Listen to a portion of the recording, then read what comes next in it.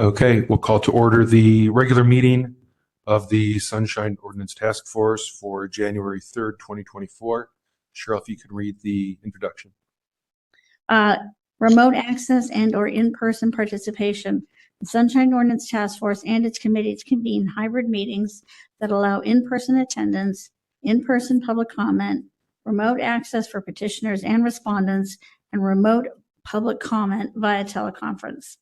Today's WebEx remote link-in login information is tinY.com/2NDWYF96. The password is Sunshine. The telephone call-in number is 415-655-0001. The meeting ID is 2661-115-3449##. Press *3 to enter the speaker line.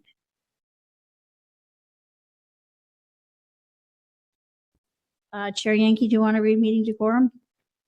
Sure. Meeting decorum. Any member of the Sunshine Ordinance Task Force may call for decorum due to the disorderly conduct of meeting participants. Persons who engage in threatening and or menacing behavior may be asked to leave. Okay. Shall we do roll call? Let's go ahead with item number 1, roll call.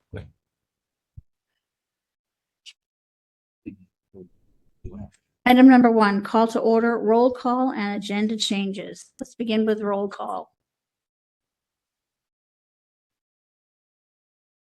Member Wolf. Present. Member Wolf, present. Member Hill, not present. Member Pilpel. Present. Member Pilpel, present. Member Highland. Present. Member Highland, present. Member Anderson. Present. Member Anderson, present. Member Sugarman. Present. Member Sugarman, present. Member LaHood. Present. Member LaHood, present. Member Schmidt. Present. Member Schmidt, present. Vice Chair Stein. A little late. She will be late, so not present for now. Not present for now. Chair Yankee. Present. Chair Yankee, present. 1, 2, 3, 4, 5, 6, 7. We have 8 members present for today's hearing. All right, agenda changes. Are there any agenda changes? I am not aware of any. Cheryl, did you? Okay. Anyone else? Member Pilpel? Relative to item 15, the AI guidelines, depending on how late we're running, I might ask to continue that to February, but let's see when we get there. I'm sorry, what did you say? I couldn't hear you. Item 15, the Right. AI guidelines, depending on how late we are, I might ask to continue that to February. Kick it to February. We'll see. Okay. Okay. Arguably the least important thing on the agenda tonight. Okay, let's go ahead and see if there is any public comment on item number 1. Those wishing to make public comment, please state your name.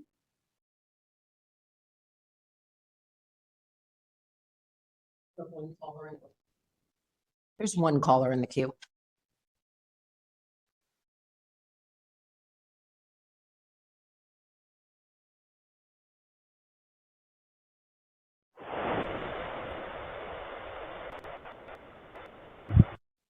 Caller, would you identify yourself, please? Pat, you need to unmute them. It's a good idea. No, general public comment. Okay, so we have no public comment for item number 1? Okay. Correct. Okay, general public comment will be called at 5 p.m., just so you know. Caller. Yep. Okay. So we'll go ahead and close public comment. No action on this item, and we can move to item number 2.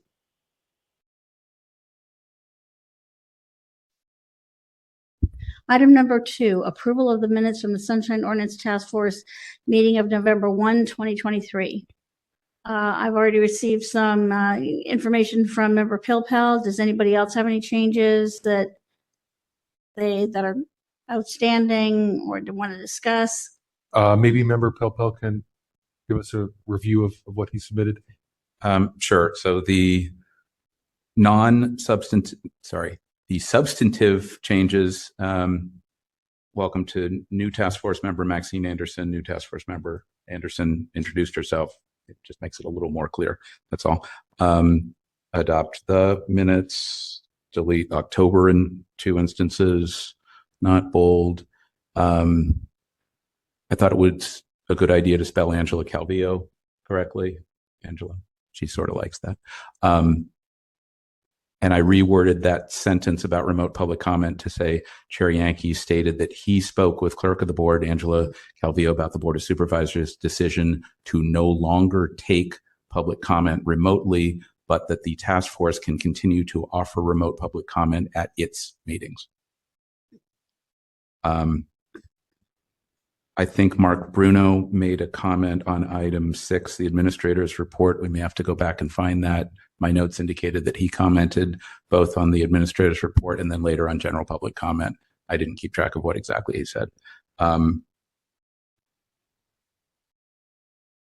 Spelled out department. On item 10, I thought Mr. Bajanski's comment had an extra word in there and stated that the most common excuse for not providing records was attorney-client privilege, period, not attorney-client privilege violations. That seemed weird to me. And I thought the word allowed was better than afforded for Mr. Petrellis in public comments. I think the rest of it is pretty straightforward. It was Deputy City Attorney. It's Kelly Collins, not Lori, right? Mitch? Yeah. Okay. And on the annual report, I thought it was worded better to say Vice Chair Stein discussed the work required to prepare an annual report for the task force.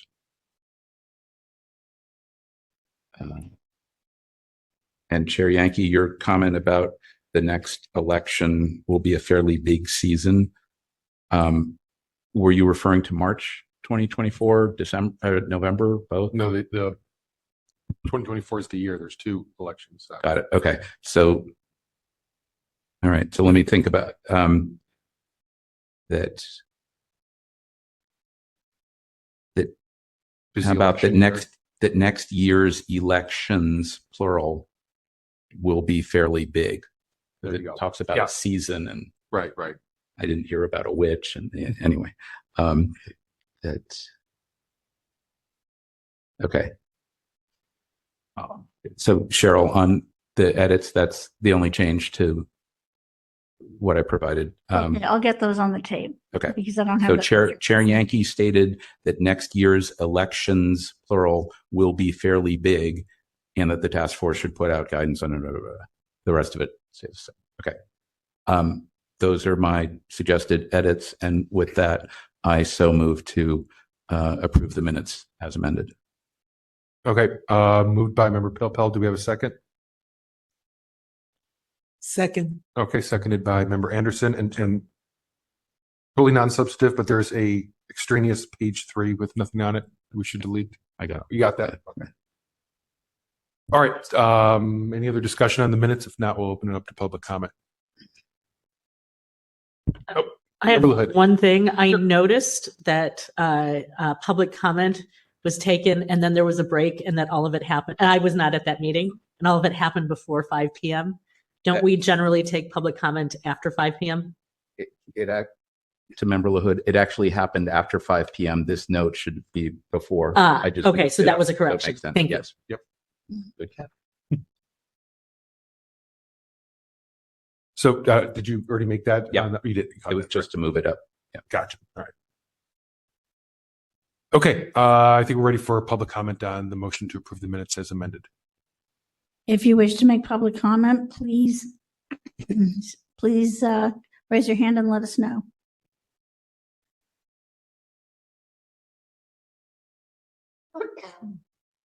If you're on the phone, that is pressing *3 to raise your hand. Otherwise, you can approach the podium or use the application to raise your hand.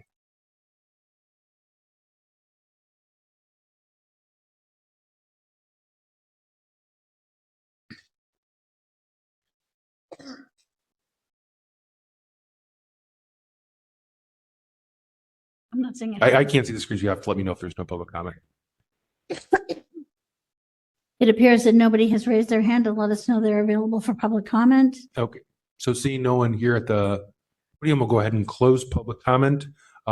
Please, for the record, Cheryl, note that Vice Chair Stein arrived at 4:15 p.m. And Vice Chair Stein, we are on a motion to approve the meeting minutes for November as amended, I'm sorry, what time did she get here? 4:15 p.m.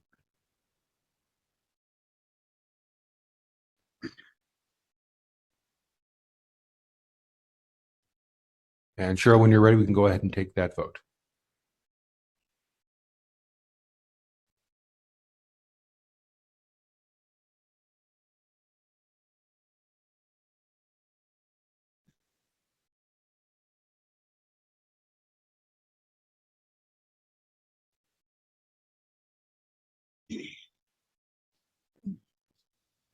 Call for the vote. Member Pilpel. Aye. Member Pilpel, aye. Member Anderson. Aye. Member Anderson, aye. Member Sugarman. Aye. Member Sugarman, aye. Member Wolf. Aye. Member Wolf, aye. Member Hill, absent. Member Highland. Aye. Member Highland, aye. Member LaHood. Aye. Member LaHood, aye. Member Schmidt. Aye. Member Schmidt, aye.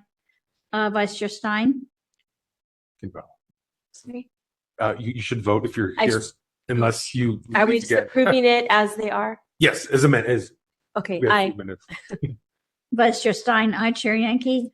Aye. Chair Yankee, aye. All in favor? 9 in favor. And 1 absent. 1 absence. Yeah.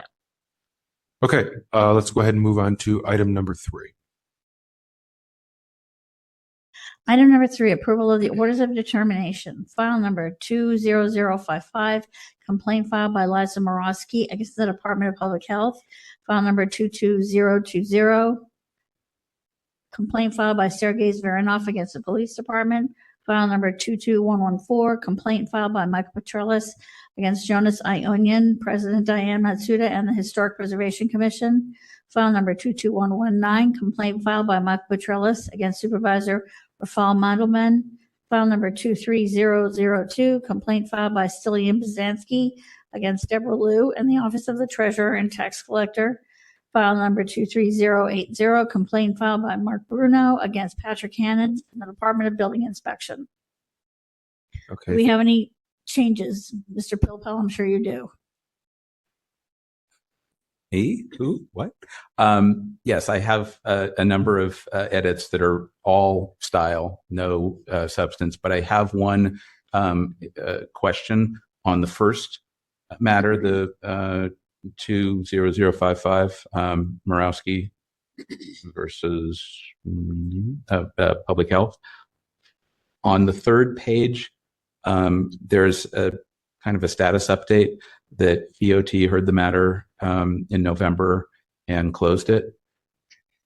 Can someone? Yeah, so ordinarily, I Okay. talked to Victor. So ordinarily, we don't include subsequent committee follow-up, but I believe EOT did a lot of research into this, and in this case, we felt it was appropriate. I'll let maybe EOT Chair Highland speak to this. I believe there are some concerns that the task force may have kind of gone down the wrong path initially, and we wanted to formalize the fact that it was being closed. But remember Highland? Correct. Yeah. So EOTC was monitoring this. We monitored it and we closed it. Okay. No, I'm not questioning that. I think I was actually at that meeting. It's just in terms of practice, maybe we'll do it in this case, but going forward, As a typical practice, we Right. did not. There was a once we make a determination, we issue an order, and that's it in terms of orders. If we do take other actions, those will be reflected in minutes, but we don't normally issue a new order that's like a what do I keep hearing on TV these days? Superseding indictments. We don't do superseding indictments here, right? Or superseding orders. Okay. But in this case, This was an reason to odd do one where there was no OD issued way back when it was decided. So then it's probably a good idea to do one. Fine. right. Okay. And it should have been done back in when was that meeting? 2021. 2021. Yeah, it's Okay. been 2 years. So now almost 3. So in any event, it shows resolution. So as part of our monitoring, we found that there was no OD that was issued. So that was all wrapped in part and parcel. So So so- ordinarily, now that we're doing them after the meetings, that should not be an issue going forward. To your point, Member Football. Okay, understood. So with that, I so move that we approve as amended, whatever we choose to take. Again, it's style, so you can sort that out. Yeah, I would appreciate if there are going to be changes, even if they're style, if you can read those into the record, because none of us have seen those except Cheryl. Okay, it's like spelling out task force instead of SOTF. That's fine. Just read, Okay, sure. just read through them. Okay, lots of commas. That's fine. If you You want could- So if you could read through them, because we don't know what you're asking her to change, No because problem. we haven't seen this. Okay, fair enough. So I'm trying to concatenate the line. So date issued would be one line. I didn't see a need to include case title where the next line has the file number. Education, outreach, and training, I thought is comma, comma, comma. Acting in its capacity to hear petitions / complaints, I set off as in a positive, what's called in a positive phrase. Just Yeah. Sorry. Yes. In general, to replace, or in all cases, to replace SOTF with task force, adding commas on the first page to find a violation of timeliness, adding 67.21 in parens because it doesn't so state what the violation would be. Replacing complainant with petitioner throughout to be consistent. Adding the word section prior to 67.21B on the second page. More of the same. Moved, comma, seconded, comma. Task force. File numbers. Spelling out police department rather than SFPD. Rather than under its jurisdiction, their jurisdiction. Onto the Mandelman matter. There's nothing really there. On the 23002, to the task force with the recommendation to have file numbers rather than this item 23002, file numbers 23002 and 22141 combined.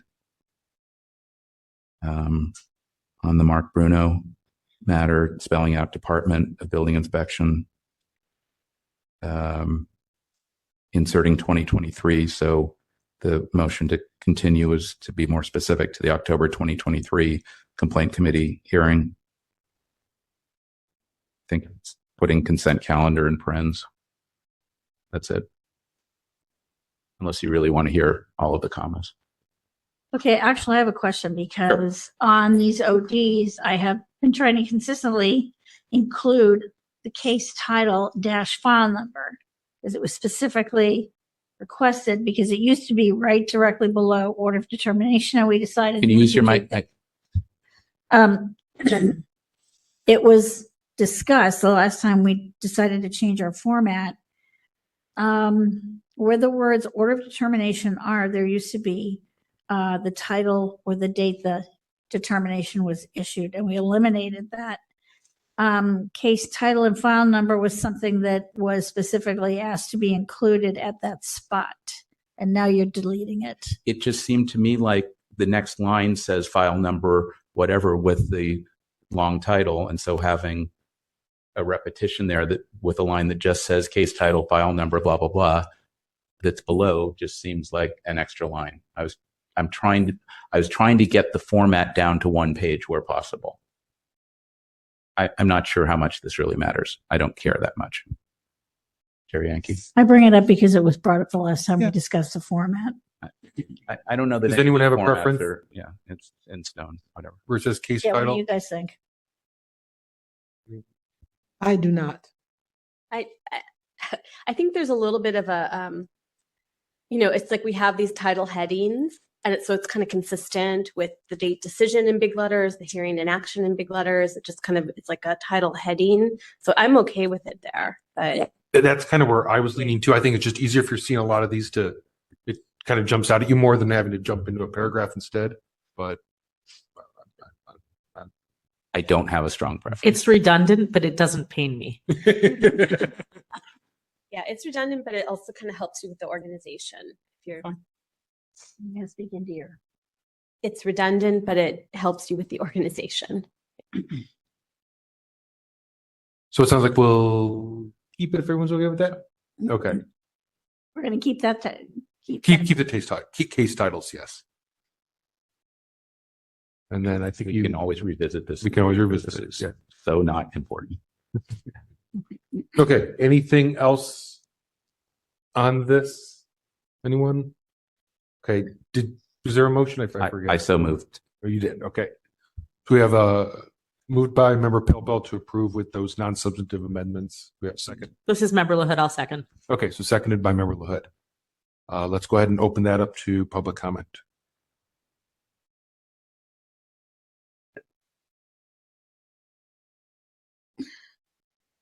For those of you wishing to make public comment, please press *3 to be included in the queue.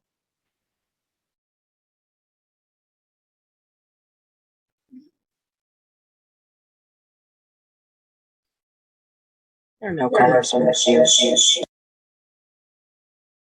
Oh, we have no one in the queue? No one in the queue? No one in the queue to make Okay. public comment, so I think. Yeah, we should seeing no close one it. at the podium, we'll go ahead and close public comment. And Cheryl, when you're ready, we can take the roll call vote on that.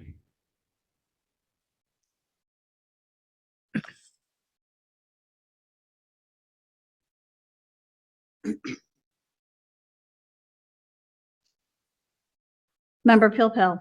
Aye. Member Pilpel, aye. Member LaHood. Aye. Member LaHood, aye. Member Anderson. Aye. Member Anderson, aye. Member Sugarman. Aye. Member Sugarman, aye. Member Wolf. Aye. Member Wolf, aye. Member Hill, absent. Member Highland. Aye. Member Highland, aye. Member Schmidt. Aye. Member Schmidt, aye. Vice Chair Stein. Aye. Vice Chair Stein, aye. Chair Yankee. Aye. Chair Yankee, aye. So that's 9 in favor, 1 absence. Okay. Great. We can go ahead and move on to item number 4.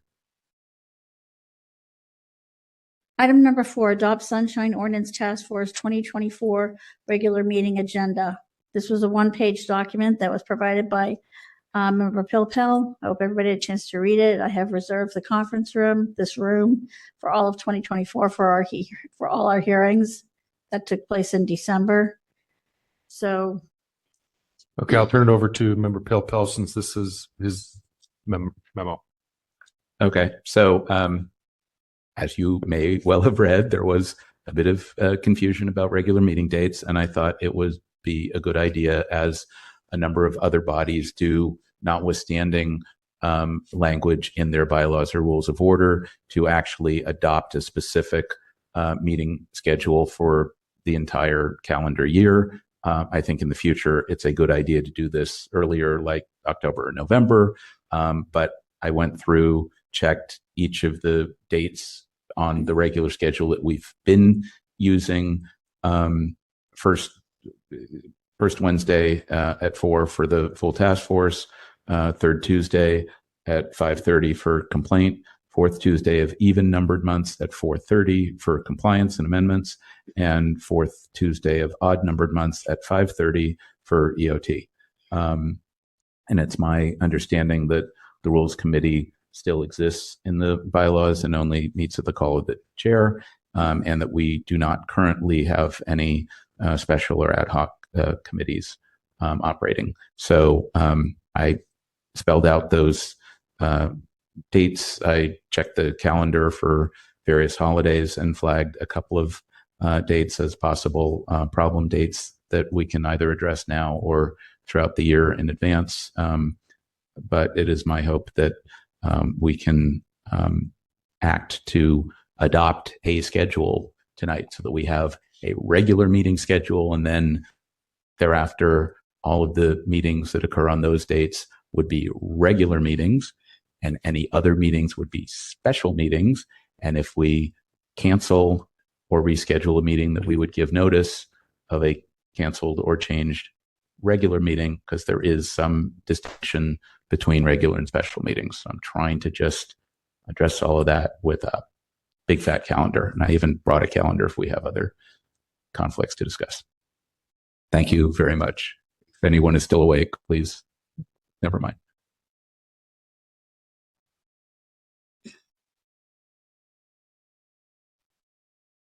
So does approving this document mean we're agreeing on this schedule?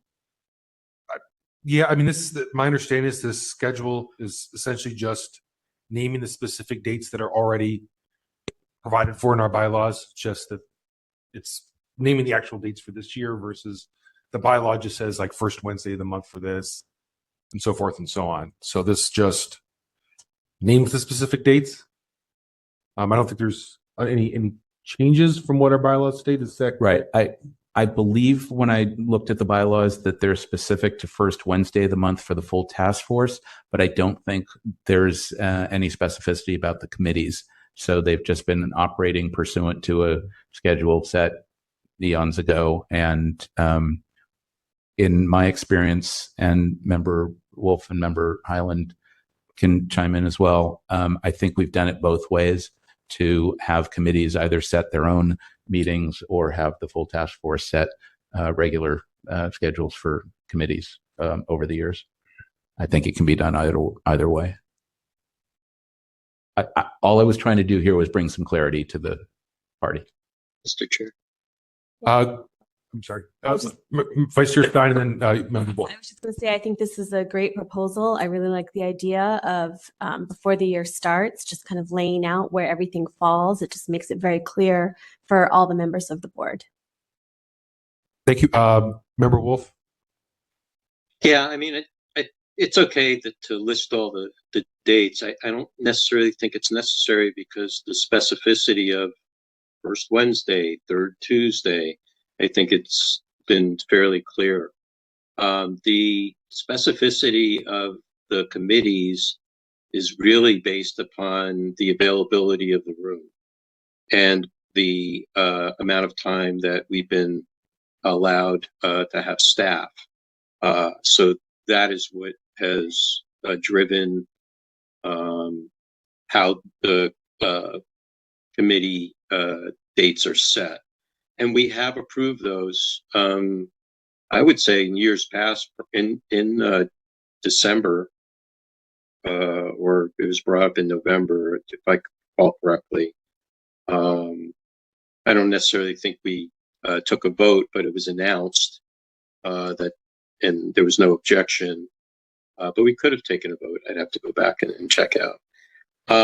We do have one ad hoc committee, or special committee, the IT committee that Member Hill is chairing. And the only other thing is if we're going to, the question I have is are we adopting this document as written, or are we just adopting, the listing of the dates? Go ahead. Yeah, I have a question about at the very end, the last paragraph that says any changes may be proposed and acted on at regular or special meeting of the full task force. Is that what we've been doing before? Or if conflicts or issues have come up, how have we, I know we've discussed them in meetings, but I'm also recalling instances where maybe, an issue was discovered. Right. So I think that's a good point. Same question. Yeah, I think the way that the bylaws work for the full task force, it says that either a majority vote or the chair may cancel and call a special meeting. We've essentially established that same precedent for each committee where either the task force can take a vote, the committee can take a vote also, or the chair of that committee, if need be, can reschedule it to allow that flexibility. So I think we should maintain that because there are instances where there's not going to be a quorum or, for whatever reason, and we might not know a month in advance. Right. Yeah, I think for me, I'm comfortable with adopting the dates suggested here and just leave it at that. I'm not sure we want to adopt the entire document. That's where I'm at. So, Member Popel? That's fine. The idea was to set the dates. I was not intending by any of this to restrict the ability of committee chairs to schedule, reschedule, do whatever they have to do. my sense is that it should be, I don't know how easy, it should be possible to cancel a regular meeting and set a special meeting based on availability, whatever factors. It just seems to me like it is appropriately difficult to change a regular meeting for whatever reason, and that if we're doing that, we should do that by action of the full task force. So if we decide, for example, that we're not going to meet on July 3rd because it's the night before July 4th, that we would change that regular meeting schedule at the full task force. The chair could certainly cancel the meeting if it appears that there isn't going to be a quorum and set a special meeting. But if we want to have the character of a regular meeting, then that would be up to the task force to decide. Whatever. I think I've made clear it's just these dates. And again, there are a couple of potential problems. We can address them tonight, or we can address them prior to those meeting dates. And I'm sorry, I don't know where this falls with the annual report and various other things. In past years, we have on occasion had a retreat or a special meeting to deal with organization of the task force and various other matters. We might or might not do that this year, next month, this month, soon, not. And that might be another factor to consider as part of meeting schedule. We could do that now or under the administrator's report. I'm talking too much. I don't want to hear from myself. Member Anderson? Yes, I have a question. Does the city's IT system have the capability of sending out electronic notices of meetings? I mean, sure can that- we get a calendar that sends out notices saying to our Google calendars or whatever calendars we use, saying meeting this date at this time, and here's a link to the agenda? Well, when I send out an agenda, that's, I usually send it out about a week before. No, I send it out, let's see, I do it that Thursday or Friday, and then it's received the following Wednesday. So that's like 5 business days. Right. You want an automatic notification that there's a meeting on? I was thinking in terms of we could RSVP for a whole year. In other committees that I have sat upon, it's a automatic, you can RSVP out for several months and it's automatically placed on your calendar. So that at least I can that's look into a it. double factor for making sure that you got the dates. Yeah, I can And look if into something that. changes, normally you get a notification saying meeting canceled, acknowledge, and it removes the date from your You're calendar. suggesting something like the Outlook calendar invitation Or the where you Google can see, calendar. yeah. Mr. Chair. Member Wolf, go ahead. Yeah, I don't know if everybody is receiving them, but I get WebEx notifications of when meetings are coming up that I can add to my calendar. And they're usually sent out 2 to 4 weeks in advance by Joe Atkins. Or at least that's the name it says that it's coming from. If everybody's not getting them, then maybe that should be looked into. The second item is along the same lines as what Member LaHood was mentioning in the first sentence of that last paragraph. My concern with the way that maybe it's just the way it was written. It's just that any changes to the schedule may be proposed, but they also may not be proposed and acted upon, which means that it could be done without a regular or special meeting of the task force to make changes. So I would just prefer to leave things the way they currently are. I think that's been working fine, and because members of the public need to know when we make our changes to the meetings, and of course there's going to be anomalies as we go along. But I'm just more in favor of just approving the dates at this point. Thank you, Member Wolf. To that point, does anyone see any possible problem dates based on what Member Pell had flagged or anything else that someone's noticed. It looks like, as far as I'm just looking at the regular one, it looks like there's the Wednesday before 4th of July. I don't know.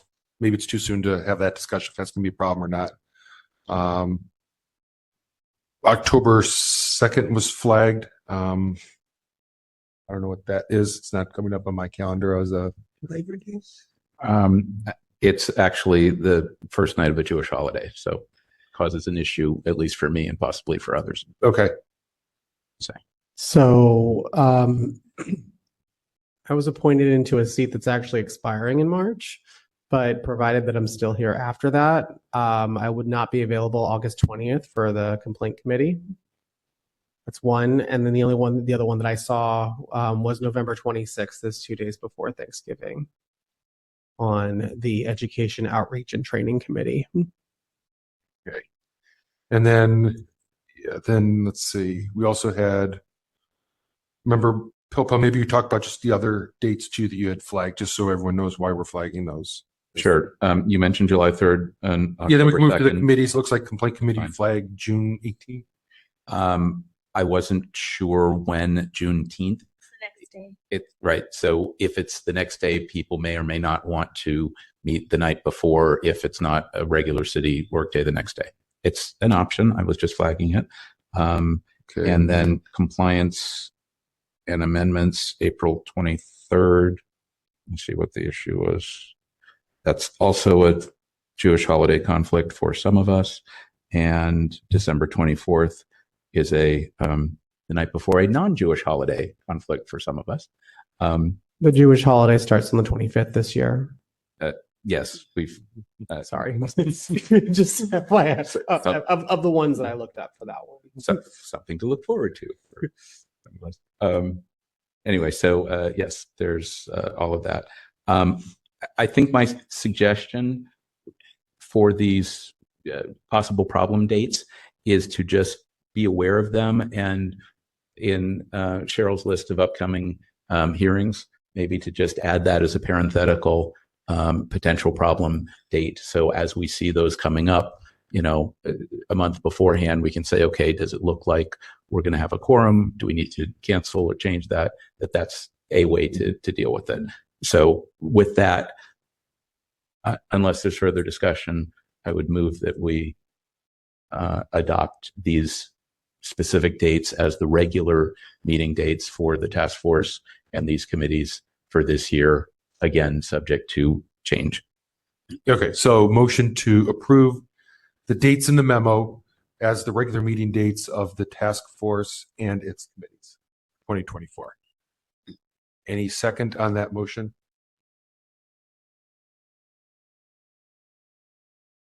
This is Member Stein. I'll second it. Okay, so seconded by Vice Chair Stein. Let's go ahead and open that up to public comment. If you wish to make public comment, please press *3 and use the application to raise your hand.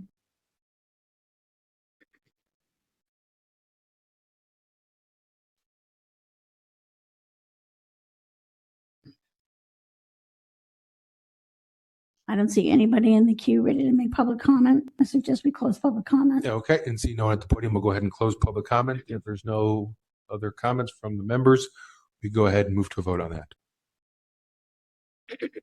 Second.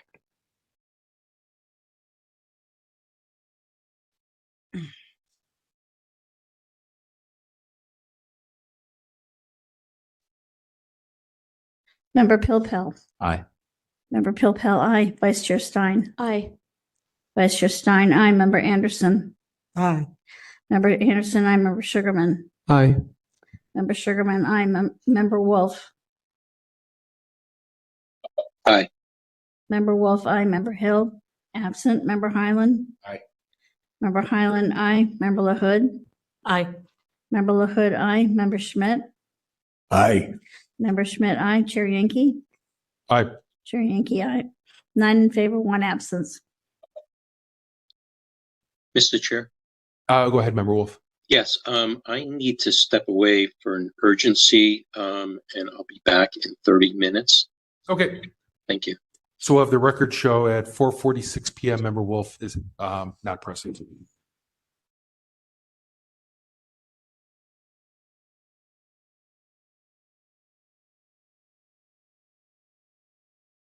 Okay.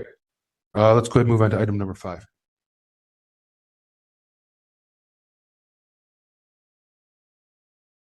Item number 5, Administrators Report, Complaints, and Communications.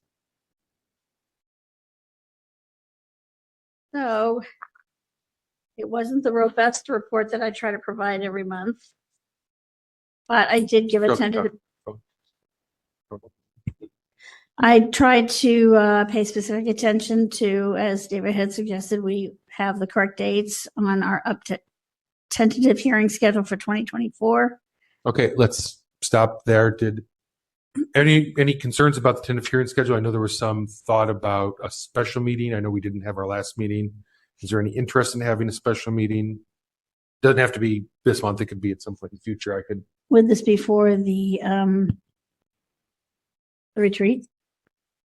Yeah. I mean, I guess for the new members, we've sometimes had a meeting once a year where we don't schedule complaints, and this just allows us to discuss policy issues and so forth and so on, so that not such a huge chunk of the meeting's caught up with complaints.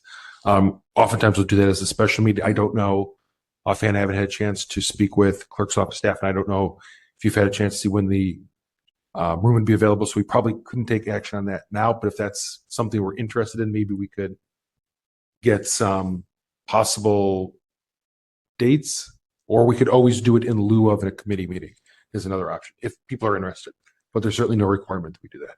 And then possible suggested items for the agenda that people may want to discuss. Right. I don't have anything, so it would be if folks have things that they want to see added and discussed. Again, we don't have to do that now. It's just something we think about if you do have anything. I don't know if there's thoughts on that idea. Member Schmidt, yes.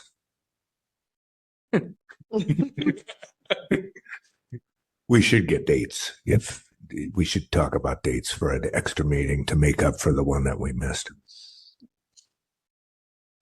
Okay, so Cheryl, maybe you can work with whoever it is you need to work with.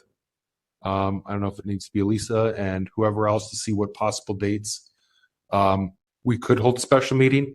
And if you can report back next month, we can make that specific agenda item to consider a special meeting, and we can list the dates that are potentially available. So you need to check when you have authorization to work it, and then also check to see when the facilities themselves will be available. Member Poupel? I was going to suggest if I can't get this room when we need to, we have conference rooms down on the second floor that are available that we've used. Sorry, that we've used in the past that do have recording equipment. We do have recording equipment, and we normally don't get a huge turnout from the public, but as long as there is room for the public, I think that'd be fine if we could use an alternate room. I know we've done that before. So if you could maybe suggest those rooms as well, as long as they meet the requirements of having, you know, all the connectivity we need and room for the public to attend if need be. Well, if they want to come. Member Poupel? For some reason, I seem to have double booked myself for next month for February 7th. So I will either be here and missing another meeting or be there and missing this meeting. That's just that. I note that January has 5 Wednesdays, and I am available and open to having a special meeting on January 31st. So although it would not be a regular, I'm happy to give discretion to the chair if we can find a room, if we have staff, if we have items to hold a special possibly on January 31st, and maybe make up some of the lost time or deal with policy matter. However, whatever. That's just a thought. Are there any other dates that would work? I mean, Member Poupel throughout the 31st. I don't know. Is that something that would work well for everyone else, if that's even possible? Would that be? I'm going to be out of town that week, but if you go ahead. Yeah. I want to make sure we have a quorum, you know, a healthy quorum.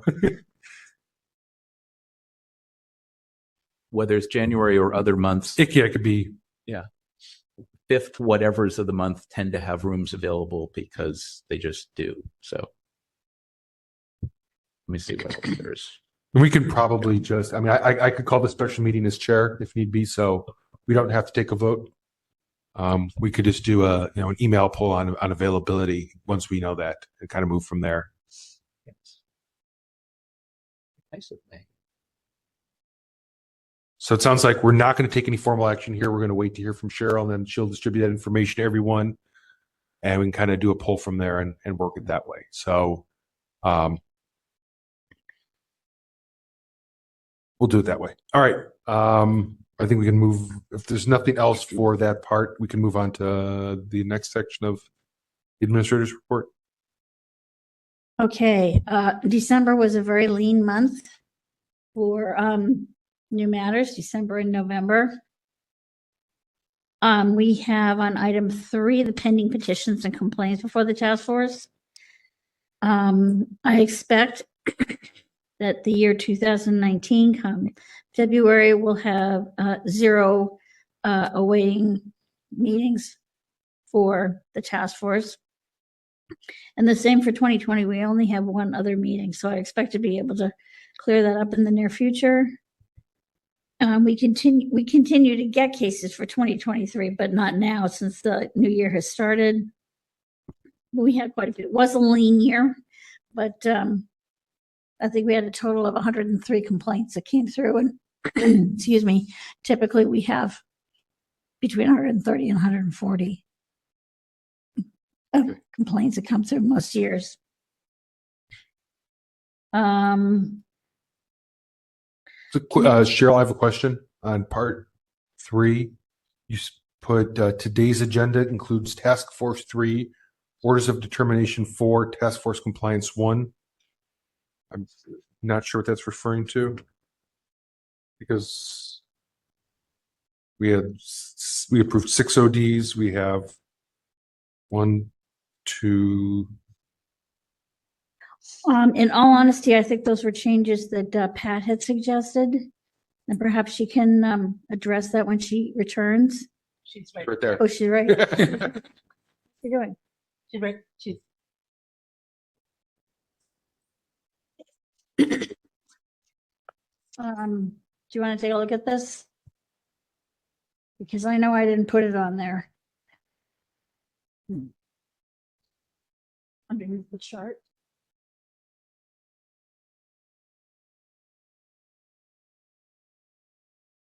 And it says, I didn't. Mr. Chair, I think I had suggested adding this line, and it may not completely sync up yet, but the idea was to show. Right. That's Yeah. what I thought, but that's why I'm confused, because it doesn't seem to. Again, I don't think it Mostly completely syncs up, but the idea was that we can show some progress, that if we dispose of the matters today, that Right, we, in right. fact, that things get better. Right, that's That's what what I- I was trying to show, but it may not completely be there yet. It's getting better. It's definitely getting better. Is that what that was?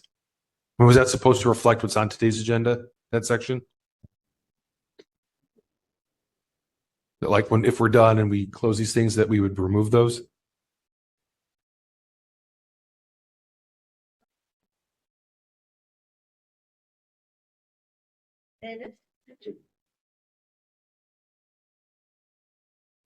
David, I don't recall. Did you ask me to put this information on this? Yes. You did? I don't remember that at all. So, for example, there are 1, 2, 3, 4, 5, 6 substantive cases tonight that have come in various ways. So, plus 5 orders of determination, 6 orders of determination. So this could say includes task force 6 orders of determination 6, and maybe one of them is a compliance matter. So maybe it's only. Yeah, I think it would be. Yeah, it would make sense. If it was that, if it said okay.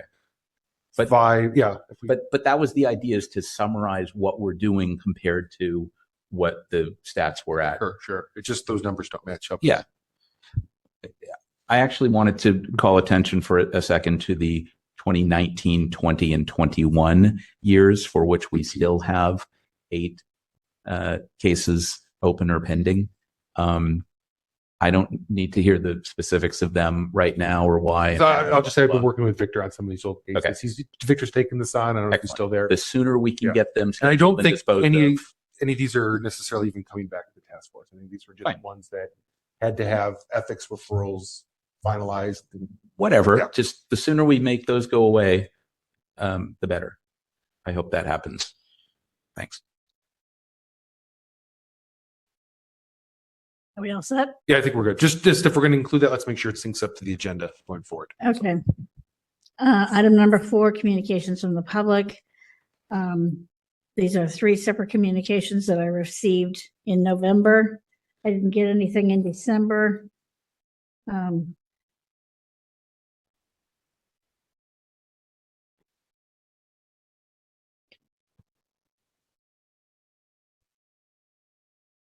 The minutes for the November 21, 2023 complaint committee were included.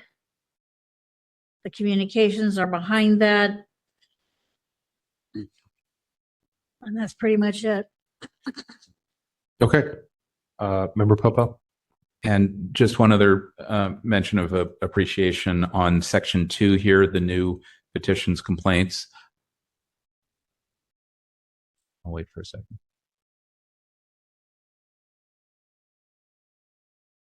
I'm sorry, what were you saying?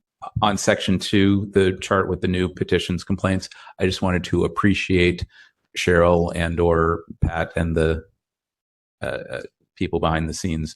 I had asked that we clarify with this column what the issue is and the date and the file number and all that. So this format I find helpful to know what came in recently and what the issue is, who the respondent is, what the issue is, blah, blah, blah. So that helps. And in general, I think, although it's a relatively short administrator's report, I think it captures a lot of good information for us and for the public.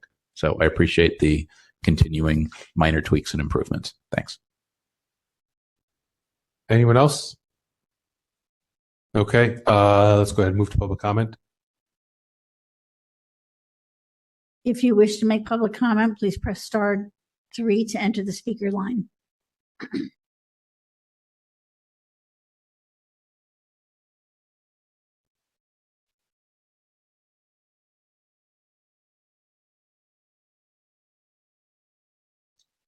I don't believe we have any public commenters. Okay, so no one at the podium, so we'll go ahead and close public comment.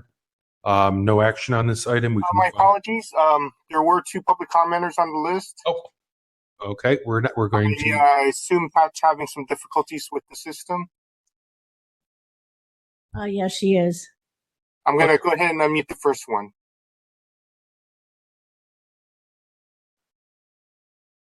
Sullivan.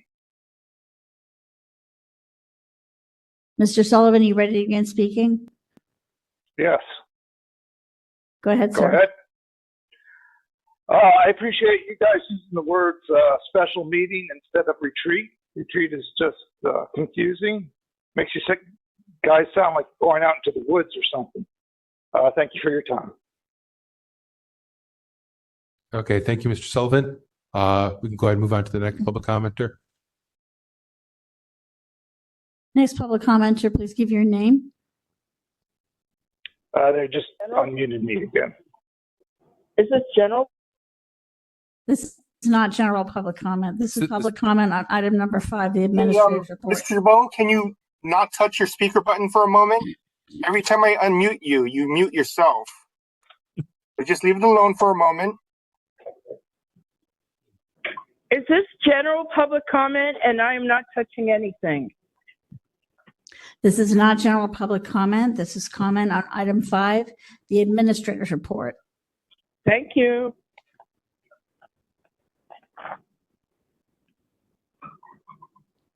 Thank you, Mr. Young, for clarifying that. Anyone else in there in the queue? Do we have other public commenters who would like to speak? Should be one more. I just unmuted them. Okay. Is that me? Can you hear me? Hello? Yes, we Mr. can. Warfield, we can hear you. Are you ready to begin speaking? Can you give me a 30-second warning, please? You'll hear a tone. I'll hear a tone. Yes. Okay. Right. Tell me when to begin, please. All right, so are you ready? I'm ready. Go ahead. This is Peter Warfield, Executive Director of Library Users Association. We can be reached at libraryusers2004@yahoo.com and PO Box 170544, San Francisco, California 94117-0544. We're not connected with the library or any vendor to libraries. I haven't been to a task force meeting in a little while, and lots of things keep changing. So first of all, the administrator's report that we're on in particular refers to, in item 2, new petitions/complaints are as follows, but it doesn't say what time period is covered. I think it would be helpful and useful to show what the time period is. Is it all of the month of October? Is it September? Is it July? When did it start? And when does it end? Presumably the administrator's report is prepared prior to the meeting and at some point is cut off. I think it would be useful to make that clear. Second, item 3, pending petitions and complaints before the task force and or committee. I'm hearing discussions about what was intended, but I think that it would be only a few words more in future reports, or maybe this one, to clear up the confusion that apparently the chair himself had. What are we talking about? Which numbers are we talking about? Task Force 3, Orders of Determination 4, Task Force Compliance 1. Which column are we talking about? What year? What are we talking about in this moment? And if you want to say something like today's agenda includes dealing with, and then what is it we're talking about? It's just not clear there. With respect to communications from the public, it seems to me that I've seen many, many more communications listed in prior reports, and I'm not clear that what time period is covered once again, and if these are the only communications that you've had from the public in whatever period is being covered. As I say, in the past, we've had a long table of all kinds of contacts, including phone calls. So it's difficult to understand why there's only 3 here when previously there had been typically dozens. With respect to... Mr. Warfield, your time is up. I thought you said you'd give me a 30-second warning. I didn't hear anything. I said there would be a tone you have to listen for. I can't listen. I didn't hear anything while I was speaking. I heard nothing. Go ahead and finish your thought, Mr. Warfield, very briefly. Thank you, Chair Yankee. It would be useful to know what is pending specifically, because I have no idea from this where stands Library Users Association complaints about the library that are pending full hearing. And it's also not clear to me where and what kind of follow-up is happening or scheduled to happen, or whether or when it's scheduled. It's not at all clear the library has not followed through on a number of issues, including its refusal to provide commission contact information. They refused, and there's been no public, no meetings of any kind for follow-up with respect to that refusal, as an example. So I think that would be useful to include in the administrator's report as well, with specificity as to the complaint numbers and where they stand and what, if any, follow-up is being provided. Thank you very much. Okay, thank you, Mr. Warfield. Okay, do we have anyone else? Do we have other public commenters in the queue?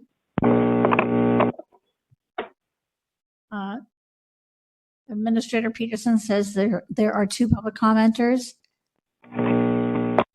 They have already spoken. They just still have their hands raised. Thank you, Administrator Young. Okay, so are we all set then, Victor? Yes, it appears that all public comment has been completed for this item. I do not see any additional hands raised. Great, thank you. So we'll go ahead and close public comment on this. And again, no action on this item. I think we're ready for item number 6.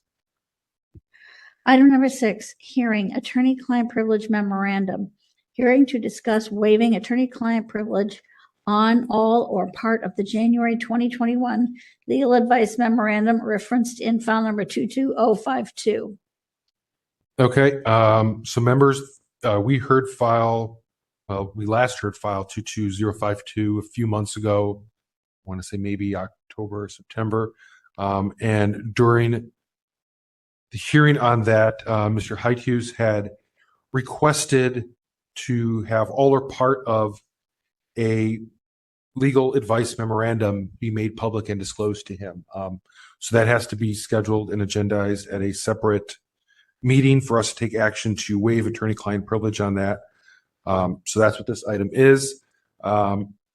This isn't a part of the actual complaint. Again, this is just on that specific request. But since he did make that request, I will afford him 3 minutes, we'll say, to speak before we deliberate on whether or not to take that action. So, Mr. Heithus, if you'd like to.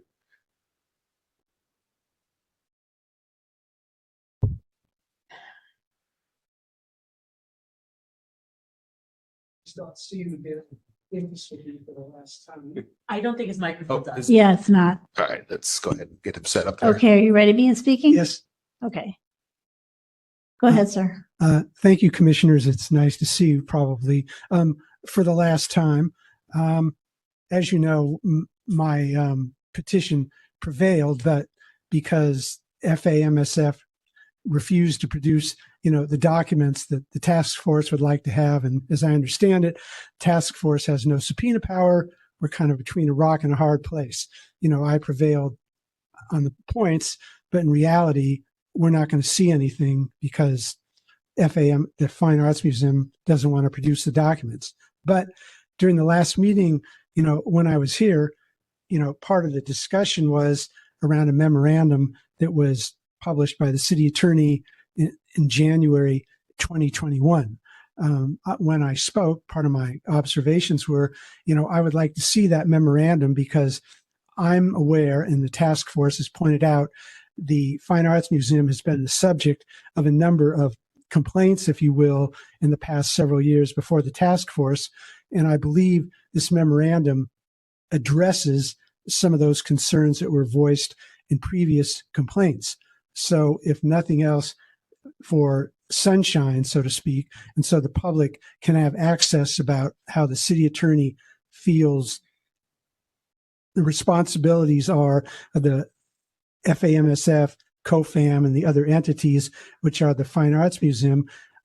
I think it would be a benefit to the public to have this memorandum made available for all those who are interested in how the Fine Arts Museum works to read this memorandum. Thank you. Thank you for joining us tonight. So members, I don't know if there's thoughts on this. If we want to hear from our DCA about if there's any concerns with releasing this, if you want to speak on this, if you or your office or your colleagues have any concerns with us releasing this memorandum. Cheryl's. So the city, the committee or the task force holds the privilege in this situation. So the only thing I advise is discussing the waiver with our office before it's waived. But I don't see anything concerning in this memo. In fact, it might just clear up a lot of issues for a lot of members of the public. But until it's voted on by the members of the task force, everything in there still remains privileged. So, great. Okay, thank you. Members, any thoughts on this, Member Popo? I'm of mixed views on this. I take the attorney-client privilege seriously, as I should.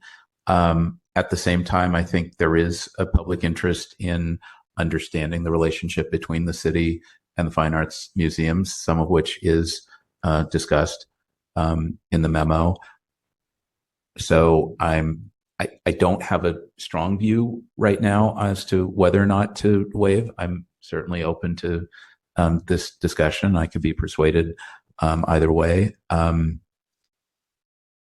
guess in some ways, I was not on the task force at the time that the memo was requested, but it was as I understand it, in the context of one of these cases. I didn't formulate the questions, and I wasn't, frankly, that impressed with the answers. It didn't really help me that much in terms of understanding the relationship and answering the basic question of what the compliance obligations are. So, if the task force does waive and it's released, one who might have been hoping for great wisdom coming out of this may be slightly disappointed. I just wanted to caution you to that end. So there's that. I'm also a bit concerned that if we request written advice from the city attorney and get that written advice, if we in the future consider waiving privilege on that type of information, that we may get less candid written advice and more of the, I can discuss it with you over the phone, or we can have a short meeting to talk about it, rather than putting things in writing. And that often happens when stuff that's otherwise confidential is made public. I'm not saying that we shouldn't in all cases. I'm actually looking for a third way here. And I think I suggested this a couple of months ago when this came up before. The city attorney does publish public opinions from time to time on the website, some of which go back for many years, and I've found very helpful as a member of the public. There's a famous memo from 1989 that discusses the role of the department head when Rhina Cutler was running parking and traffic. There's a memo from Amy Ackerman on federal enclave areas in the city, quite interesting. And what's the one other I was going to mention? Naming of buildings and facilities within the city, which had bearing on Rec Park and this building and the airport and all that. So there are issues of public interest where the city attorney has made opinions and memos public. So whether it's this or others, we might consider asking the city attorney to make the opinion public on its own, which I think, and Mitch, help me with this, is that something the city attorney can decide on its own, or only with the waiver or consent of the entity or body that's receiving advice? My interpretation is the city holds the privilege, so it's not the city attorney's job to make that determination. So, and I would also it's the body. I would be very uncomfortable with that, Member Philpott, because they're acting as our independent legal counsel, Right. not as the office of the city attorney. Right, and that's the other I would- complication here, is that this memo was requested by the task force and authored by our attorney on this side of the ledger, not the advice attorney and the government team that advises the Fine Arts Museum. So they would likely have come to the same conclusion, but might not have, or have a slightly different view or set of facts available. yeah, and there's a wall that would exist between the DCAs that are the city attorneys that are providing advice to the task force, and the DCAs that be providing advice directly to the Fine Arts Museum. So, and we're well aware of that, and we make sure not to cross that ethical wall within the office. So. Right. we have Member Highland. Yeah. jump Anyway, in. thank you. Chair Yankee, and I'm sure Member Wolf, if he's back online, would chime in on this. But just to give some history for the rest of the task force members, we used to have regularly issued memos from our DCAs on items that would be part of the posted agenda. I think about this time, maybe 3-4 years ago, we went to this privileged memo format. And I'm guessing this particular memo might have been one of the first 1 or 2 or 3 that fell into that new formatting or that new way of going forward. So I don't think there's anything particularly, sensitive in here. It just happened to be in the timeline of where it came. So I would be comfortable to release this. I think this is in the public interest. That's my position. Member LaHood.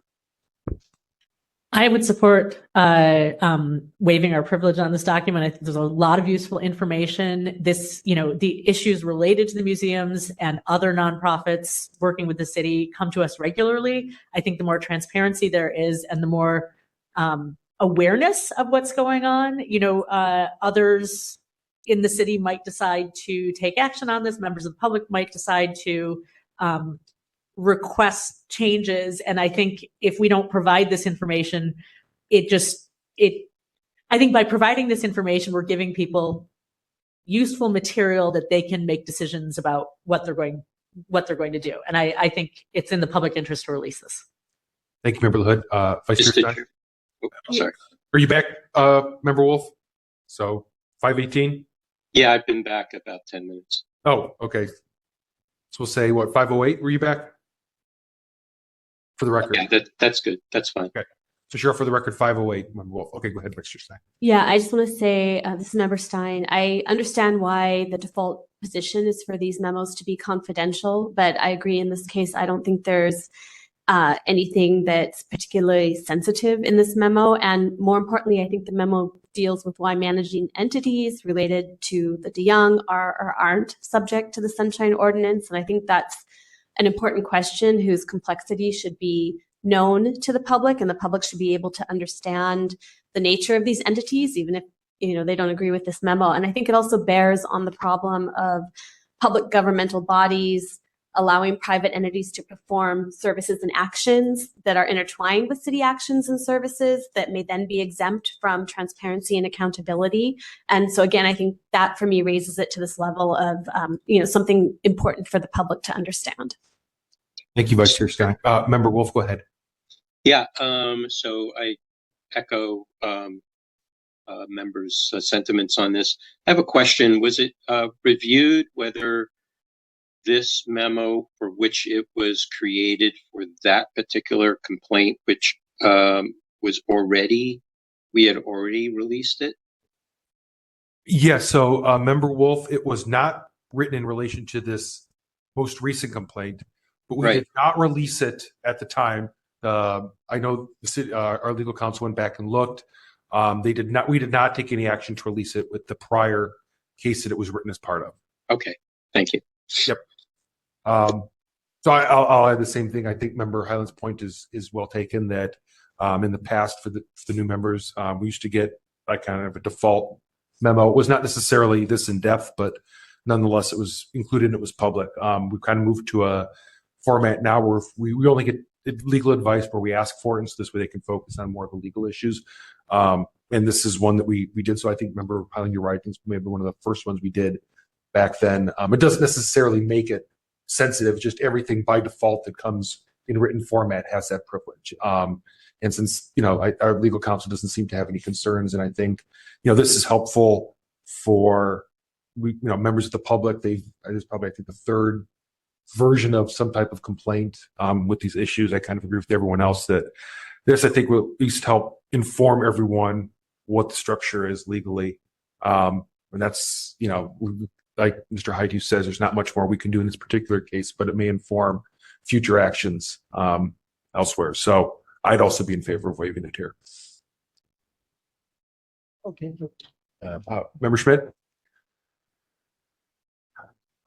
Yeah, three things. I think that I'll start with, this is not the opinion of the city attorney.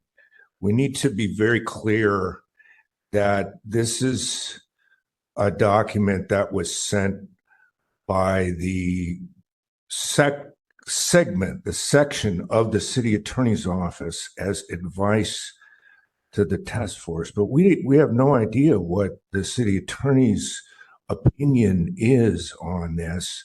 And so let's just not speak as if handing this out, publishing it in some way would inform people what the city attorney thinks, because we have no idea what the city attorney's side, that the city attorney's office on the other side of the ethical wall, what their position is. Let's not assume, and I think it would be very problematic to assume that because one side of the wall says certain things, that the other side would say the same things. I would hope that, well, first, I would hope that many times the people who are at the city attorney's office who are not on our side of the ethical wall would agree with those attorneys who are on our side of the ethical wall. But I would also hope that there would be occasions where the city attorneys on our side of the ethical wall may disagree.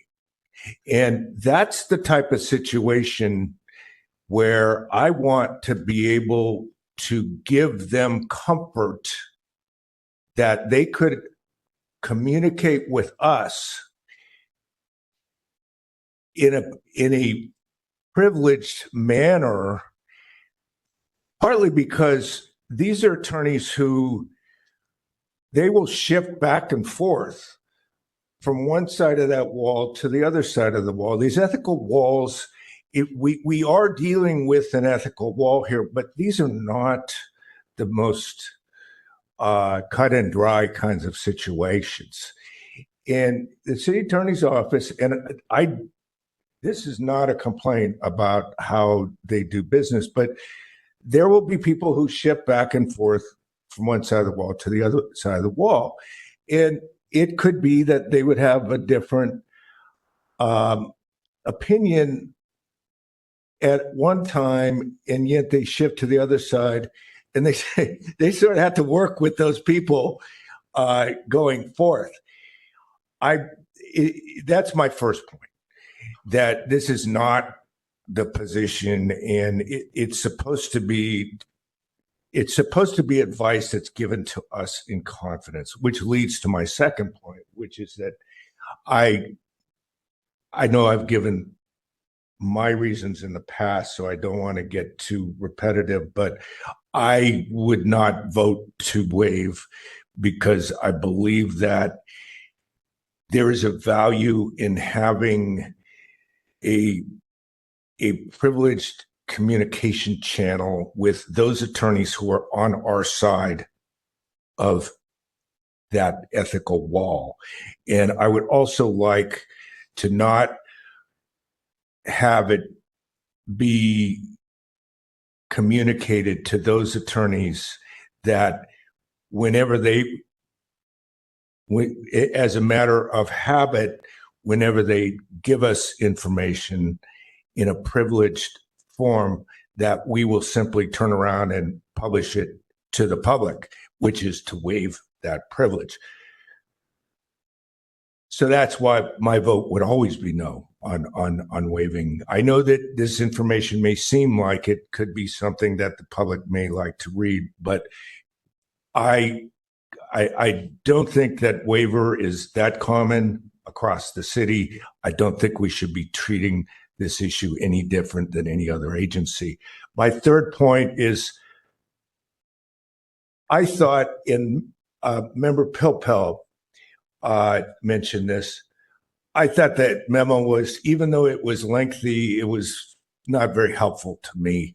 And I thought that there's a giant hole in the memo, which is that it talks about the public meetings side of the issue, but I didn't understand from legal counsel, and I don't want to say so much that I would be waiving privilege just by talking about the substance of the memo, but it talks about the Brown Act, Sunshine Act, Sunshine Ordinance as applies to the meetings, and it talks about case law, but it doesn't talk about any of the case law that applies to the records issues. It omits that. And I will talk specifically, and I thought this was something that was specifically asked, but I will just note that my interest is about the public records case, which I wish that we could get something from the city attorney's office at some point in the future about the community youth action center versus National City. It's a 2013 Court of Appeal case. And the fact that that is just not even touched in this memo doesn't make any sense to me. So I think that the memo is in itself incomplete. And I don't think that I'll vote against. Thank you. Thank you, Member Schmidt. Mr. Chair. Oh, Member Wolf, go ahead. It was somebody before me? No. Yes, no. No. Okay, go ahead. Through the chair to our legal counsel, and I can't really see who it is, and I may not have met them. So hello. When I was chair, and I believe it was at that time, and maybe Member Highland or Member Pelpel can remind, maybe even Member Lloyd can remind me that this is when the memos stopped coming, and we had a lot of discussion around who actually creates those memos. And the answer that we got was that it was the code enforcement unit. And it was a little perplexing to me because I thought we have our legal counsel. It is one or maybe two people. And my thought, and I think the rest of the task force at the time also thought that these memos were created, or these advice, these advice were created by our designated legal counsel. And it turns out that that is not the case. Is that still the case at this time, that the code enforcement unit is the one that more or less does the research and create these memos? Our office has set up, there's currently 3 city attorneys who have taken on the role of providing general counsel advice work to the task force. And I'm not sure that the assertions you just made earlier, Mr. Wolf, are entirely accurate. I believe there was someone on the code enforcement team who had taken the role of providing general counsel advice work to the task force, but I wasn't there. I wasn't aware of, not aware of his responsibilities or how he was advising the task force. So I can't fully speak to it, but I don't think it was the code enforcement team is not providing legal advice to the Sunshine Task Force. But there was a member on the code enforcement team who was designated to provide that advice on top of his current duties to give advice to the task force. So I think just to clarify that, and now there are 3 attorneys designated to assist providing advice to the task force. Thank you for that response. So Yes. we know who it is now, but I will not be stood corrected, because it was made very clear to this task force that the code enforcement unit was providing those memos at the time. At that time, maybe not now, maybe not a few years ago, but it was definitely back when we were receiving the memos, and then soon later. Thank you, Mr. Chair. Okay, thank you. Anyone else on this? Member Popa? So a few points. I agree in general with Member Schmidt. I'm still a bit torn on how to go with this.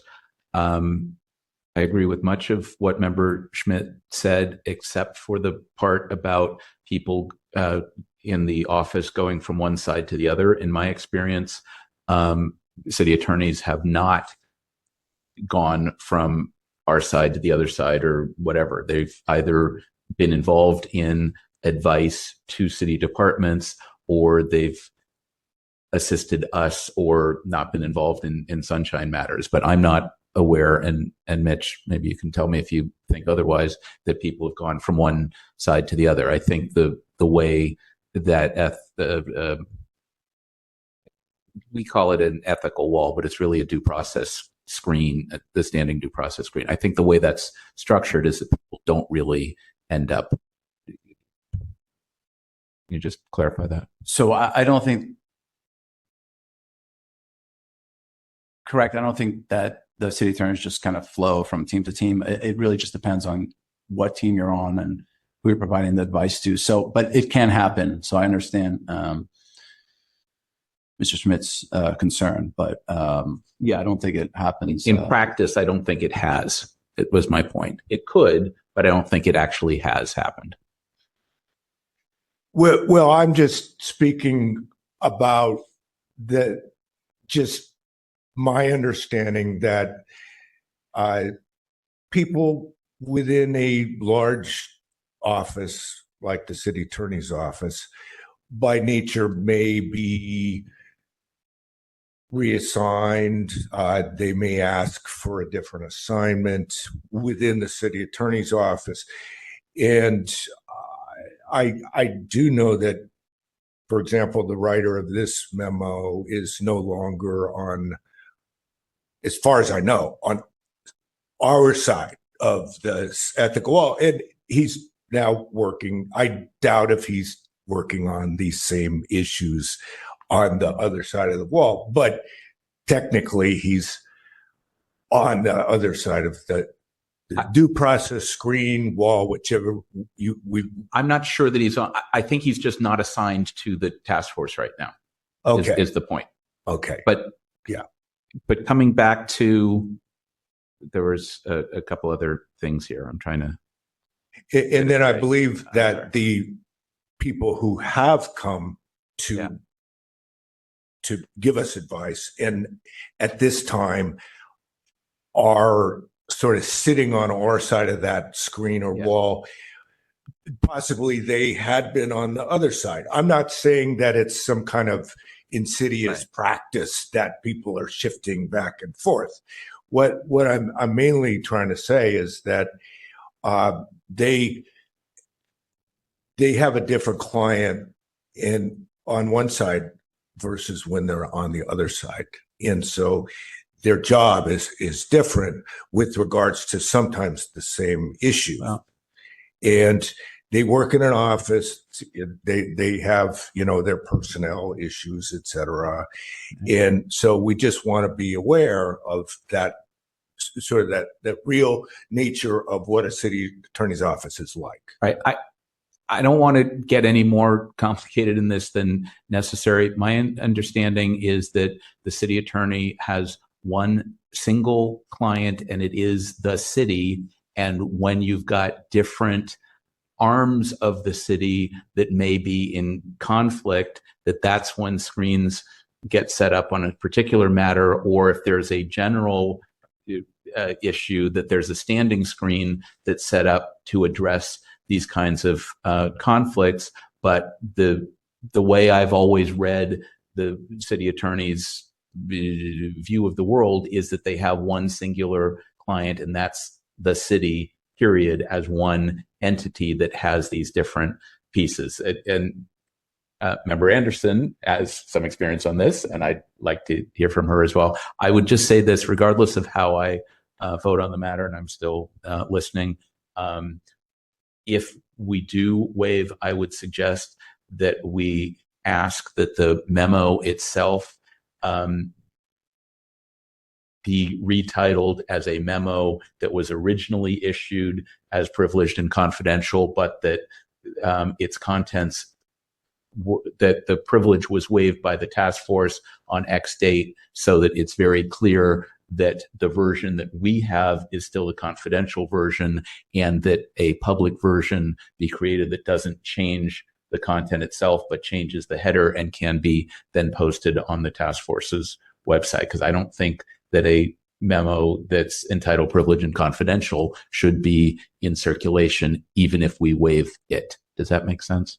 Mm-hmm. Somehow you'd find some way to retitle it. Yes, if we were asked that question, we would see the proper procedure to make sure it's clear to the public on why a privileged memo is now being released to the public and why it was waived by the task force chose to waive the and I think the memo.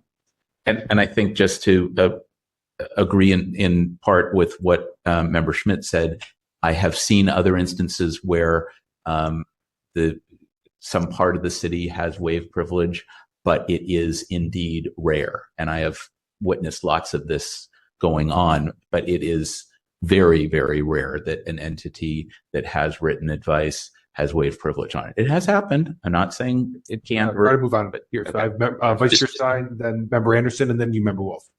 Yeah.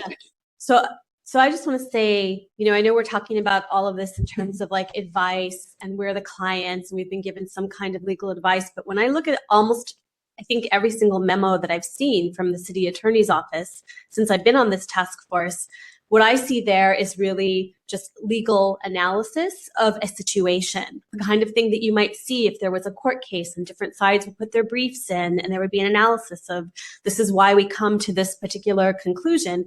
And I think it's also very clear for members of the task force that this is a legal analysis we're getting of a situation that maybe has more information and more references than we would be able to necessarily investigate on our own in terms of court cases that might get mentioned or the particular histories of the entities involved. But I very much understand these as almost like legal briefs. Here's, based on what we know, here's the analysis we would make of the situation. We're not required to come to that same conclusion when we read that analysis, but I don't see it as advice in the sense that we're in a conflict. It's being analyzed what our, the strengths and weaknesses of our position is and what might be at risk for us if we come to a certain decision or another. And so I don't really feel like this way of couching it all as attorney-client advice is necessarily accurate to the situation. And this is why I still feel like it's more akin to a legal brief, and there's an analysis with information there that I think the public would do well to be able to take in. They may not agree with it either, or they may agree with it. But I think in this case, they'd get a little more insight into how we viewed these particular entities and why they may or may not be covered by the Sunshine Ordinance. Thank you, Vice Chair Stein. Member Anderson. Okay, thank you very much. I'm just trying to make sure I've got this in my brain correctly about what it is we're trying to do. So basically, we're wondering whether we're going to waive this privilege or not.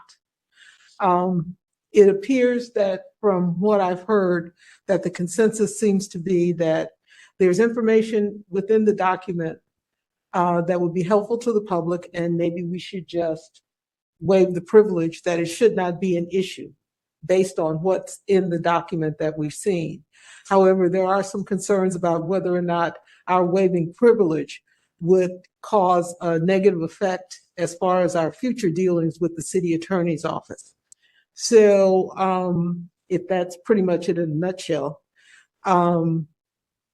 is there, when we're doing this, if we decide, if it's our decision, that we would want to waive privilege, could we just, with the city attorney's office, say, this is what we're going to do, this is why we're going to do it, check with anybody in your office who may have something to do with this particular issue. If there are no complaints or no objections, then we'll waive it. And then we can go on from there and do it or not. We can pay attention to what they say or we can ignore it. But at least we said, okay, we checked with all the players in it. if nobody has an objection, then we waive the privilege. And I think basically, to your point, Member Anderson, the two players would be us in the task force and our legal counsel. exactly. And so I did ask our legal counsel prior to this if they did have any objections to it. So I think Mitch spoke to that in his introduction, that I don't believe that there were any concerns from your end on this particular one, right? No. Okay, fantastic. Yep. So now I've got it. Thank you. Thank you. Member Wolf, were you in the? Yeah. Okay, go ahead. Yeah. So just want to say one thing is everything that we get, that we ask of anything of our legal counsel at this point is going to be couched as attorney-client privilege. I think we can agree to that there isn't anything that we don't get, discussions that we have with them that they don't consider to be attorney-client privilege. That's exactly how it was explained to us, especially when we want to ask for information that would help inform us about a complaint, not necessarily specific advice. Advice would be, this is what you should or should not do. It isn't always just general information. It would be taking a specific opinion or specific perspective that would make it, to me, more like attorney-client privilege. Now, one other way that we can deal with this is the document is ours as privileged, but we could just copy and paste all the text that's in there onto our own letterhead and then just release it as public information. And the document that says confidential and privileged remains confidential and privileged. That might be another way to go about this. Thank you. Thank you, Member Wolf. Member Levin? I just wanted to step in and say I agree with everything that Member Stein said. I view this as more of an analysis, and to the points from Member Schmidt and Member Pilpel that, you felt like there were things that were missing. Yes, but I don't think that negates the valuable pieces that are there, and perhaps the gaps that we're seeing point to problems with the way the agreements were originally made, the ordinances that do apply to this. And I think by showing those gaps, it might spark some interesting conversations in the city about this relationship. So I think it would be extremely valuable to the public to release this information. And that's it. Thank you, Member Hood. Sure.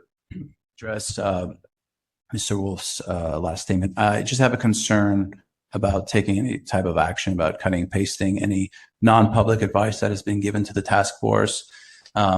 Just let me get a couple points of law in here. So under California Evidence Code, non-public advice that the city attorney provides to city officials acting in their official capacities is confidential and privileged. See Cal Evidence Code 952, 954, Cal Rules of Professional Conduct 3-100. The attorney-client privilege may be waived only by the holder of the privilege. That's Cal Evidence Code Section 912. When the holder of the privilege is an entity like the city, the privilege belongs to the entity rather than to any individual officer or employee. See People X Lockrell, your versus Superior Court, 83, Cal App 4, 387, 398, Ward versus Superior Court, 70, Cal App 3rd, 23, and Cal Rules Professional Conduct 3-600. Attorney-client is the organization itself acting through its highest authorized officer, employee, body, or constituent, overseeing the particular engagement. So accordingly, privilege may be waived only by the city acting through the body or office to whom the city attorney directs the attorney-client communication. So what I'm getting at is I would probably strongly advise against cutting and pasting any non-public advice that has been provided to the task force without having discussed it with our office first and then having a vote by the entity, by the task force. Thank you. And Sure, go ahead. But now let's try to wrap this up here. And I'm not sure I need to add more to that, but to Member Wolf, to do what you're suggesting, I think might subject anyone engaged in that in what could be categorized as official misconduct and subject them to charges and possible removal. I mean, the city takes attorney-client privilege and the responsibilities of an officer here seriously. So I agree that that's not the best course. A comment, Mr. Chair. Sure. And then I just want to say it's an interesting point, Member Pilpel, because you can take that point and say that now that everything is encapsulated in attorney-client privilege.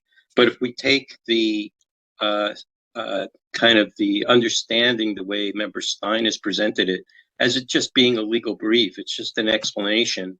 Or you can take any of the previous memos that you and I and Member Highland were used to in the past. Okay, we wouldn't take those as attorney-client privilege at all. This document is written in the exact same form as all of those. So now to couch it and encapsulate it as attorney-client privilege is really a misnomer. And I really wish the city attorney's office would stop doing that and just go back to providing us with the memos they provided us with before. Even if they want it as part of a request from us, that's fine. But let's not put everything under attorney-client privilege umbrella. I think that's not fair. Okay, thank you, Member Wolf. We've been on this one for nearly an hour here, so does anyone have a particular motion to make? Sure. I'll make a motion to release this document to the public domain. I'll second the motion. Okay, so moved by Member Highland, seconded by Member LaHood to waive the privilege and to release the document. Let's go to public comment on that motion.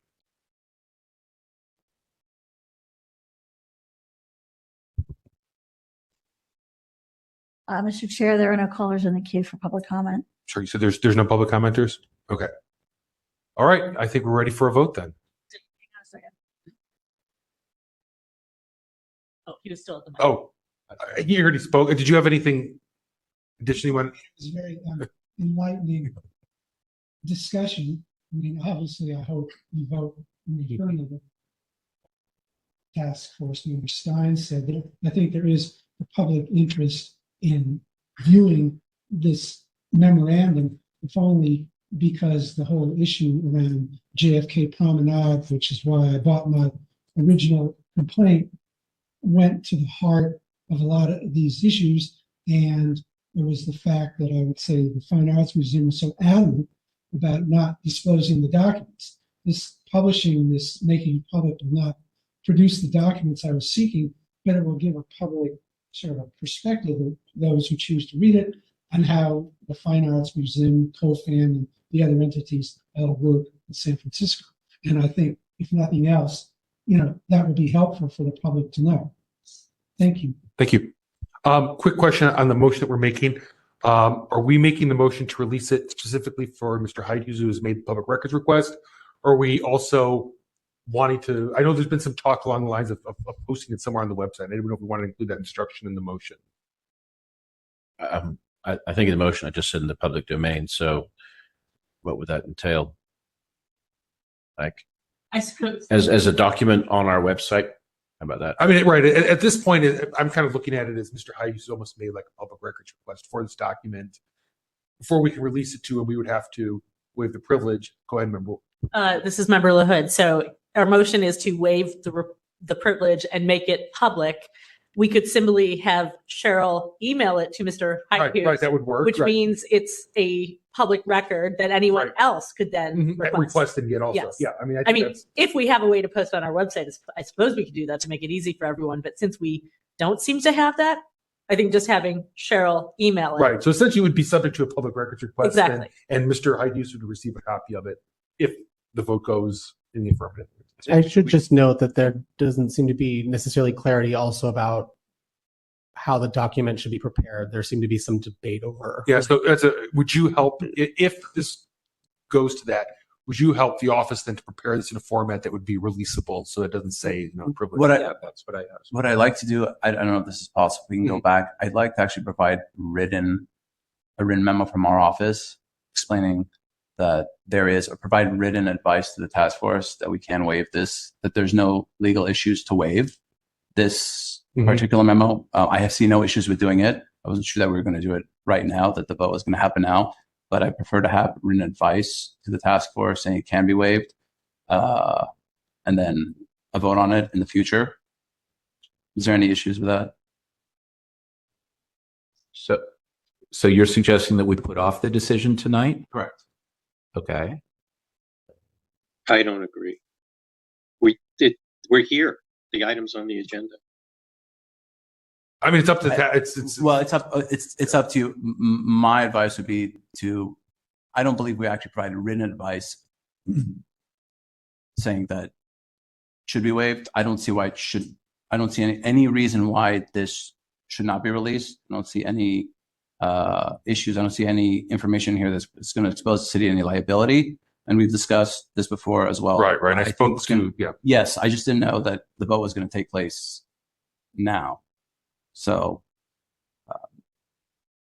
Sure, Yankee. Yeah, this is Member LaHood again. Perhaps a better way to do this, rather than asking Cheryl to do it, could we have you write a preamble that says, based on the decision at our task force hearing and advice from our deputy city attorney, we are releasing this, or can we ask them to, I don't know how long it would take, within 3 days, to provide us one that doesn't say confidential on it, and then just have you top off the email saying we are releasing this because, and then send the email. Are you guys expecting that this document would also go to Angela? I mean, it's going to be published on the website. No, we're not doing that. No. No, Mr. Heidi's has essentially asked for this public record, or for this record, right? It's not public, it's attorney-client privilege. If we waive the privilege, you can release it to him. The concern that was brought up is that we'd be releasing a document into the public realm that says, privileged and confidential. So how do we format it so that it doesn't look like someone took an inappropriate action into releasing something? So maybe we would put our motion, as like a cover page or something. I don't know. I guess there's two questions. There's the format, and then there's do we continue this to the next meeting? Member Popel? At this point, I am disinclined to continue the item to next month. I think we've had a full debate and we can vote on it now, and it goes where it goes. If the motion passes, I would suggest, Mitch, that you or your office find some way to just reformat the top of the thing so it says waived by action of the Sunshine Ordinance Task Force, January 3rd, 2024, so that it's clear that that's the version that's public, that a PDF of that goes to Cheryl and that she provides it to Mr. Heidhuis, that we defer the question of publishing it on the website today. We don't need to decide that right now. And that maybe you talk within your office about a subsequent memo on, in the future, in the event that a body, us or others, waive privilege, what's a good way for that to happen? Because it seems like there is no particular roadmap for that.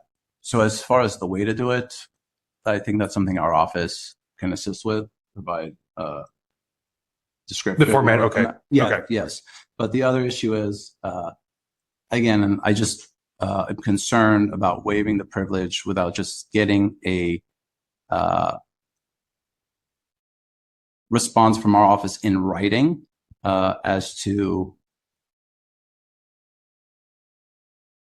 stating that it's okay to release the memo. Like I said, my advice won't change, and I don't see any issue why we would not be able to.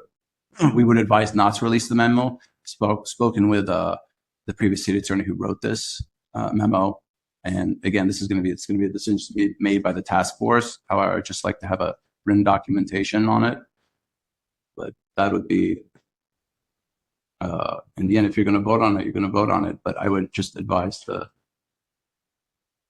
give our office a chance to provide it to you in writing.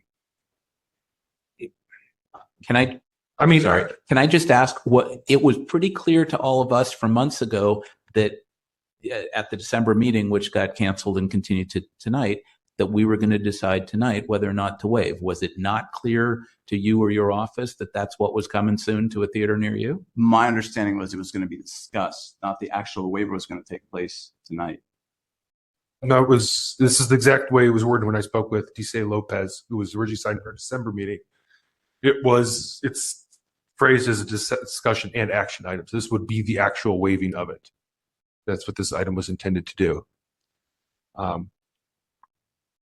mean, I have two concerns. One is that Mr. Heidies has already waited several months. We didn't get to this in December. Here we are in January. We've been going at this for quite some time. I'd rather not, after another hour, continue this item again.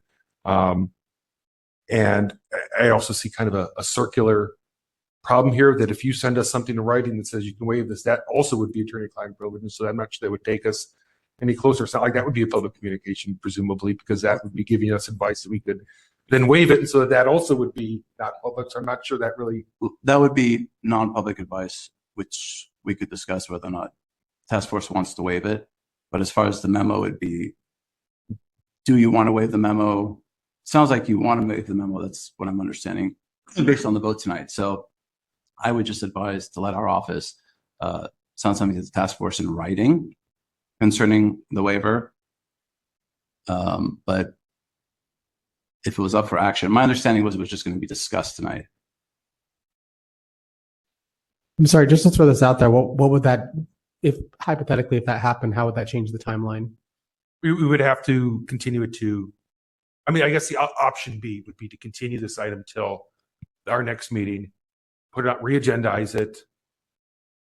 Presumably that you would write to us in a public way that you would somehow waive attorney-client privilege. I would write to you in a non-public, provide non-public advice about the city's stance, or the city attorney advising the task force's stance about this particular memo.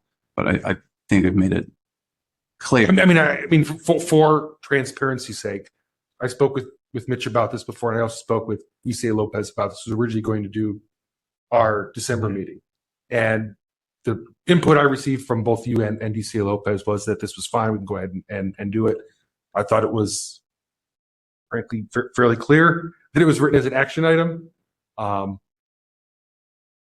So, but that's to your question. It would delay the month. Would it? Just give me a minute. Let me just think about this for a second. Member LaHood? Chair Yankee, while he's thinking, could we, and if Member Highland agrees to this since he was the maker of the motion, could we reformulate the motion to say that we want to make this public pending or contingent upon receipt of written advice from our DCAs to you, and you approving or being satisfied with the letter you have received, and then releasing it as a public. Cheryl to go forward. Yeah. That's exactly what I wanted to say, but I needed a minute to formulate to say that, because we talked, and I don't see an issue with it. Right. I'm just read a memo that our office had issued previously, and I'm concerned of just I need a paper trail from us being city attorney to the task force, and I just realized I don't think we ever put it in writing. You did not, but no. we have spoken to you about it, and I concur with everything you've said. Everything you've said that we've talked about is true and correct. That's not an issue. I just can that happen? I don't want to put you on the spot, but with a week, maybe quickly. I just want to make. I will try to get it done in a week. My concern is I just would like to bring this up to Kelly Collins and Valerie and just make sure everyone's on board with it. And our office is aware that this is happening. And then that's my main concern. And especially the fact that I just want to having a paper trail to the task force, just so in the future someone says, well, who approved this, or how did this get approved? And then it's like, well, we said that it was going to happen, instead of just, there's a lot of he said, she said. We just have a paper trail documentation for it. So if I was to reformat, reword the motion, I think it would go something like this. Make a motion to waive the privilege and pending communication between Chair Yankee and our DCA as to timing of the release of said document, something like that. Timing or Pending receipt of written. confirmation. Pending communication Yeah. from our DCA as to the timing of the release of this document. That sound good? It does, yes. Timing and formatting. Yes, I would get That. Okay, so make a motion to, or I amend the motion to waive privilege and pending a communication between Chair Yankee and our DCA as to timing and format of the release of this information. The second agrees with the amendment. Okay. Comment. Okay. So for your, what we'll say, you restated the motion just so it doesn't get confused. Yeah. So that's just going to be what the motion is here. I don't have to put the first one in there for the meeting minutes.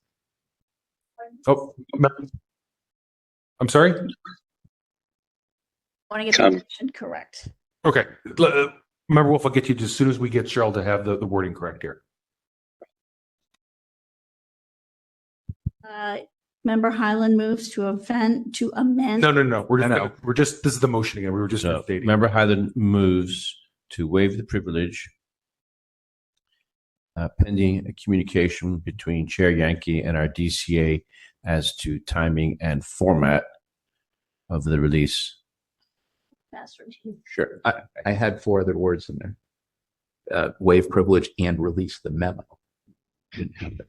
Waive privilege and release the memo pending the communication or timing. Okay. All right. Member Highland moves to waive the communication. Member Highland makes a motion to waive the privilege and release the memo pending a communication between Chair Yankee and our DCA regarding format and timing. And could you put written communication? Yeah. So we're back here again. Yeah. Right. So to clarify, that's why we're doing it. Yeah. Okay, that's a good amendment. So, Chair, I'll say it one more time slowly. Member Highland makes a motion to waive the privilege and release the memo pending a written communication between Chair Yankee and the DCA and our DCA regarding format and timing of the release of the memo. You got it, Cheryl? Yeah. Okay. Member Wolf, did you have something? Yeah, just real quick. I have to say is I'm concerned that this creates a brand new precedent as far as process. Now, I would think that we would, of course, want to check in with legal counsel as to whether, this is a releasable document or not. But if the task force, based upon the language of the statute that a legal counsel had read into the record, there's no need for the body to check in with legal counsel. It can just waive, as the client can just waive it. So I'm concerned that whether this process is specific for this particular item, or are we now creating a new precedent that just because we're kind of seemingly in agreement to this, that we're now adopting this process? Thank you. Chair Yankee, another way we could do this is the basic motion, and then you as a chair could add your notes to how this would be handled.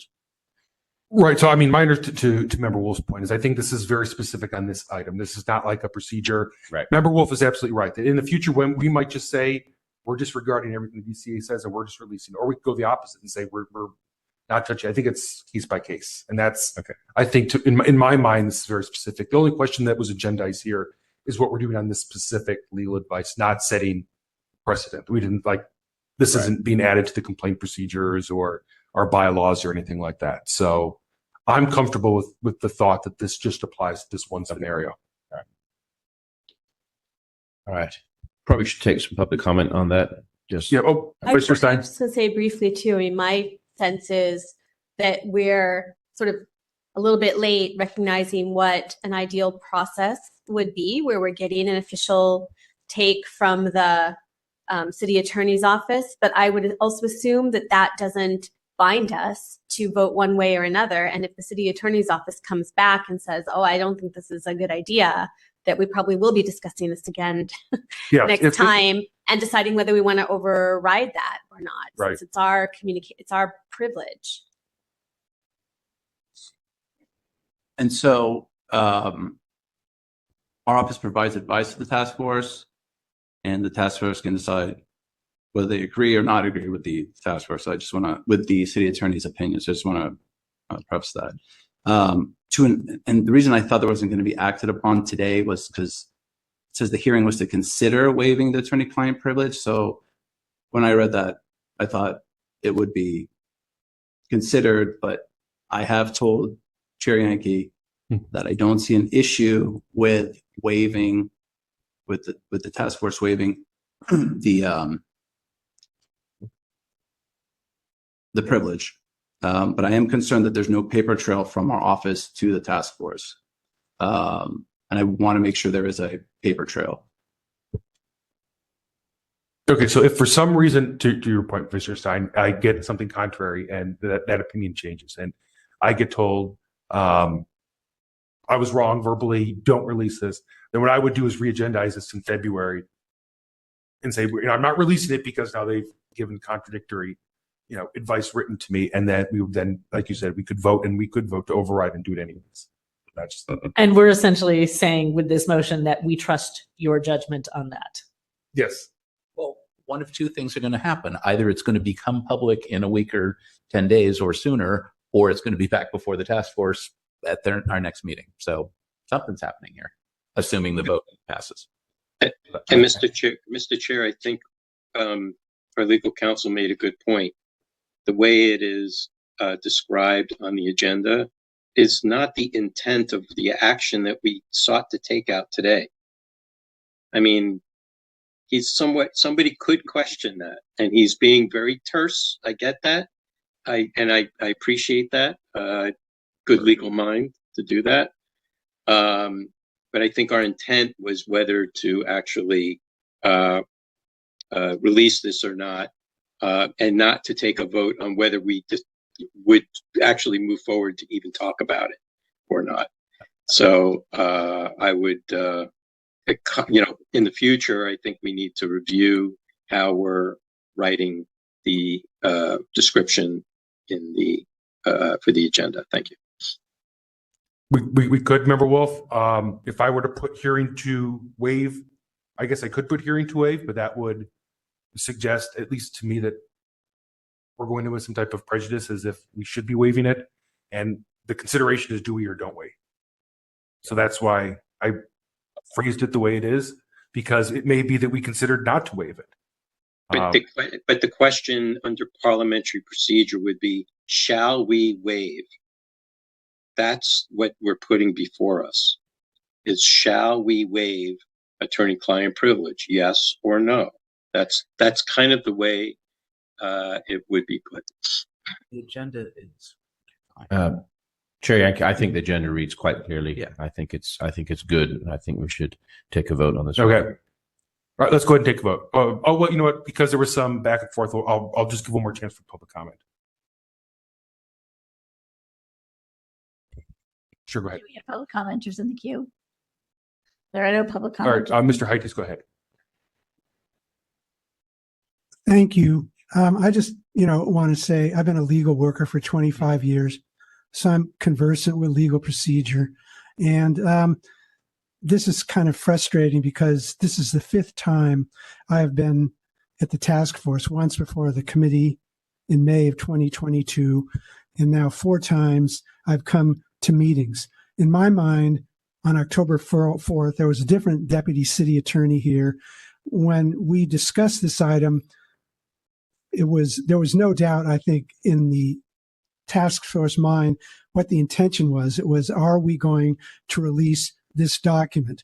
So with all respect to the deputy city attorney, I think he's being too legalistic here.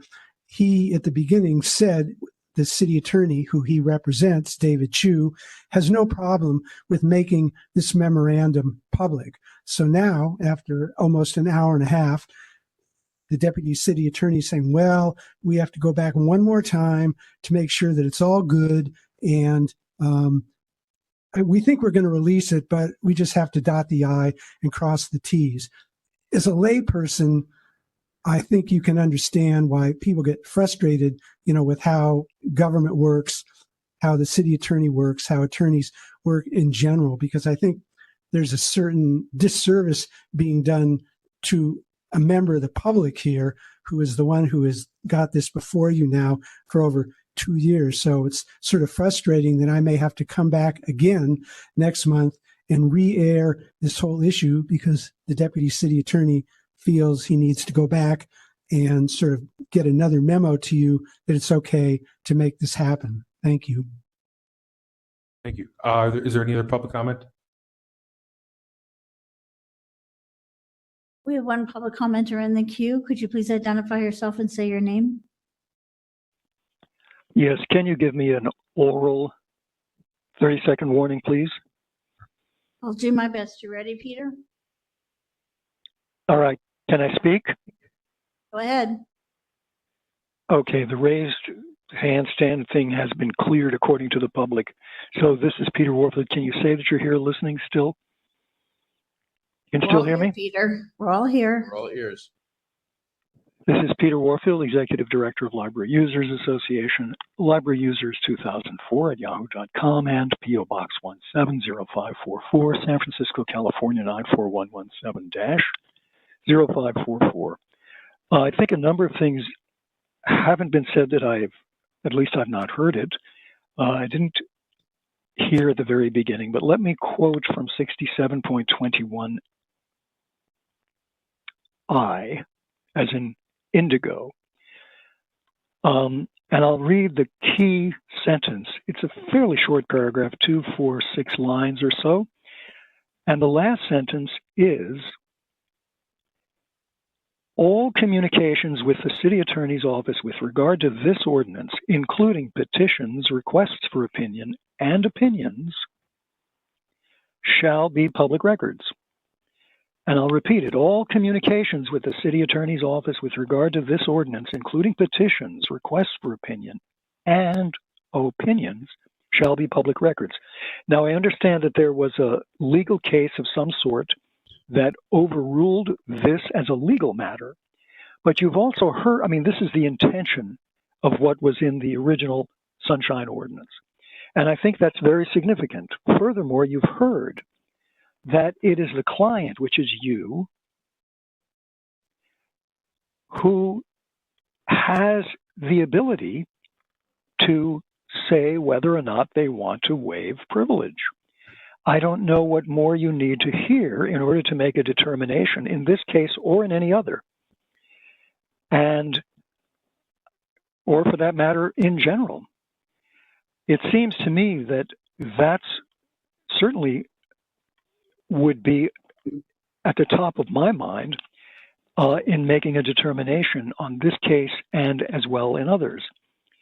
I also think it's very, very prejudicial to any complainant to know that this task force is receiving secret advice from the city attorney's 30 office. seconds. It's 30 Thank you. seconds. Thank you. Is receiving secret advice, basically, and that you won't release it. That seems to me to just completely tilt, in more ways than already exist, the power disadvantage of a complainant with respect to the city. So I hope that you consider that. Also, you might want to know what the penalty is if you, for some reason, the city attorney doesn't want Thank you you, to Mr. release. Warfield. What's Your the time has penalty? expired. Okay. Do we have any other public commenters? We have no other commenters in the queue. Okay. I think we're ready for a vote then. Member Highland. All right. Member Highland, aye. Member LaHood? Aye. Member LaHood, aye. And Member Anderson? Aye. Member Anderson, aye. Member Pill? No. Member Pilpel, no. Member Sugarman? Aye. Member Sugarman, aye. Member Wolf? Aye. Member Wolf, aye. Member Hill, absent. Member Schmidt? Nay. Member Schmidt, no. Vice Chair Stein? Aye. Vice Chair Stein, aye. Chair Yankee? Aye. Chair Yankee, aye, 2. 6. 7 in favor, 2 noes, 1 absence. Okay, thank you. All right.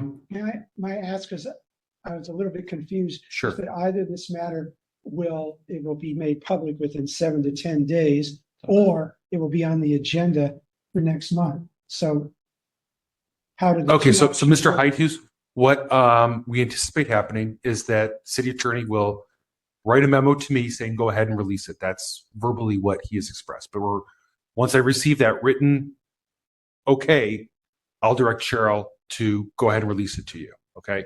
If for some reason he comes back with contradictory advice, or any of them and says, we misspoke at the thing, at the hearing, we changed our mind. We really don't think you should release it after all. It could happen, just conceivably. If that were to happen, then I wouldn't be empowered to tell Cheryl to go ahead and release it. It's contingent upon that. And in which case, I will instead agendize this in February. And we can, as a task force, decide we want to release it regardless or despite of that advice. But we anticipate that he's going to tell me to go ahead and release it, in which case I'll tell Cheryl to release it to you. So is it fair that either way you'll communicate to Mr. Heithus as soon as you know? Right. You'll let either you're going to get it, or we'll say it's going on in February instead. You will literally be the first person to know. Yeah. Engage in an ex parte I mean, but I think the anticipation from what I'm hearing is that it'll be released. But if necessary, I'll come back. And you're not required to come back. I mean, you're certainly more than welcome. We appreciate you having you here. But if it were to, in fact, go into February, it's not like if you didn't show up, we wouldn't act upon it. We're going to. But it would be on the agenda again for the whole airing another time. Yes. Okay. Yep. I'll be here if that happens. Okay. We appreciate your visit. Same to you. Okay. Why don't we do this? Why don't we hear public comments, since that was supposed to be at 5, and then we'll take a quick break before we get into the complaints. Okay. So let's open up to general public comment. Go ahead, Sherry. You can read item number 7. There are none. Item number 7, public comment. Members of the public may address the Sunshine Ordinance Task Force on matters that are within the task force jurisdiction, but not on today's agenda. We have one caller in the queue. Caller, could you identify yourself, please? Ann Trudeau. Okay, just a moment, Mr. Trudeau. We'll have you online in just a minute.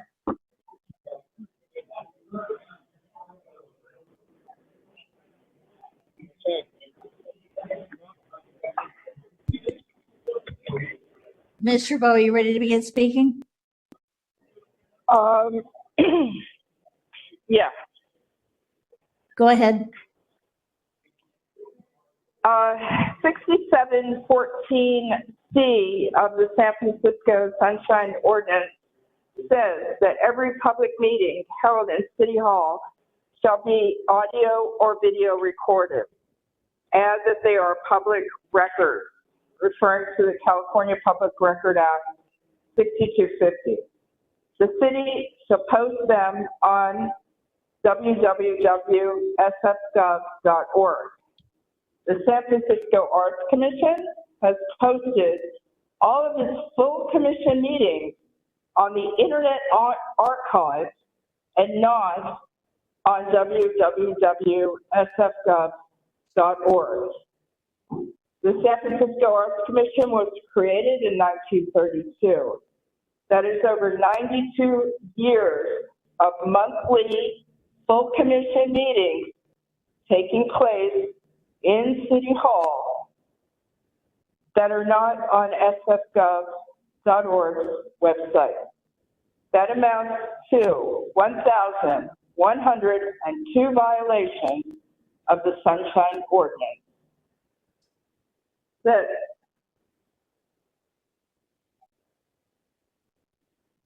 Great. Thank you. Mr. Bowe, are you finished with your comment?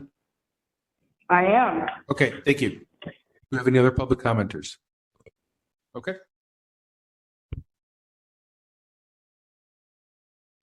We have a second public commenter. Would you please identify yourself? Are you speaking to me? Are you ready to make a general public comment? I am, if you can hear me. We can hear you. Just a moment, Mr. Warfield. Can you give me a 30-second oral warning, please? I'll do my best, but I just want to advise you that we also do have a very loud tone. Well, maybe it is in the room. I've been in the room before and heard it, but I did not hear it the last time. Are you Nor ready to begin both speaking? times. Pardon? Are you ready to begin speaking? Yes, let me know when to start. Go ahead. Peter Warfield here, Executive Director of Library Users Association, Library Users 2004 at yahoo.com and P.O. Box 170544, San Francisco, California 94117-0544. From all of what I've heard and seen on today's agenda, and the administrator's report as well, it's not clear to me what is pending in full with regard to complaints at the task force. And it's not clear to me that there's clarity to the public with respect to the stages or steps in a complaint process as to how to find out. So we have at least one complaint pending a full hearing at the task force, and it's been many months since this was heard at a subcommittee. And I haven't heard anything in regard to where things stand or what the schedule might be or when we might expect to hear about an agenda item for a full hearing. I think that would be very useful, in particular since the Sunshine Ordinance itself says you're supposed to give a final accounting to the member of the public within 45 days of filing a complaint. Another thing that hasn't been clear to me, and I don't think that it's described in any specific form with your procedures or bylaws, and that is what happens with respect to follow-up. Of course, you can and you have, in some cases, scheduled a follow-up meeting, including in our cases, but I'm not clear with regard to follow-up where you haven't scheduled something. Does that mean that the complainant needs to make information available or file some kind of information to the task force, or does that mean that if you hear somehow or another or just want to look into it or follow up on your own, the complainant has to wait for that? That is not clear, and it's important because follow-up, I think, is always important to find out, especially if things have been corrected, especially when there has been a 30-second finding. warning. Thank you very much for that. So my point is that I don't think it's very clear with respect to communication with complainants as to what the schedule is regarding their complaints step by step. I'd also urge you to find some better way of publishing your meeting dates so the public can see them all and be clear about them. Also, how much time you need to give notice for special meetings. Thank you very much. Thank you, Mr. Warfield. Do we have any other public commenters? Okay. We have another caller for general public comment. Can you please identify yourself? Sullivan, let me know when to go. Okay. Go ahead, sir. Having listened to task force proceedings for a while, I realize some see an order of determination as retribution. I do not. There is no punishment. I look at ODs as an attempt to correct and make sure the violation does not happen again. I and others often get offered an informal process that is not defined. I assume no action. It should be informal enough that once the task force is made aware of an issue and wants to take corrective action or make sure it does not happen again without an OD, that the task force does so on its own. When the task force offers an informal process, what does it want someone to do? Formally request it? An informal discussion on a formal violation? It is like propagating the problem. The problem with an informal process versus an order of determination is that the order has more weight, that the issue will not be repeated. Any process with an action that is corrective or to stop it being repeated should be done in full view of the public, even if informal. We, the public, have a right to know. An informal process not in full view lacks accountability. Sunshine is the best for a fair process and to stop repeating violations. 150 words are coming your way, Ms. Fletcher. Thank you for your time. Thank you, Mr. Sullivan. Do we have any other public commenters? There are no other public commenters in the queue. Okay, great. We'll go ahead and close public comment. Let's take a 5-minute break. If that works for everyone, just to stretch or use the restroom. We'll come back at, we'll say 6:32. And Cheryl, if you could please turn the microphones off after that.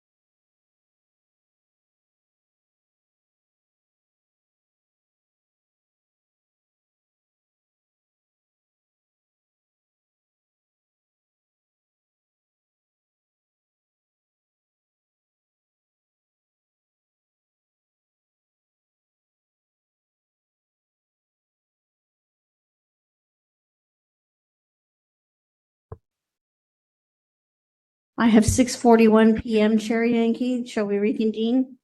Yes. Okay, want me to take the roll? I see everyone in the room, so let's just make sure that Member Wolf is there because I can't see him. I am here. Okay, great. So Great. everyone is back. Okay, let's go ahead and move on to item number 8.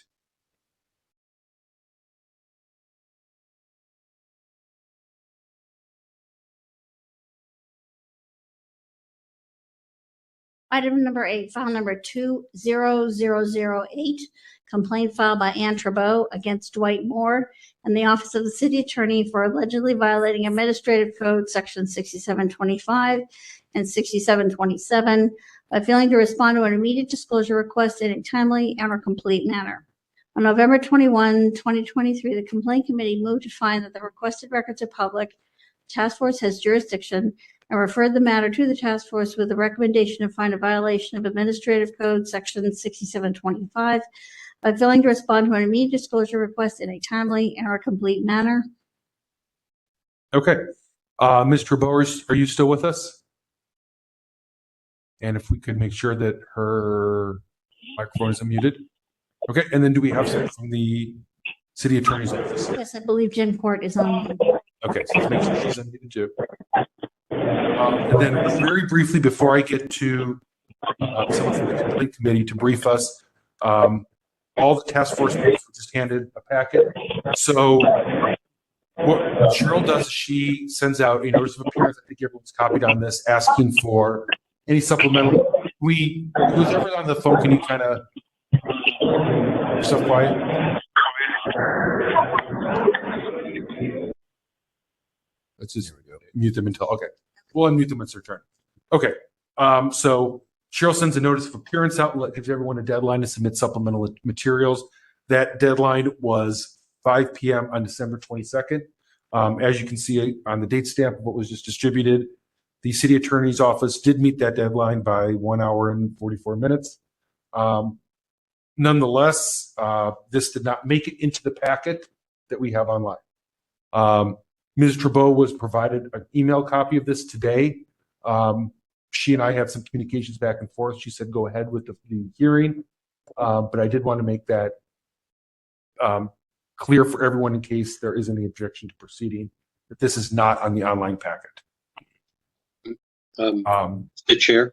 Yes, go ahead, Member Wolf. Those missing documents, do members have those? We do. Did you send it to Member Wolf? I don't have it. Okay. Let me see if I can find the email here. Well, hold on one second.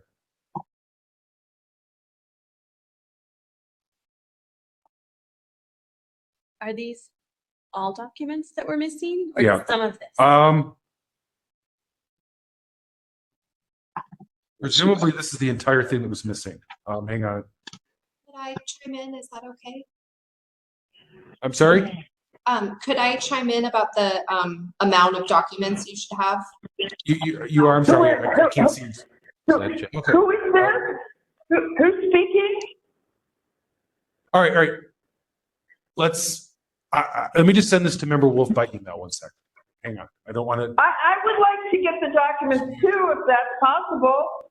Mr. Bo, I sent them to you earlier, and Cheryl did as well. This is what we communicated about earlier today, Mr. Bo.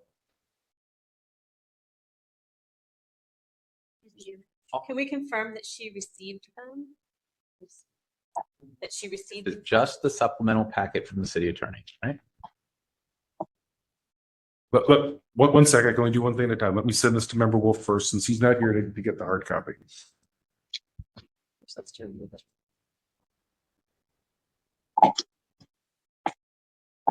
One sec, Member Wolf. It'll be on your way. Okay, thank you. We'll have to start over. Never mind. Okay, Member Wolf. I just sent it to you. Hopefully, the attachment comes through. If it does not, let me know. I was trying to do it on my phone here, and it didn't ask me whether or not to include the attachment. I'm assuming it did. Okay. So I will hear first from Ms. Quart. This is not your presentation. I just want this just on the technicality of these supplemental documents. So Ms. Cord, I'll let you speak very briefly about what you submitted, and then Mr. Bowe, I'll let you speak about whether or not you received them and whether or not you want us to continue. But based on our emails earlier today, you had mentioned you did want to continue. So let's start with Ms. Cord. Correct. I just wanted to make sure everyone had everything that I had sent. So it should be 66 pages and starts with a letter, and then there should be exhibits A through I. That's all. Yes, that looks like what we have here. Okay, so Mr. Bowe?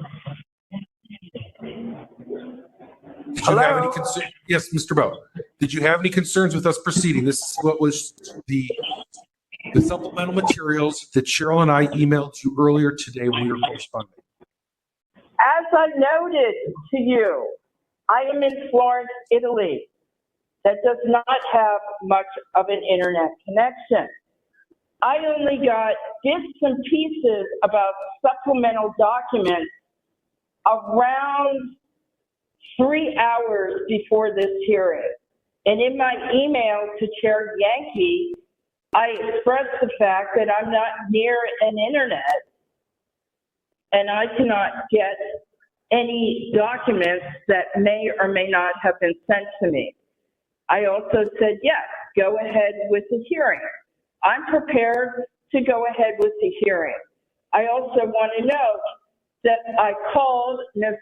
Leger on December 22nd around 5 p.m. Pacific time from Italy. Voicemail was full up, so I spoke to Pat Peterson in the clerk's office. I asked her, the deadline is approaching. Did you get any supplemental documents?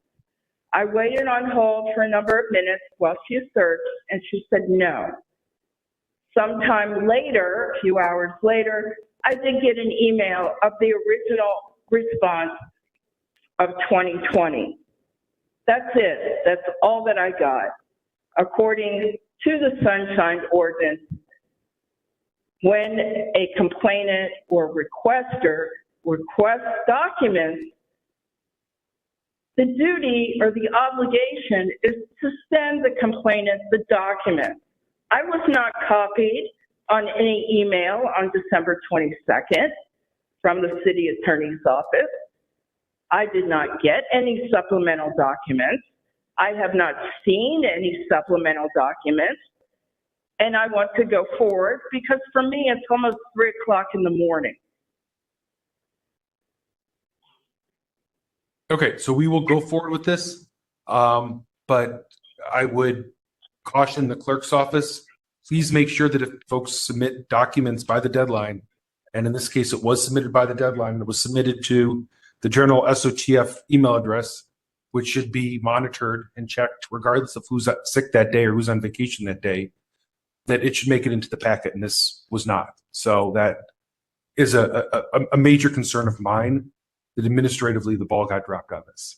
And Mr. Bowe should not be disadvantaged as a result of that. But nonetheless, she's requested us to proceed. So that's what we will do. I will turn this over to Complaint Chair Schmidt to give us a quick summary. I think this was just recently heard. And then we can go on to the presentations. Go ahead. Yeah, this is a case where we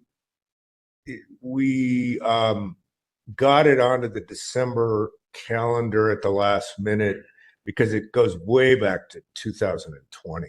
So it's one of those going back and trying to get somewhat of a reasonable backlog. The request that Ms. Trabeau made, it's pretty simple. She had filed an appeal, a notice of appeal, after a case that happened in the California trial courts. And an appellate process happened in the Court of Appeal. She asked the city attorney's office through a public records request for a copy of documents that were filed in the Court of Appeal. Now, in many cases, the parties to an appeal have easy access to the appellate file online, etc. However, that's not an automatic that somebody would be an electronic filer, and people who represent themselves, who are called in propria persona, will sometimes not be electronic filers, so they don't have access necessarily, or they maybe don't have internet capabilities or internet savvy.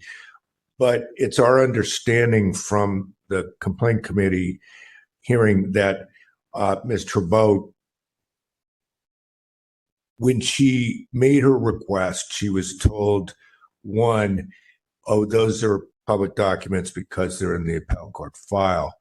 Two, you can get them by going to the appellate court files. Therefore, we're not going to give you anything from the appellate court file. And her assertion is that's improper. In my own experience in civil discovery in civil lawsuits, we will often tell someone, no, I'm not going to give you copies of things that are available in the public. And generally that's what happens in civil discovery. This is not civil discovery. This is a public records request. And it's my thought on this case after hearing it in the complaint committee is that Ms. Trabeau was asking if they had copies of documents that were in the Court of Appeal file, and their response was not to give her what copies that they had, but to say, well, you go get them yourself since you have access. And so our question is that enough? We made the recommendation in the complaint committee to say, no, that's not enough, because she did not have, she filed everything that she filed with the Court of Appeal. It's my understanding, by submitting it physically on a paper. Now, the last thing is the packet that we just received. It appears to me, just without looking at the substance of the documents, but this could be the entirety of what the appellate court file would look like, especially something that got dealt with very quickly. I've seen many appellate court files that could have looked exactly like that. Again, in my personal experience as a civil litigator. That's the case. Members of the complaint committee, anything to add? I do want to add that I think this was slightly misdescribed in the agenda. I don't recollect recommending that we find a violation of 67.25. I did try to go and check a recording online of our complaint committee meeting, but that particular meeting was not yet online. That was a meeting from November, somewhat recently. And I think what we probably said was that this should be sent to the SOTF to consider whether there was a violation of 67.25, 0.26, or 0.27. So I just want to make that clear. I don't believe we recommended it, but I didn't have the transcript to check. I'm just basing that on my own notes. I recall that too, though. Okay. It's more like that we were deciding, or at least from my vague recollection, that we were deciding whether it should be something that we consider with the full board.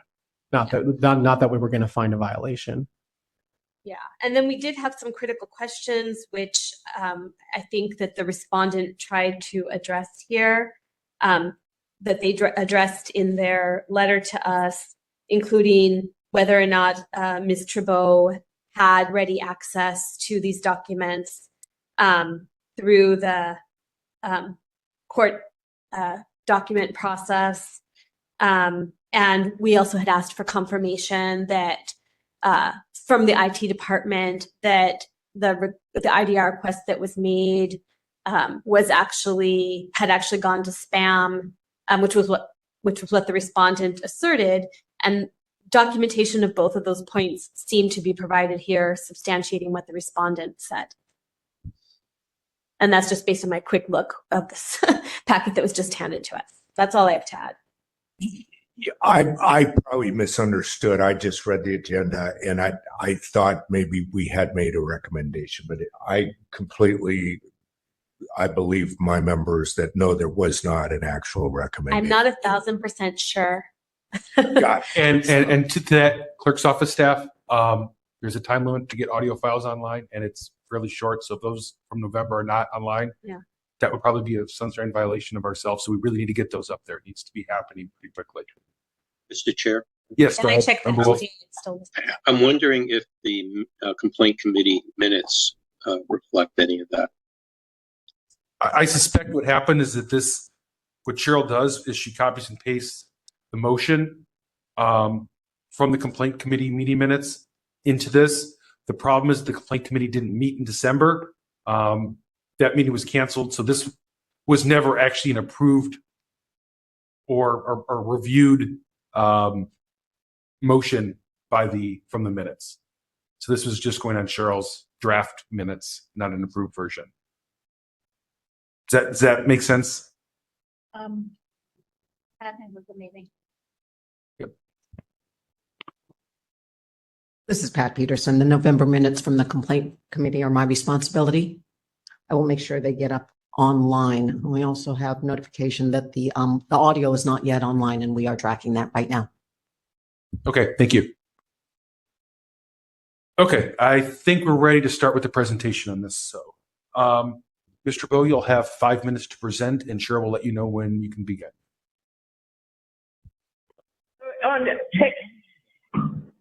Members of the task force, this is Ann Trevau. On page 2 of your packet, which was the original complaint, I asked for a violation of 6725, 26, 27, A through D, and 29-7A. I went through the timeline there. I explained to you the IDR was sent on December 27th. A month later, I got nothing back, and I filed a complaint with the task force. At the complaint committee, I was so hoping that they would just focus on what were the documents that you asked for. Did you get the documents? And if so, what was lacking? It's pretty clear that that's what the task force does. Instead, it was kind of all over the place. I explained that under California law, civil harassment cases don't post online. I didn't have access to the respondents' the brief because I filed by paper. So I did not get the documents. As of today, this hearing, I did not get any documents. From the 27th of December until now, I have not received any documents. The original thing that came across, I think came from somebody called Liz Colbreth, who said, we don't have any documents, and what we have is attorney-client privilege. So no effort was made to get the documents. No effort was made to communicate with me as of the 22nd of December. I was not copied on any supplemental documents, and the purpose of the Sunshine Ordinance is to get the complainant or the petitioner the documents they asked for. So there was, with the exception of Matt Dorsey, who he did communicate with me on several occasions. I did get the documents that I asked for. Paula Jetson did work with her to get the documents I asked for. All the other names that I mentioned in my response were absolutely nothing. It was like the burden was on me to track these people down, and I wasn't going to do it. I didn't feel it's my responsibility to make overseas phone calls to some person in the city attorney's office to say, hey, by the way, your deadline is approaching. It's not my responsibility to do that. The burden is on the respondent to get the documents. And that would be a full, I believe there were 118 filings in that California State of Appeal case. So I never, to this day, received the response from the city attorney's office. I did not get their brief. And that was mainly what I was asking for. That's what I needed in 2019, but I never got it. So I'm still asking for the task force to find violations because I made an IDR request. I didn't get a response. There was no effort to send any documents on a rolling basis. There was no effort to communicate with me, go to another department, or you can get them here, or why don't you call this number? You might be able to, get some help that way. And then the email, I wanted this case to be on in December before I left the state. And the respondent said, we need time to get the documents from our members. I don't know what that means. All she had to do was go across the street to the California Court of Appeal and get the documents, which were there online, just copy them. So it appears to me that this woman, in listening to her at the complaint committee, knows very little about the Sunshine Ordinance, what it's about, what it means. She just was busy repping how great the city attorney's office was. So that's why I'm asking. Your time is up. I'm asking for 6729-7A, which was failure to send a knowledgeable representative. Okay, thank you, Mr. Bowe. Are there any parties provide facts or evidence on behalf of the petitioner? I'm assuming there's no additional hands being raised on that. Okay, we'll go ahead and move to the respondent. We'll have 5 minutes. Jen, Cheryl, if you could let Jen Court know when she may begin. Ms. Court, are you ready to begin speaking? Yes, I am. Go ahead. Okay. Good evening, Chair and members. Jen Court on behalf of the City Attorney's Office. As you've heard, this complaint is surrounding an immediate disclosure request that the petitioner sent to an employee in our office on December 27th, 2019. However, that staff person never received the email. The petitioner filed this complaint with the task force in January of 2020. Once we then received notification from the task force on February 4th that a complaint had been filed, we started looking into what happened. Even after searching through his inbox, our staff person couldn't find the email, could not find the IDR. Our IT department confirmed that our email system spam filter automatically quarantined the email from the petitioner, and it was never delivered to our employee's email inbox. I've provided you all with a copy of the email from our IT director to the employee confirming this. After receiving notice of the complaint from the task force on February 4th, we responded to the petitioner the next day on February 5th, 2020. This sunshine request is for records in a court case that Ms. Trudeau filed in the California Court of Appeal. She appealed a Superior Court decision granting a workplace violence restraining order issued on behalf of a city employee against Ms. Trudeau. She was asking for court filings in an appellate case in which she initiated, and she was a party in the case. I've provided you with a few documents that confirm that she was enrolled in True Filing, which is the Court of Appeals electronic filing and service system. She already had all non-privileged documents in the case. Additionally, this records request was identical to 2 other records requests made by the petitioner in November and June of 2019. And we've provided you with copies of those requests as well.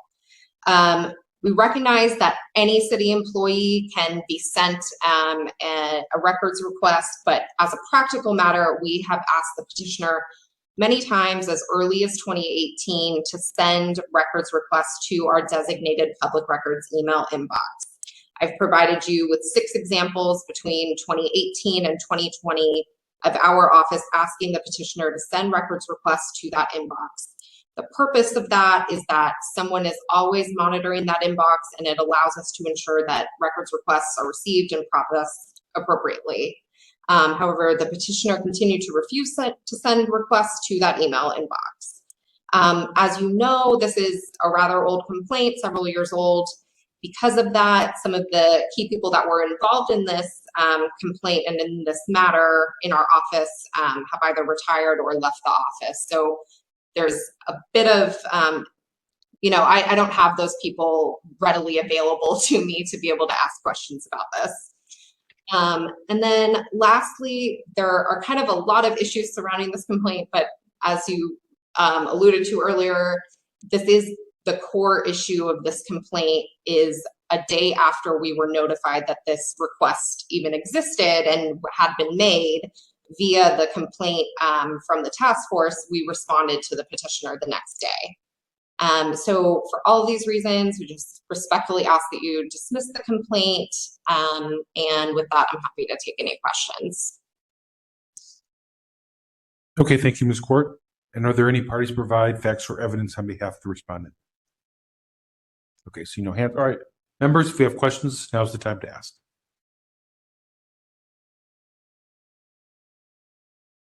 One question. This is Member Schmidt.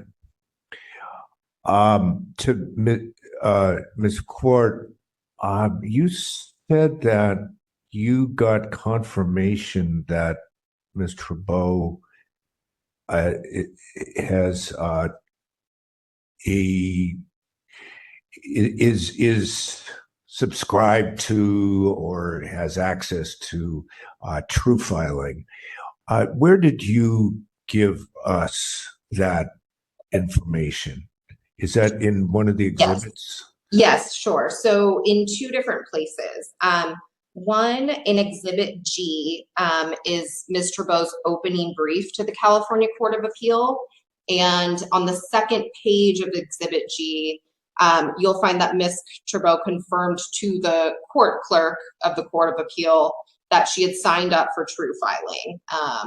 And then additionally, just as an example, in Exhibit H, it was a procedural kind of standard motion that we had filed in the case, one of many.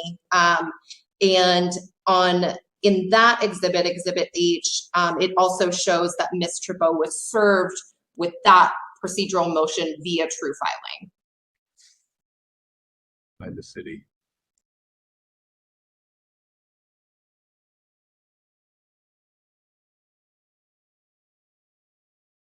Member Schmidt? On the POS. Oh, go ahead. It's on the POS. This for Exhibit I.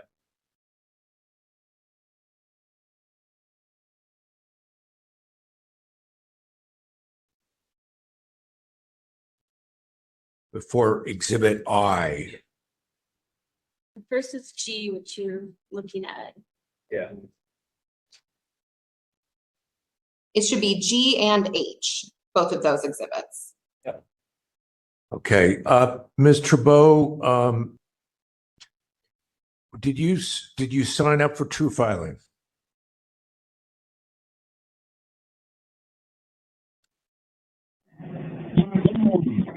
Can you repeat that again? Did you sign up for True Filing, the True Filing system? Once again, Member Schmidt, this is the Sunshine Ordinance. I made a document request. I did not receive the documents I asked for. We went through this at the committee level, and actually, please answer my question. I'm sorry. Actually, you muted me. You asked me the same question, and you muted me. The purpose of the Sunshine Task Force is to get me the document. Yes or no? Did you sign up for True Filing? I did not receive the supplemental documents, so I cannot reference what you're talking about. Did you sign up for True Filing? Chair Yankee, this is immaterial. He is now badgering me, the same thing he did at the committee level. And then he muted me because I would not answer. Mr. Bo, No more questions. you don't have to answer if you don't want to, but just so you know, the task force members do not control muting. No one is muting you. None of us can mute you. The only people who can is our administrator.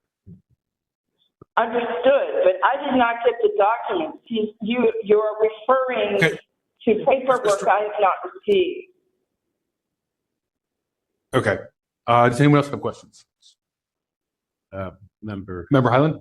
Chair Yankee, yeah, I just wanted to restate that, again, just looking at what we're looking at here, which is her request for all documents concerning California Court of Appeal case A156666.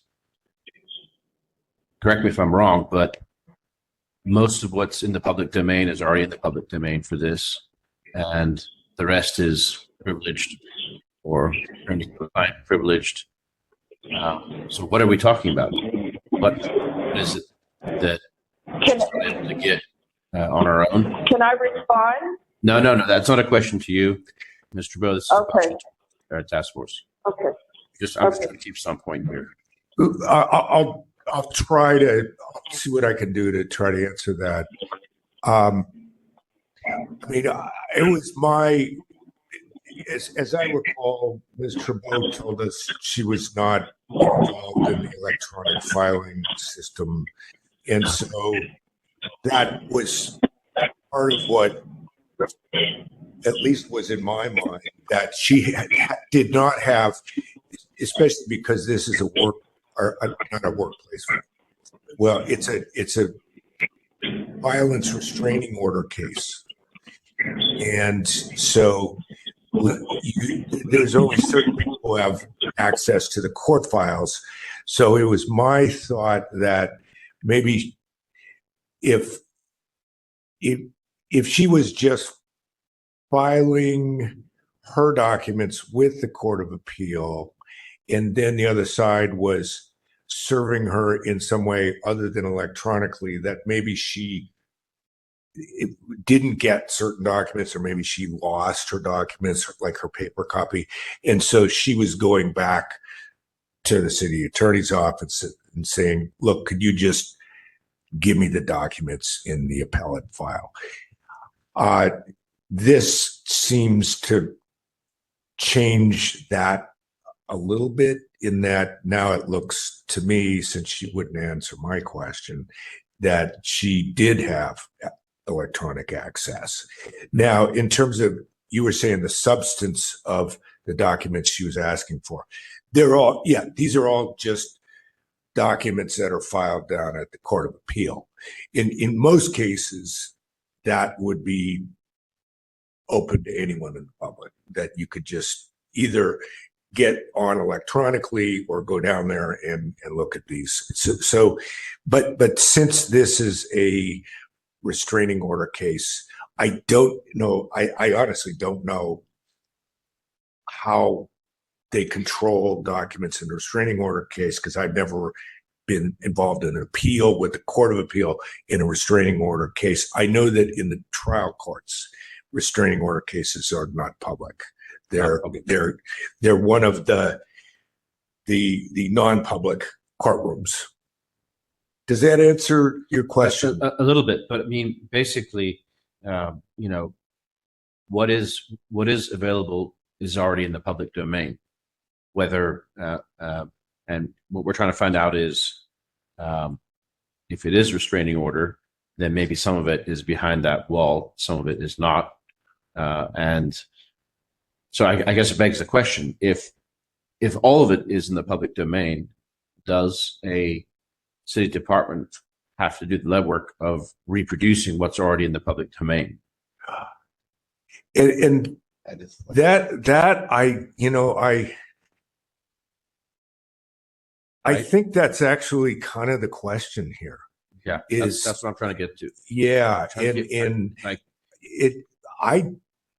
if that's the question, I don't know if I myself even have a definitive thought on that.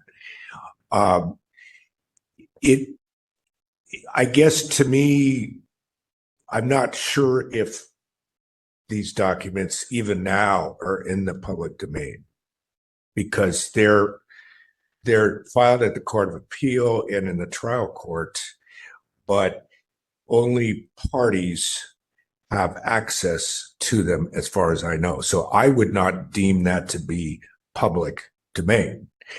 On the other hand, she is a party. So she does have access, and it looks like she has this true filing access. And so it's not technically public domain, but it is something where, since you're a party, it's almost the equivalent of a public domain situation. In terms of attorney-client privilege, none of this is, I don't think they're even claiming that this stuff is. We haven't got there yet. I'm just trying to get to the basic thing, like assuming it is public, you know, I mean, that question is still hanging out there, you know. I have kind of a piggyback question on that, and maybe you can answer that. Sure, I'll try. Does it cost money to get records from the court? Do they like charge you a copy fee? Like, could it be cheaper to say, I don't want to pay the courts $2 per page filing fee, so I'm going to ask the city department to give me the court documents instead as a runaround? Depends on the court.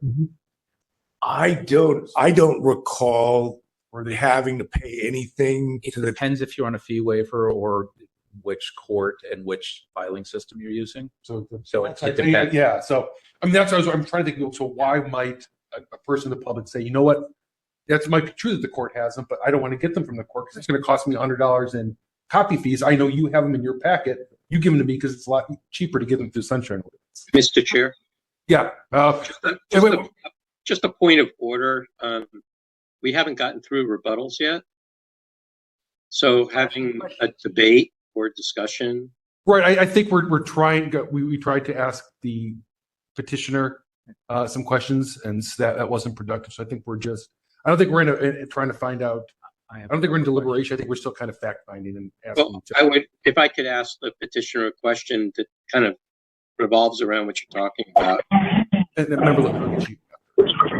Okay, go ahead. So, Mr. Bowe, I wanted to ask, was there any information that you were seeking that you did not get from the court that you think the defendant or the prosecution, I don't know who is who, might have? Is there something that they have that you feel that the court did not have? Because you had discovery on your side in court. Right. Good question, Member Wolf. Yes, I filed 11 copies bound and sent them from New York to the Court of Appeal. That was the opening brief. And then at rebuttal, I explained that to the court clerk, his name was Chu, that I can't access the documents because it's a civil harassment case. They're not posted online, they're masked. And did the city attorney's office file a rebuttal? Yes, they did. Well, where did they send it to me? Because I'm a paper filer. He said, I'm not sure, let me get back to you. So he suggested at that point, when you file your response brief, instead of incurring the cost of the 11 bound copies, why don't you do true filing, which is then when I signed, he explained to me how to do it. And that was how I came to be a true filer, was toward the end of the case, the latter part. So the documents that I did not receive, and I did not go into California for about 8 months, so I could not walk into the clerk of court to look at it. Anybody can go online and look at these documents. When you go into the public records room in the trial court or in the Court of Appeal, anybody can access the documents. But if you're outside of the state, you cannot get them. So the documents that were missing that I did not receive was the city attorney's response brief, or was the proof of service at the appellate level as to how they served me, when, where, that sort of thing. But then there were the documents from the trial court too that were supposed to have been sent over, and what was missing were some certified documents that were from witnesses who claimed that they didn't seem to be served, that I wasn't there at that date and time. The proof of service was faulty. Okay. It was never. So you those have were a, the documents. you Go have ahead. you have a modicum of documents or records that you were interested in getting that you hadn't gotten. Yeah. Didn't the Correct. didn't the court already have all those records?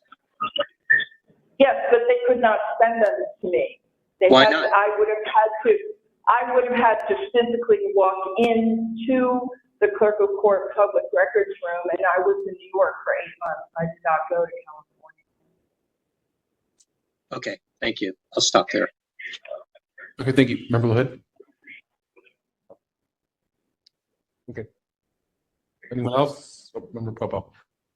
Okay, so questions for both sides. Ms. Court? Yes. So this case precedes your tenure in the office. You took over for Mr. Cote and are whatever. He was there at the time, you're there now. Check? Okay.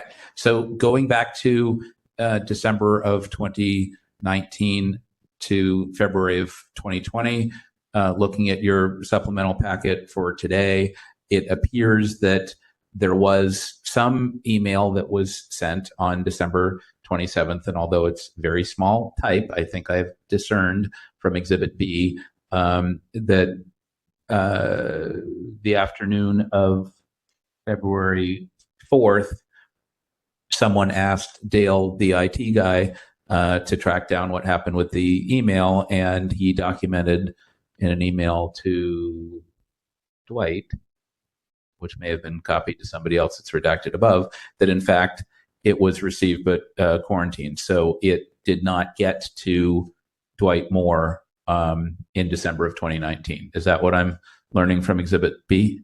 That is correct. Yes. Okay. All right. Meanwhile, that was presumably triggered by the complaint filed with the task force on or before February 4th. And so when Cheryl noticed your office of that on February 4th in the morning, then somebody got on that, and that's presumably what triggered the Dale email. And by Wednesday, February 5th, at the attachment to Exhibit A, Elizabeth Coolbrith, who I don't know, responded with, the most substantive response to Ms. Trabeau here, that they did not receive, they didn't essentially discover the email until February 4th, but she was responding a day later. Is that? That is also correct. Yes. Okay. And the rest of it is just additional useful information and response to the task force and that sort of thing. So my real question to you is focusing on the Elizabeth Coolbrith email of February 5th at 2:06. Although this may be technically correct, in particular, the last sentence of the first graph, we have no responsive documents except for documents in the case that you have filed and already have a copy of. And by the way, please send email to the other email address. Yeah, blah, blah, blah. Could this response have, in addition, said if you are requesting copies of documents that you already have, please let us know and we can provide them. I think one of the issues for us is whether this response was as complete as it could have been. Can you Yeah, I see talk your about that for a point, second? and I think that, in theory, had there been kind of a dialogue back and forth, or had the petitioner followed up to this email, like asking for specific documents, I think that in theory, yes, could have been provided to her. But at this point, we are already on the complaint track at the task force. Understood, but sometimes even when you're in complaint mode, it's good to fix things and things get better. Not always, but sometimes. The other question I had for you, although this was not fashioned as a 67.21C EFNQ request, could your office have treated it as such and essentially said, these are the documents that we have in relation to A156666, whatever. If you're seeking any of these, please tell us specifically what you'd like and we can provide them. I mean, given where I'm going with this is given the passage of time from December to February, given that there was a complaint filed, I'm just looking very specifically at this Elizabeth Coolbrith response and trying to determine if this was sufficient or could have been slightly better. And if the answer is it could have been slightly better, fair, that's fine. Was it so fatal as to be a violation, or is it just that you could do better in the future? Does that make sense? I think that we can always do better. Everyone can always do better. But what I would say is that we had at this point, and still to this day, no reason to believe that the respondent did not have all of these documents as a party to the case. Okay. And I think the dialogue that member Highland and Schmidt just had is absolutely on point. And I don't really know the answer. We've had cases like this in the past where people, not just Ms. Trabeau, but others, have asked for documents from the city that they already have, that they have had multiple times, that the city knew that they had, that they knew that the city knew that they had, et cetera. And so the question is, what is the obligation of the city to provide the same document multiple times, et cetera? Does the implied rule of reason enter into the equation here? And can you say that the city reasonably believed that the person had the documents and that the city was not under an obligation to provide them again, or not? And if not, do you have to have some magic language in there that says, we can get this stuff, we think you already have it, we can get it to you again. If you want it, please let us know. Is there some kind of safe harbor language that needs to be in here to cover you? I don't know, and I'm wrestling with that. Yeah, I understand. I understand that. What I would say is that this also is identical to two previous records requests in which we responded in very much the same fashion.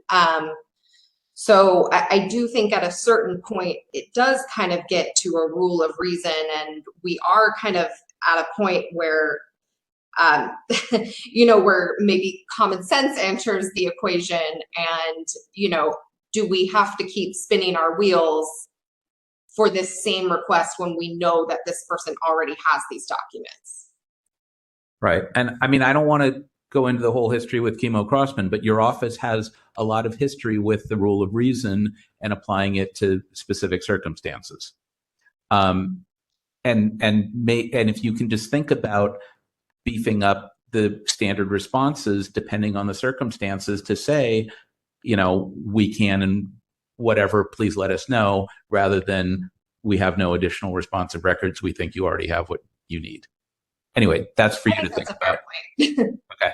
So to Ms. Chabot, and maybe this was already asked, but are there in fact records that you still don't have that you wanted out of all of this? Or is this really just an issue of process and timing and procedure? I mean, is there any substantive record that you think the city still has that you don't have that you're trying to get? Yes. As I said before, there is the respondent's response brief, which I never got. And I had a hearing, once again, based on the fact that I didn't have the response brief, so it was a little difficult. There was the proof of service on the city's response brief and the appellate case. And then Do you still not have those? No, I do not have them. I have never received them. Okay. All right. And there, Are there other things? Yes, there were 118 entries in that court case. So Right. Do you have none of those or some of those? I have my filings. I don't have the city's filings because I did not sign up for true filing until almost the end of the case. So there were filings that I made, and there were filings that the city made. I did not get any of the city's filings. Okay. So the city was. Okay. So if the city's impression was that you had signed up for true filing and had access to these documents, if that turns out to not be entirely correct, Ms. Court, are you or the trial team or whoever able to get the city's filings, whether it's the RB or the POS on the RB or whatever, the filings made by city in connection with the Court of Appeals case? Are you able to get those documents to Ms. Chabot? I think as a lot of time has passed since the end of this case, Yep. could provide what is currently in our possession and what is still in our possession. But anything that's missing from that would have to go, you'd have to get that from the court. I don't think it's our responsibility to get documents we no longer have. But stuff that the city does have that's in connection with this case, in particular, what I heard is the RB and the POS on the RB. If you can see that gets to Ms. Chabot, however you guys communicate, that would be good. Right? Understood, though. Okay. We are 99% certain that Ms. Chabot does have those things and was sent those things via true filing. All of that may be true, and any number of other things that I'm not talking about, but at least that. But we haven't made an order yet, so. I know, but I'm asked. It was a question. Okay. I have Thank you. respect the new member led. Okay. Thank you very much.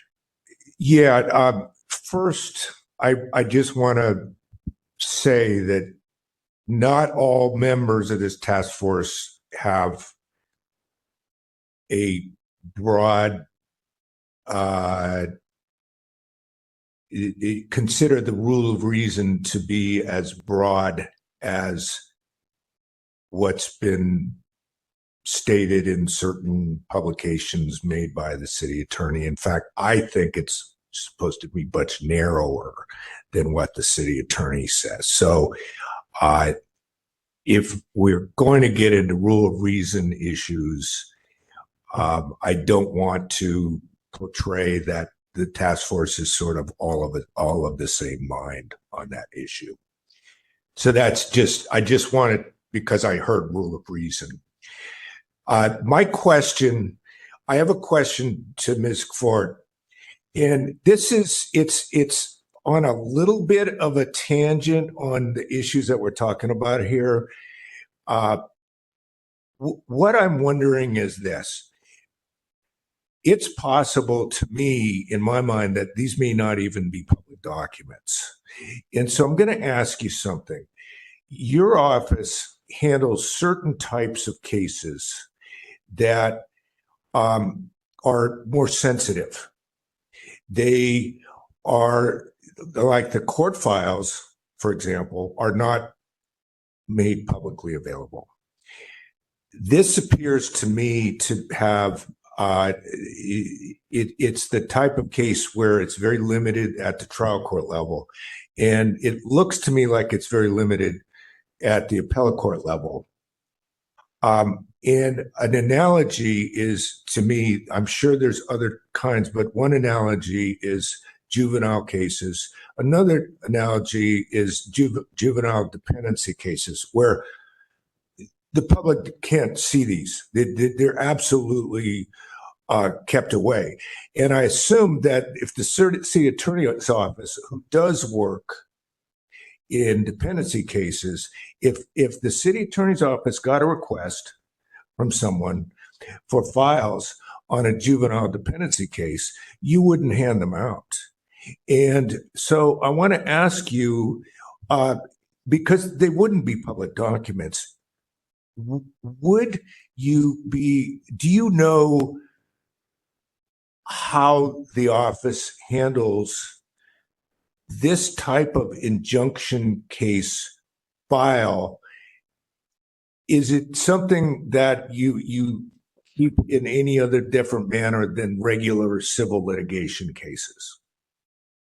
Well, I think that's an interesting question, because there are certain types of cases that do handle sensitive information that we handle, like you said, child dependency. Taxes are another one where the information is just much more confidential. And so I think it would be on a case-by-case basis depending on what was requested, but there would certainly be some heavy redactions if not we withheld the documents entirely. But I think this brings up an interesting point, because a party to the case would not have the same restrictions that just a regular member of the public would have. So by the party in the case going to the court to get the documents that they are entitled to in the case, they might have greater access to those documents, lighter redaction, etc., than if we were to just get a public records request from a different member of the public, not party to the case, and we would have to go through and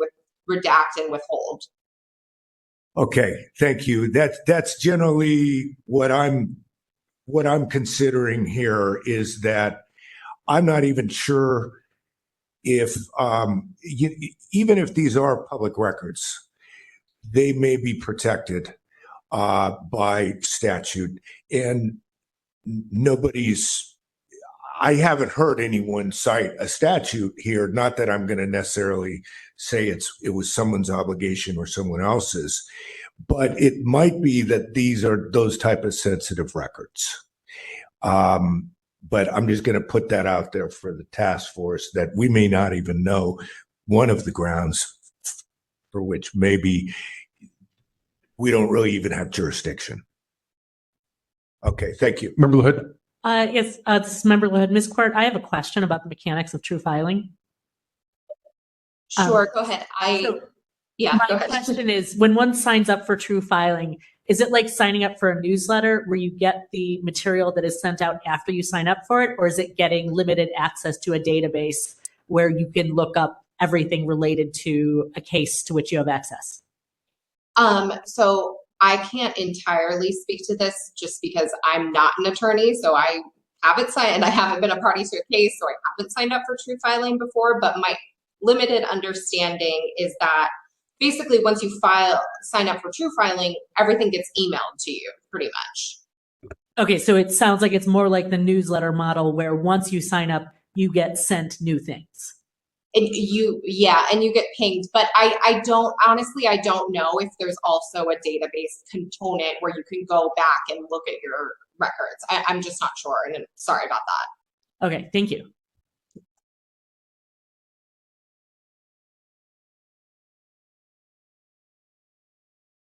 Okay, I don't see any other questions, so we can, I think, move to rebuttals here. Okay, we're going to start with the respondent. So, Ms. Court, you'll have 3 minutes, and then we'll move on to the petitioner to finish up. So, Cheryl, when you're ready. Ms. Court, are you ready? Yes. Go ahead. Thank you. I don't think that I have much to add other than, there's a couple of documents in here that we didn't quite talk about yet. There's several proofs of services before at the Superior Court level, just to show you all that the petitioner was indeed served with documents at the Superior Court level. But basically, our main point is that we have shown in Exhibit G that the petitioner did sign up for true filing in the petitioners. It's key in their opening brief to the California Court of Appeal at that time, the opening brief, which is basically the start of a case. So they should have had access to all of the documents that the city had access to as a party in the case via true filing from that point on.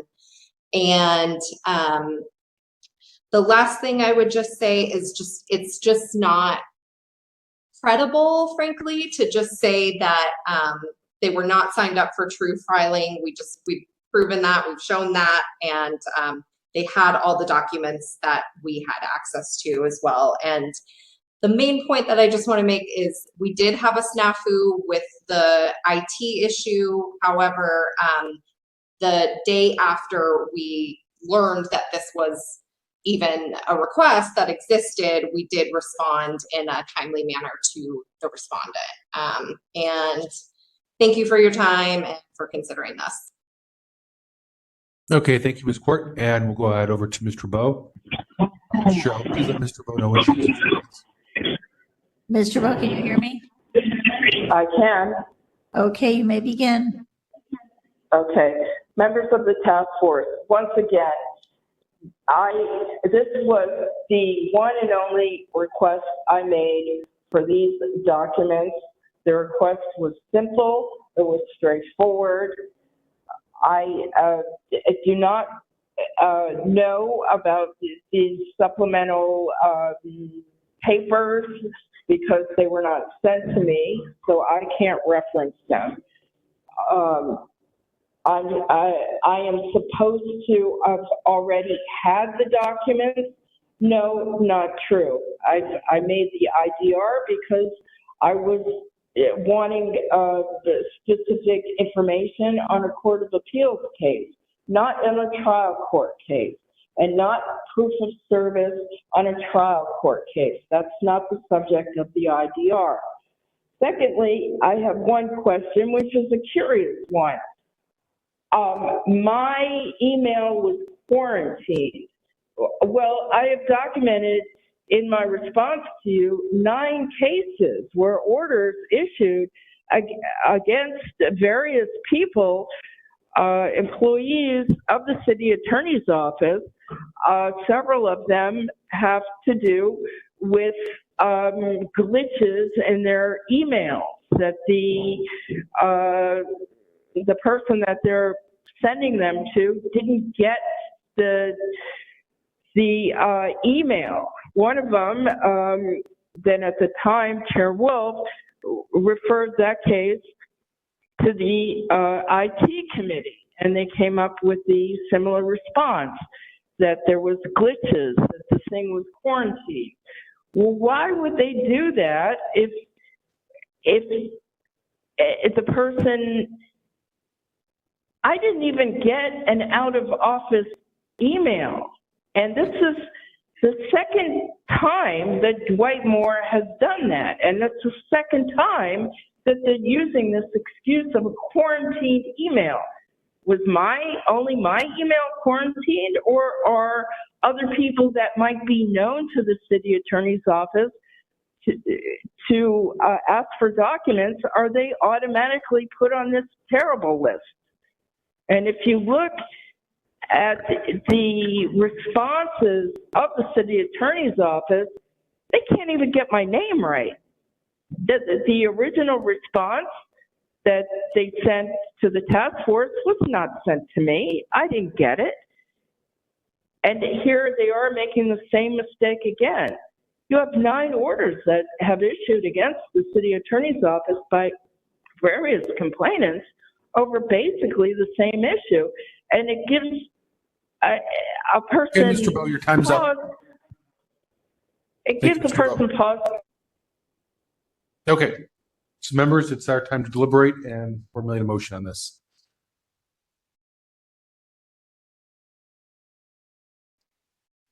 Mr. Chair. Yeah, go ahead, Member Wolf. Yeah, I just want to follow up on the line of questioning that Member Schmidt brought forward with regards to, are any of the documents here protected under some section of law?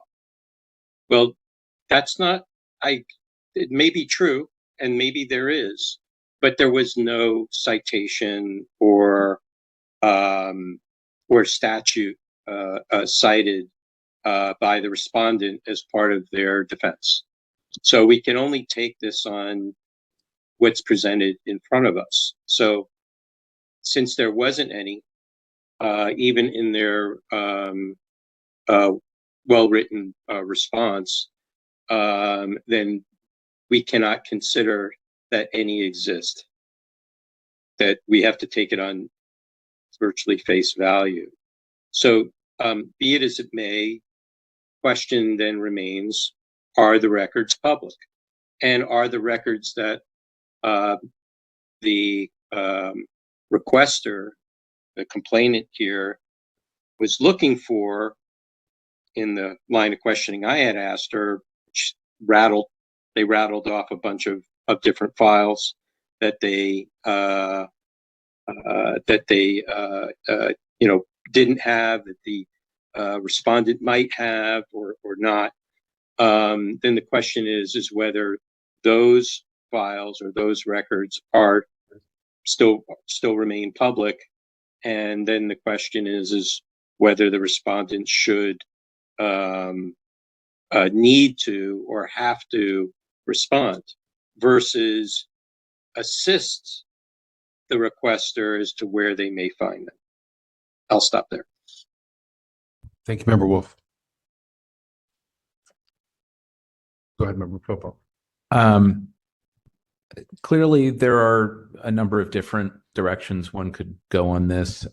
I suggested a couple of things earlier to Ms. Court that I think could have improved their response, but I don't at this point think that any of those suggestions are fatal. And I am at this point largely persuaded that as soon as the city attorney's office became aware of the request, that they timely responded a day later,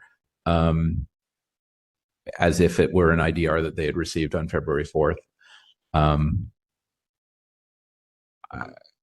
It seems to be arguable whether or not the city had an obligation to provide documents that the city reasonably believed that petitioner already had or had access to.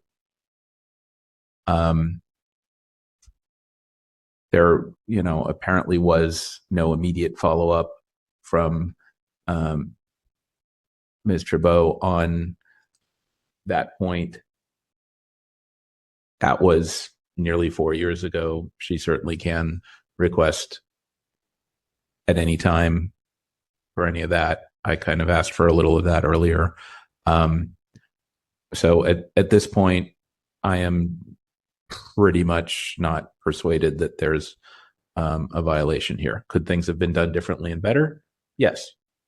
But a violation of the ordinance in the narrow on its face, I'm not seeing it right this second. If people want to argue otherwise, I'm still listening. Member Pilpel, you stated that she did not follow up, Ms. Drouot did not follow up to Ms. Coolbrith. Is that part of what you said? It doesn't appear to me, maybe if you can point somewhere. What I'm finding is that, she didn't respond as far as I can tell directly to Ms. Coolbrith, but it looks like in the packet on February February 12th, this is the online packet, that she followed up with an email to us at Right. the task force, No. right? So it sounds like she wasn't satisfied at the time by Ms. Colbeth's first response. Right, but that was to the task force in the context of a complaint, right? Mm-hmm. I mean, I don't want to get too deep into this, but let's just say the city has, and this task force has a long history with this requester. Right. Very much so. And there have been issues of wrong email addresses and postings and Arts Commission and street art, all kinds of things. So I'm just trying to keep it very narrow on this particular complaint. I guess to me, to a certain extent, the case is coming down to, does the city have an obligation to provide records that they believe that the person would already have in their possession, even if it comes from the city? So for instance, I'm just trying to think of something else that might be somewhat related. Let's say that you submit a request for 3 years worth of water bills that were sent to you, by the city. No, you've been audited. You have a business, and you want to write off your water bills as tax deductible. You didn't save your water bills, and now you're being audited. You need copies of them. So you go and say, hey, I want the last 3 years of all the water bills you sent to me. Could the city come back and say, hey, we mailed you to those water bills for the last 3 years. We don't have to give them to you again. And that would be concerning to me, because I could see where someone may need to request records again that the city may have at one point already provided to them. Member LaHood? Yeah, this is Member LaHood. We have definitely seen other cases where members of the public requested records, including things they had sent to departments. And when the department said, no, we don't have anything, it was sort of a test of responsiveness, knowing that they had sent emails and they weren't even getting their own emails back was a sign that either the search wasn't being done properly or they were being denied for some other reason. Mr. Chair. Hang on one sec. I have Member Sugarman here first, then you, Member Wolf. Go ahead, Member Sugarman. So they're all a little murky to me, even after all this discussion. It seems to me that there's a question about whether there are certain court documents or documents that were filed with the court, and whether they were originally in her possession, like ones that she had filed versus ones that were part of the case, right? And so and then there was a question, or at least something that I thought was brought up by Member Schmidt, about whether those documents are necessarily public to begin with. And I just want to posit one thing, that I spent 5.5 years as a legal affairs reporter, and the access of those documents was pretty much like the bread and butter of my existence, and it wasn't a foregone conclusion that they were readily available or that you would get a complete set of documents. And it was different with every court. So, I'm just now looking at True Filing because it's not something that I personally had a lot of experience with. So, basically it's just on a very case by case basis. So for me, my question is not one, to anyone that's not to the petitioner or respondent, but basically just like kind of like this unanswered question that I didn't hear come up from either of them. But it's just basically what was the access to this case file like, and was that public? Were those public documents? I guess that's it for now. I have Member Wolf, then you, Member Stein. Go ahead, Member Wolf. Thank you. I just wanted to also add to another scenario that Member LaHood was along her line is for corroboration. Sometimes people ask for the same documents on similar subjects from different sources to corroborate. We've had a pretty well-known case for us, was Gooding versus Reckin Park, where the complainant had evidence from a third party that the Reckin Park denied ever having. And then they showed the evidence here. They presented it as part of the record, despite the respondent still denying that they had it. and it ended up being the proverbial smoking gun. So, there is purpose lots of times for asking for the same information from multiple sources.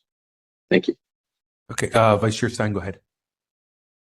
Yeah, I'm trying to go back and look at these earlier requests and how close they were in time. But I do want to say, this is the first time that I'm really looking now at true filing because we have documentation that the petitioner had access to it.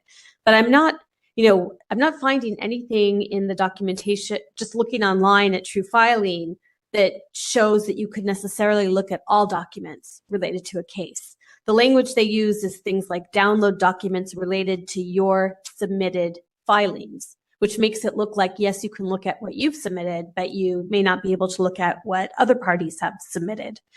So I just wanted to raise that point. I just want to add very quickly too, there's no necessary, it's not necessarily clear either with the filing systems that that's ever going to be free at all. So in terms of access to those documents, if for some reason a public records request is something that's viable, it definitely could be more cost prohibitive to use any public, I'm not all of them, but many of them, any ones that are connected to public court systems still might have fees attached to them in order to access and download documents.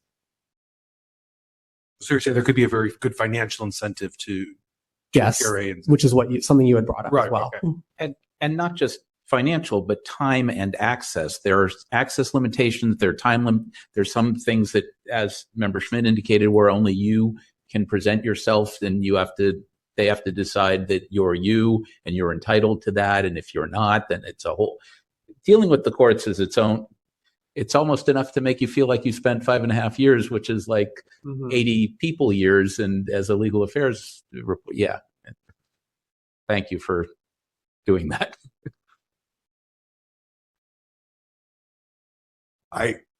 If I could just say something factually, this proof of service that the city attorney said, the proof of service that city attorney said indicated that she was using this true filing early on. It doesn't indicate that to me. All I read is that she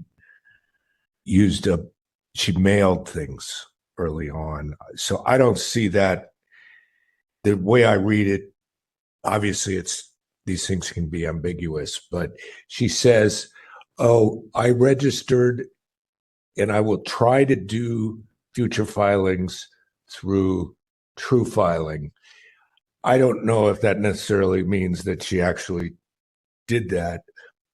This does look like it's a proof of service by U.S. mail, from what I can tell. That's the proof that's dated September 16, 2019. I'm not saying that's going to sway me. I just wanted to note that.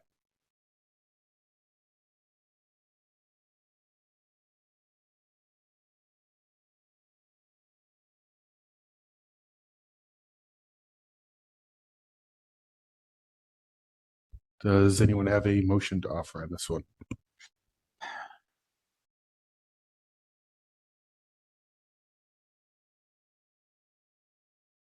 Like Bill's original motion.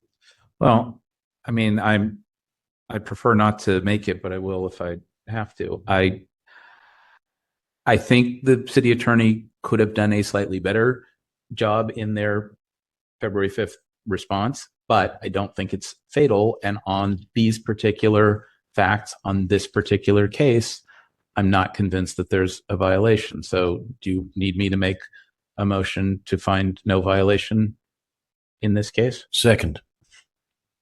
All righty. Okay, so there's a motion by Member Pilpel, seconded by Member Highland to find no violation. Let's go ahead and move to public comment on that.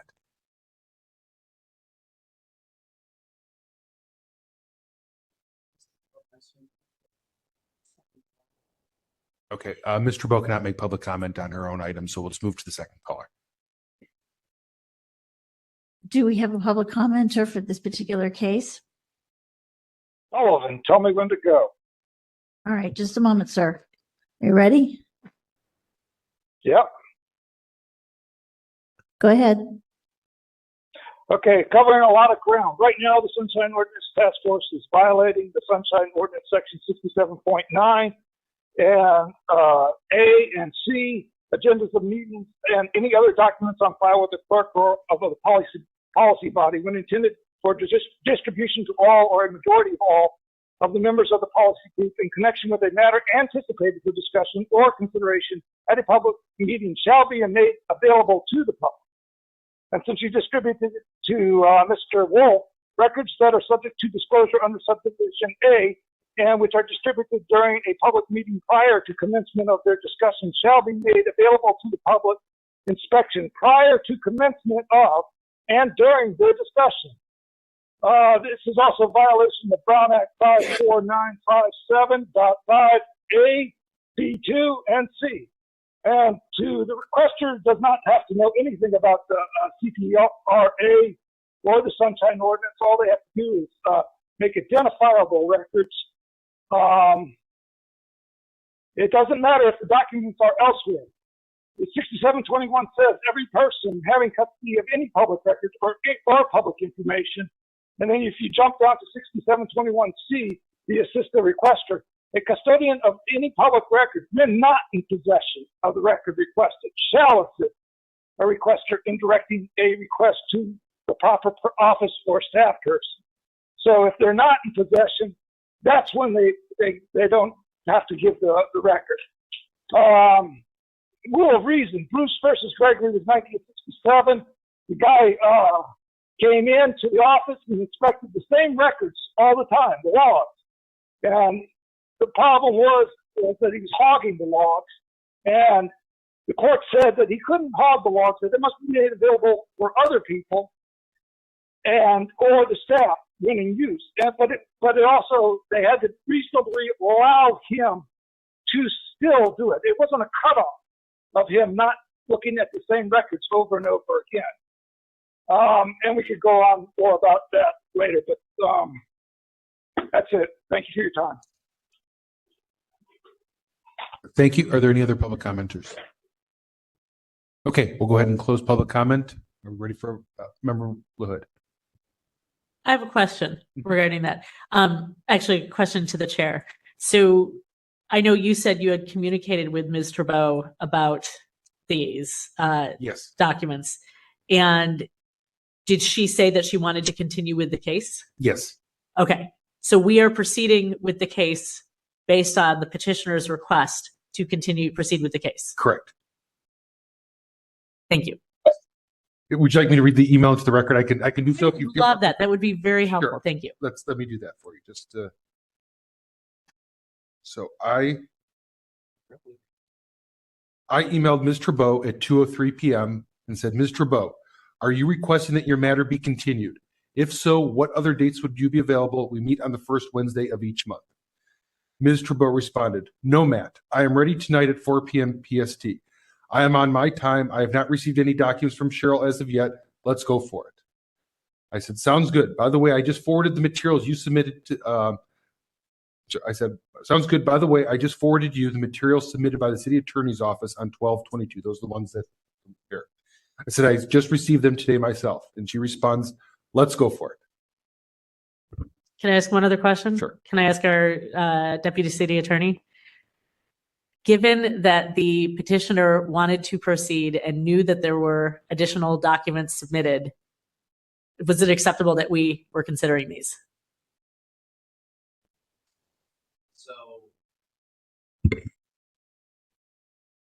Without an in-depth review of the file, I don't think I'm going to be able to give you an answer at this time.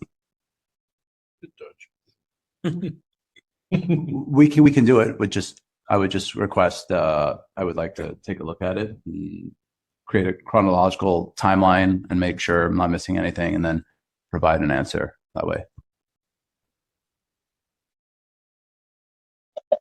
Mr. Chair.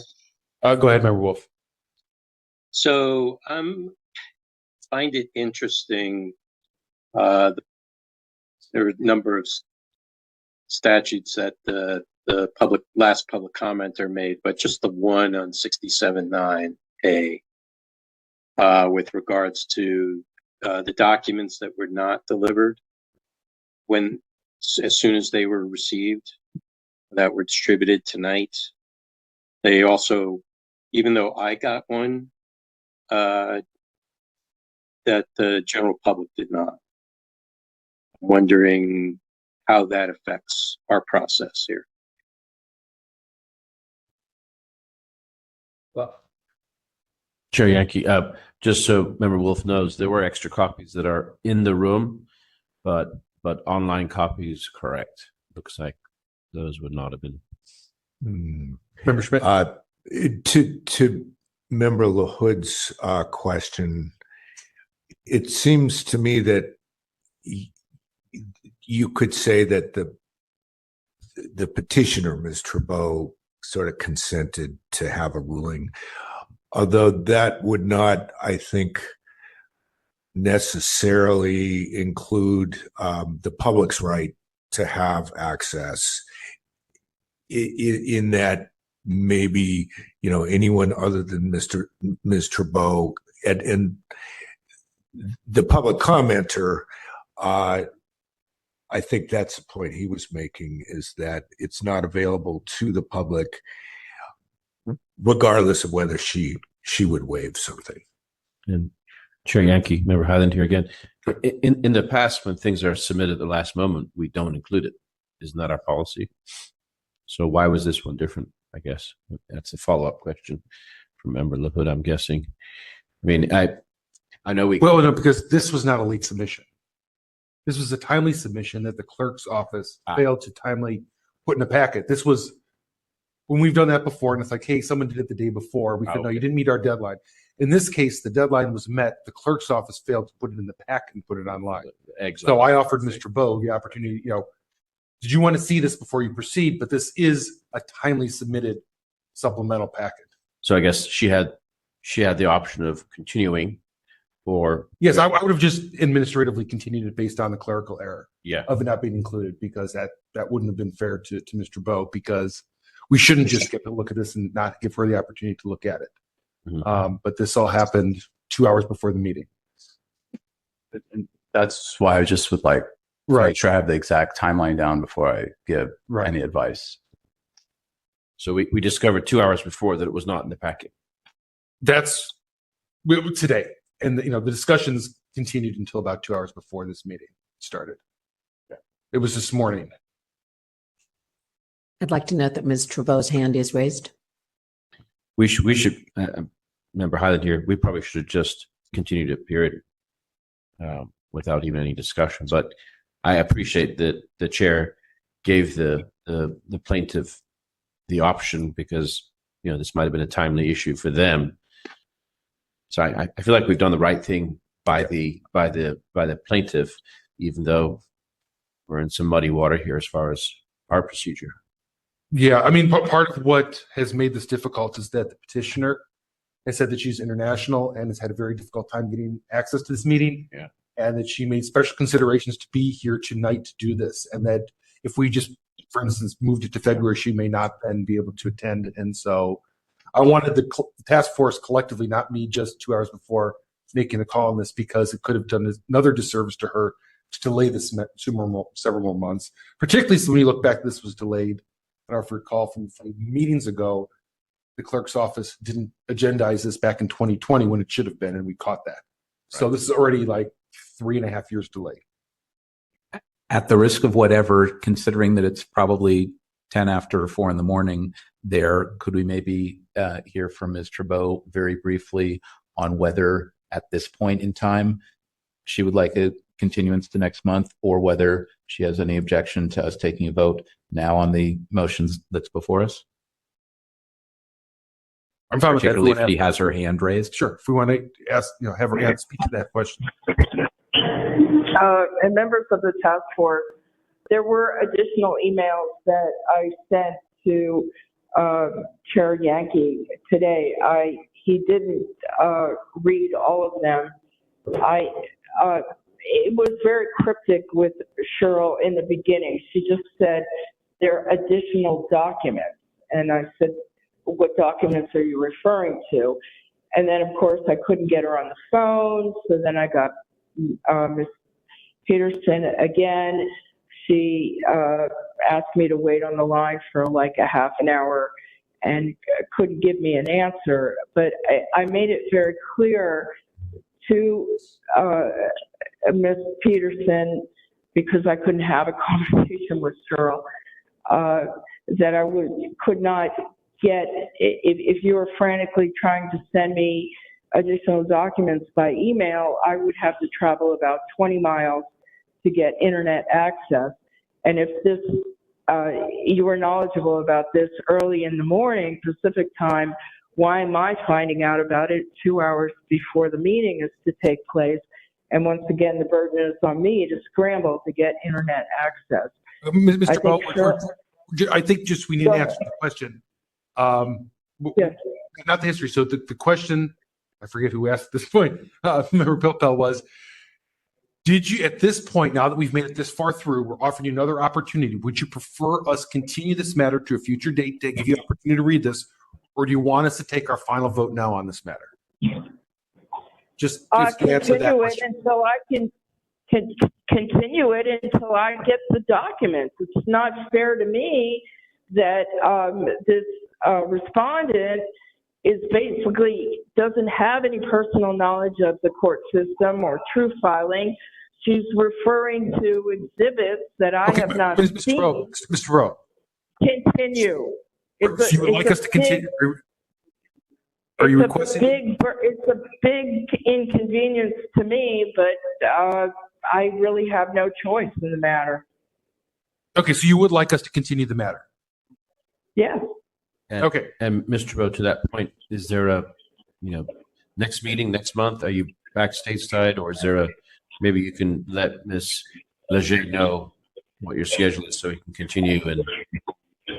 Honestly, I am on a Ford Foundation grant restoring frescoes in Italy for a year. I left in December, which is why I wanted it to take place at the December meeting. And I will not be back in the United States for at least a year. Kind of hard for me, but Mr. Bo, can you appear? We're not asking you to come in person. Can you appear remotely at our February meeting? Yes, I would appreciate once again being high up on the agenda. Okay, and you'll have access to the internet to review the documents between now and then. Yes, I will. Okay. Or it could be right at the end of the agenda. That might be more breakfast time for you. Understanding. No, it's okay.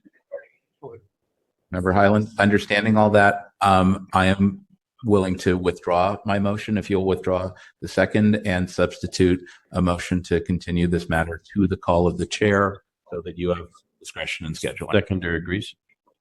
Okay. Can I make one request? That if there are additional documents or additional communications coming from the city attorney's office, that I be copied on these emails in a timely fashion.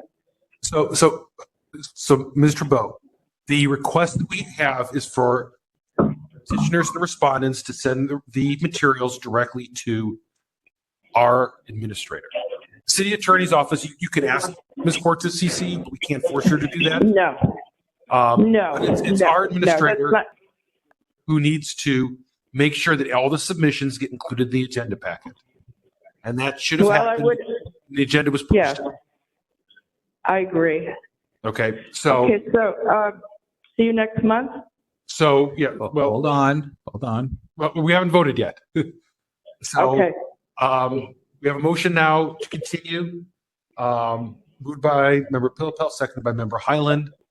Let's go to public comment on that motion since it's a different motion.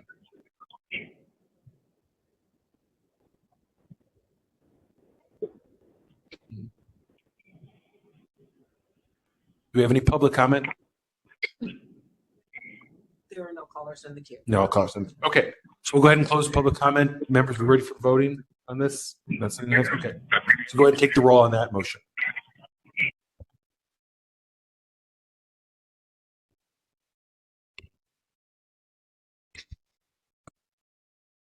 Member Pilpel? Aye. Member Pilpel, aye. Member Highland? Aye. Member Highland, aye. Member Anderson? Aye. Member Anderson, aye. Member Sugarman? Aye. Member Sugarman, aye. Member Wolf? Aye. Member Wolf, aye. Member Hill, absent. Member Schmidt? Aye. Member Schmidt, aye. Member LaHood? Aye. Member LaHood, aye. Vice Chair Stein? Aye. Vice Chair Stein, aye. Chair Yankee? Aye. Chair Yankee, aye. 9 in favor, 1 absent. Okay, thank you. And just so the parties know, I mean, we're not going to rehear this case all the way from the beginning. We'll have an opportunity. We'll shoot for February, assuming that works for all parties. February 7th, it would be. So you can put it on your calendars now for everyone involved, unless something comes up. Or But the morning of February 8th in Italy. Yeah, it will be February 7th, 4 p.m. Well, the meeting starts at 4 p.m. We start hearing planes at 5 p.m. And Mr. Robo, I will do my best to schedule yours as the first complaint. What's your? Okay, I was just gonna say, have her call me a week ahead of time in case she can submit. So you can talk to her. Go ahead. Ms. Trudeau? She's muted. Hello? Hi, Ms. Trudeau. This is Cheryl Leger. Cheryl, yeah, sure, you're more than welcome to send me an email, but keeping me on hold for a half an hour and trying to figure out what you're needing to say is Okay, a Ms. bit Trudeau. excessive. I just was going to make a request that if you need documents or you want to confirm what I have, might be a good idea to call me like a week ahead of time and we can schedule that call so I'm available at my phone and can take your call and we can have a discussion. I just want to make sure that I'm clear about everything that you need included in the packet. She hung up. Okay. And just, I want to emphasize it yet again to the clerk's office. We absolutely need everything that's submitted by the deadline in the agenda packet. We had to cancel our December meeting. This is now another item that's continued. We're not actually be able to take any action on items now till after 8:00 since we ended in November. So that's very problematic to our backlog and that just needs to be fixed. Okay. Let's move on to item number 9. Item number 9, file number 22010, complaint filed by Ron Cicero against the police department for allegedly violating Administrative Code Section 6721 by failing to respond to a public records request in a timely and or complete manner. On October 4, 2023, the task force moved to continue the matter until 2 months from October 4, 2023, and to seek more information from the police department, who will provide it in response to a list of questions that will be given to them by the task force. Okay, they're panelists. They're on. Okay. So we have Mr. Cicero's here and then Lieutenant Shepo, who's from the police department? Chris. Yes, Ron Cicero's here. Okay. Thank you for joining us, Mr. Cicero. And we have who from the police department? Lieutenant Chris Beauchamp. Okay. Okay. So this is a matter that's been continued. We've heard numerous times already. I believe we left off at the last meeting with collecting a series of questions the police department was going to try to answer for the task force. I know Vice Chair Stein compiled those and those were sent on by administrator to Sergeant Winters. My understanding is that Sergeant Winters is no longer handling this case and it sounds like Lieutenant Beauchamp will be now handling this. And so I think the most productive place to start, unless anyone else has an objection to it, would be to try to get the answers to those questions. So I don't know, Lieutenant Beauchamp, if you could try to brief us on the answers that you came up with to the questions that we had asked. Hello, Councilperson. Unfortunately, because of the shift of personnel and the shift of Sergeant Winters to a different unit, I never received those questions. They were sent to the two. Use your mic. Those questions. I know they were. Put it on the mic. Turn it off. Oh, couldn't turn it on. Yeah. Those questions, as Chair Yankee knows, were sent to Sergeant Winters. So Lieutenant Beauchamp, are you saying that Sergeant Winters did not forward those questions on to you? No, she did not. Okay, Sergeant Winters had also recommended the two other, I can't remember their names, two other people would be handling the media relations cases that she was. She said, get in touch with them. So I sent them the agenda. I sent them everything. they were Right, supposed right. I to. saw that. Yes. Right. Yes. So You know, included Beauchamp, so at least he would have an understanding of what we were trying to do here. Where's that in the packet? Where's what? Question. I'm not sure if the questions were in the packet or not. Did you include those in the packet, Cheryl? The questions that Vice Chair Stein sent to you?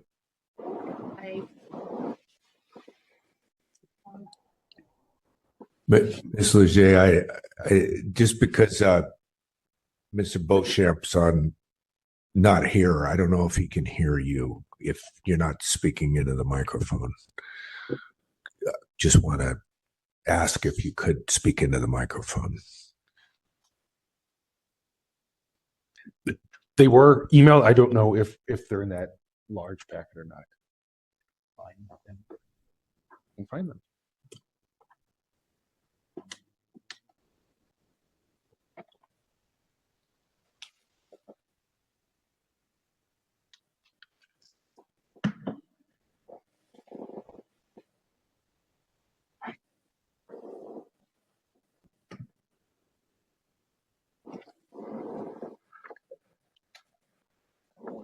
They were sent to Sergeant Winters, copying Vice Chair Stein, me, Victor, and Pat Peterson at the question. So as far as the police department is concerned, they're only sent to Sergeant Winters.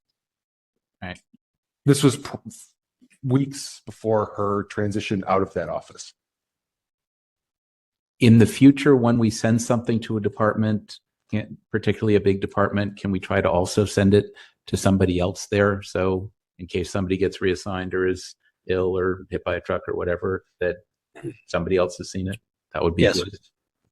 We are in the process of trying to get generalized emails for some of our departments so that one person isn't the sole point of failure. So something like pol.publicrecords at SF.gov would be great. Would be fantastic. That is definitely on my to-do list. Thank you. I recently took over the entirety of the legal department 2 weeks ago. So congratulations and condolences. My concern here on this one, and we can take whatever direction you want to go, everyone. Lieutenant Beauchamp, I think you're now the third, maybe fourth person who's come before us and said that they've now taken over this department. They have grand plans, and I don't doubt that you do. But these were concerns we had like 2 people ago, which is why we sent a letter directly to the chief saying this case needs attention. It can't be this evolving list of people who come and go, and this case gets dropped, and where we're at gets dropped, and we all start over at the beginning again. Mr. Cicero has been waiting for these records for months, if not years, at this point. It's been over 3 years. Yes. And it seems like we make progress, and then the police department reassigns someone else, and the new person comes in and says, I don't know where we're at. I don't have anything from the person who just left. They didn't turn it over to me. But give me all the information and I'll make sure this happens for you. And then we go through this process and then it happens again. And this is like the third time we're going through this, which is why, like I said, we wrote directly to the chief and said, we need someone constant on this case so it doesn't keep getting dropped. And yet again, it gets dropped. I'm not sure I want to go through this all over again from the beginning. But so, I mean, we had heard this in CAC a few months ago, and we were considering, or we had recommended consideration for a willful misconduct violation for this reason. And then Sergeant Winters came on and said, look, I am super committed. Let me take this. I'm going to get it through the finish line for you. And so we kind of, as task force, held off going that route.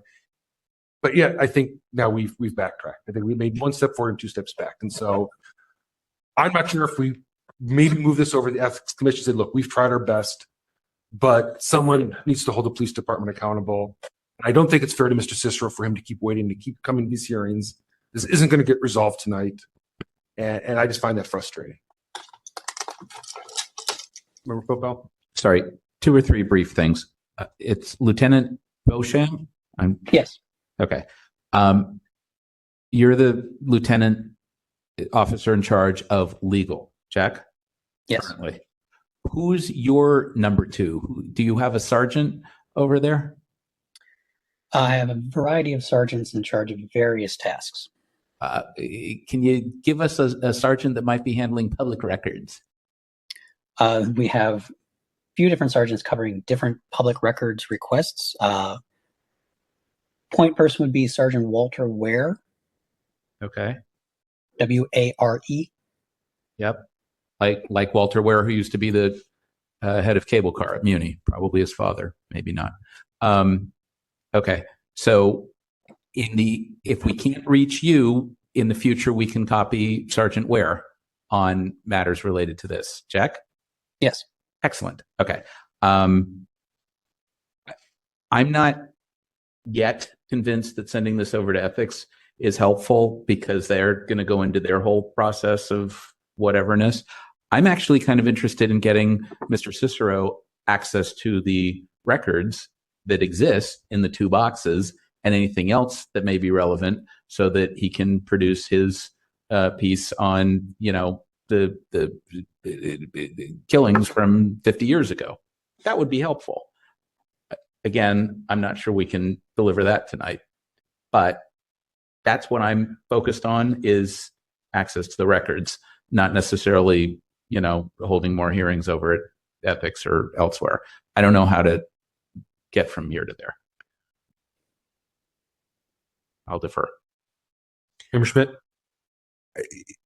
I generally agree with where Mr. Pilpel is, except I have to say that when we would come back again with this, I would want to expect to either be making a motion or voting for a motion that we do send this next time to me, that we be sending this to the Ethics Commission and making whatever findings, whether it's, willful failure, whatever. I think we're at that point. That's my opinion. I'm to respond to you, Member Pilpel. I mean, generally speaking, yes, of course, as we want to do. The problem is, I think that's been entirely unsuccessful. This case, I think, has worked its way through our before you've been here. Yeah.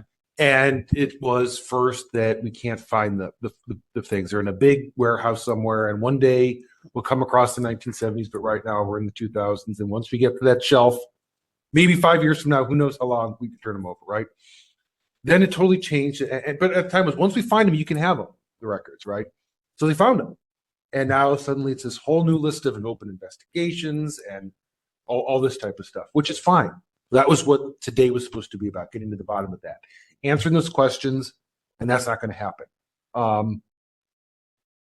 And so maybe we could resubmit the questions and we could drag them all back here next month, and maybe it'll be. But the concern I have is that this is a waste of our time. It's a waste, and maybe we hold that hearing, but separately send it over. I just have a major concern with the amount of time that this is taking, because every minute we're giving to this is someone else who isn't before us right now hearing their complaints. We talk about backlogs and such, and having Mr. Cicero's case before us this many times because the police department fails to have someone accountable for this, I think is an injustice, not for Mr. Cicero, but for everyone else who has files in front of us.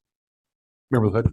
Yeah, sorry, trying not to spill my coffee. I have a couple of questions for Lieutenant Beauchamp. Yes, ma'am. Do you know why you're here today? Only in the most general terms possible. I've had a brief conversation with Lieutenant Sanders over in Homicide, who briefed me generally regarding this PRA request.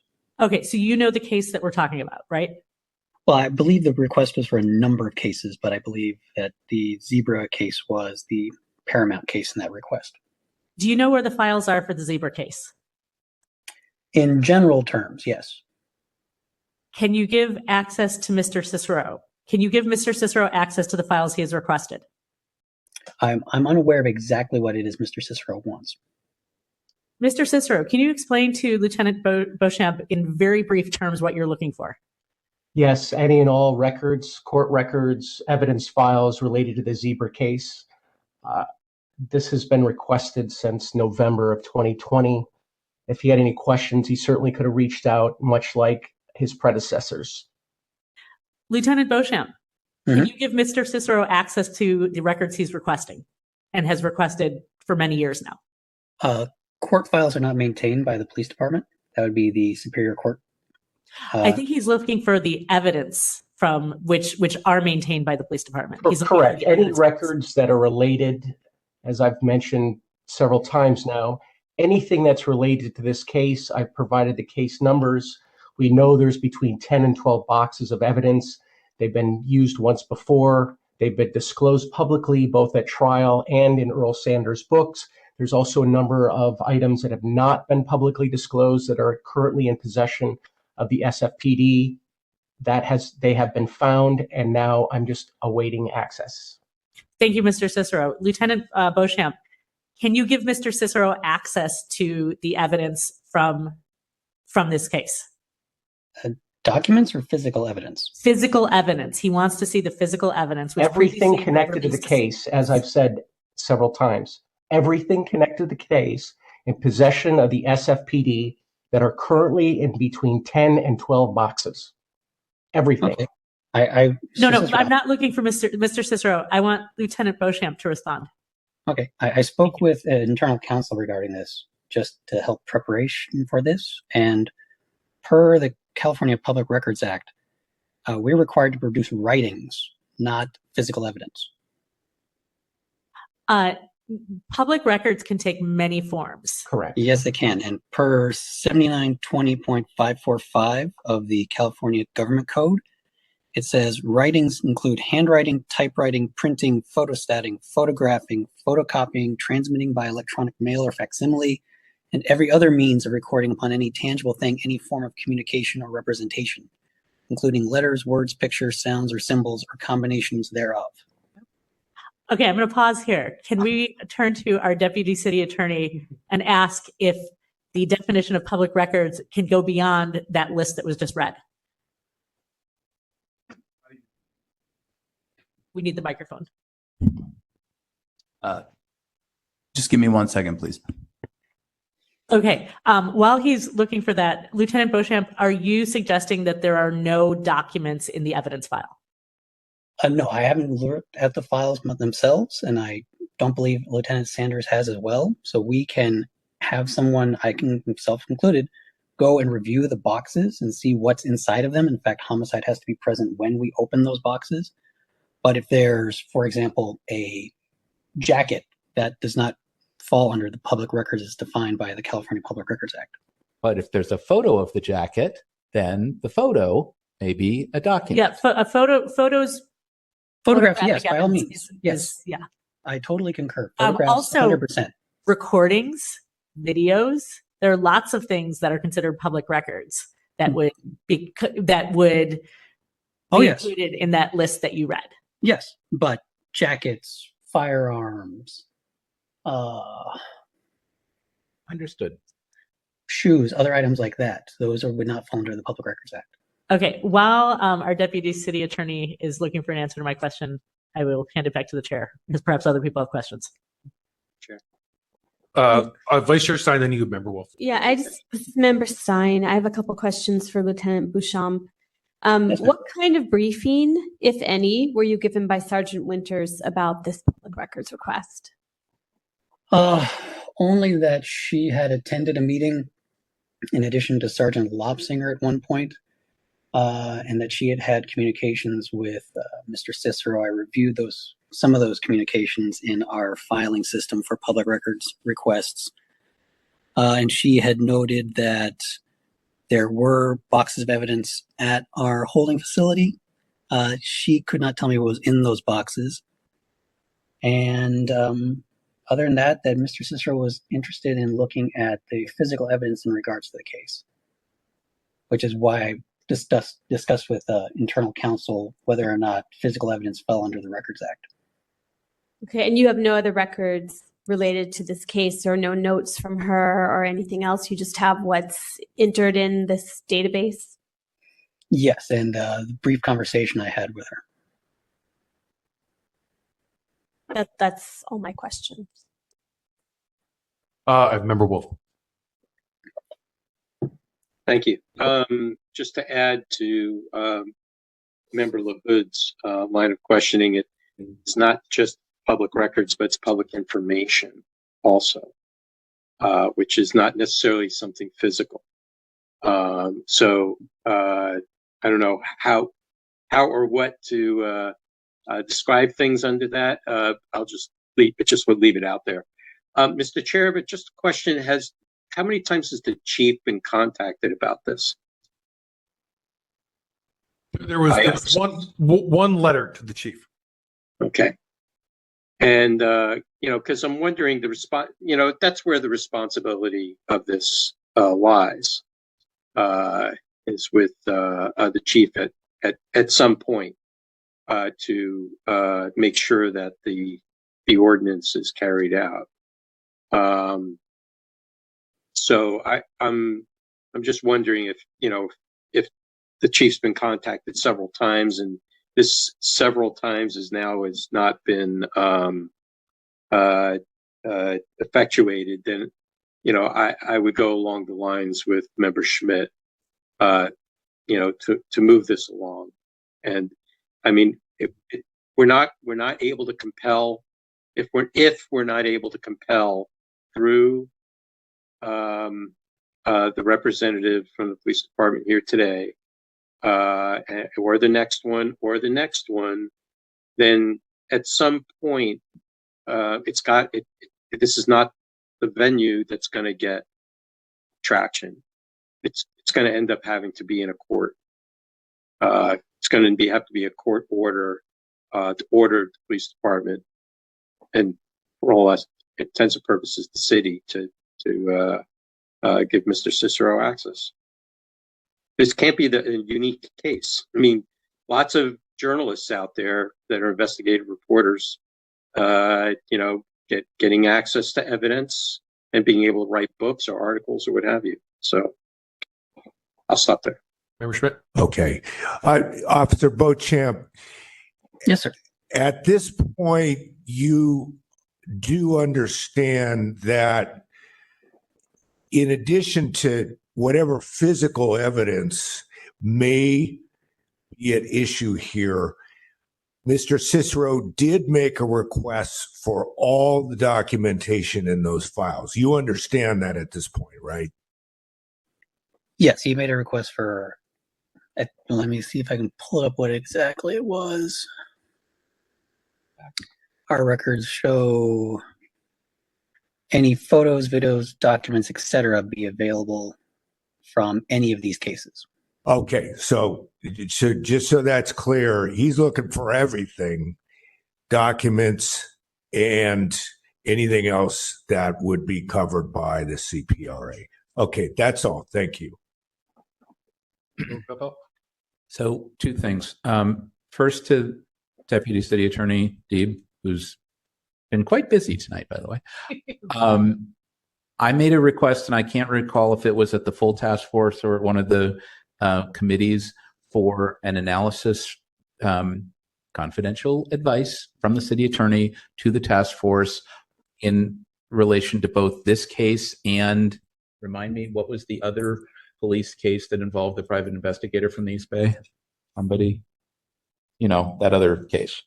Anyway, there was another case that involved the police, and I asked for an analysis of the CPRA, and in particular the law enforcement provision there, and how we can interpret that when another agency has an interest in a case and has expressed an interest, and Is that still in the works in your office? That was not a simple immediate response. That was like a research project. So that I don't know which deputy city attorney was directed to. It probably is being researched. Okay. Can you check on that? I can follow up on that. Yes. Okay. Yes. Because this issue of how much they can do and who has what and the balancing and all of that. Yes, it's very much clear. before us. Are we talking about former Government Code 6254F that is now 790 23 wherever it 600 got renumbered, investigation privilege. and 67 point, what is it, 24K? Am I correct? D? Maybe, Yeah, like I yeah, said. okay. D, yes. About what information can be released. Right, and trying to reconcile those two sections. Yes. And here, whether it's the police department or the DA, whether they're operating as a state officer or a local officer, how much discretion do they have when a request is made? How does the statute of limitations on a murder case or other types of things play into this? Essentially, when is an investigation complete and there is no longer any public interest in non-disclosure, and the public interest in disclosure is greater or substantially greater, outweighs and so they no longer have any discretion to withhold. That's where I'm going with this. So as far as Government Code 7923.600, the investigation privilege. Yeah. That's what I refer to it as. So my research has indicated that is an indefinite privilege, even after the case is closed. That privilege continues, right? However, there may be other avenues to obtain other information from the case.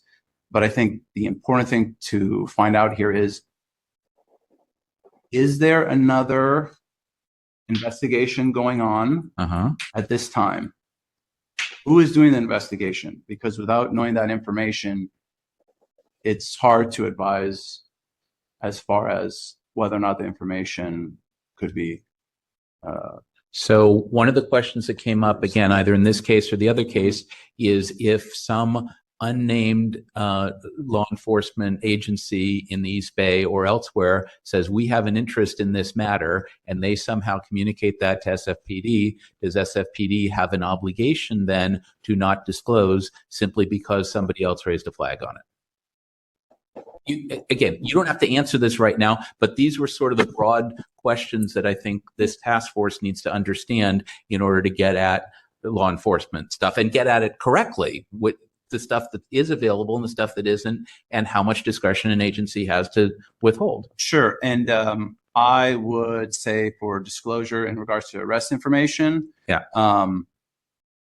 a state or local agency shall disclose the information, that there's a specific criteria that they can disclose. However, if it says, except to the extent that the disclosure of a particular item of information would endanger the safety of a person involved in an investigation or would endanger the successful completion of the investigation, then the information doesn't have to be disclosed. So there they have some limited discretion. Yeah. Yes. And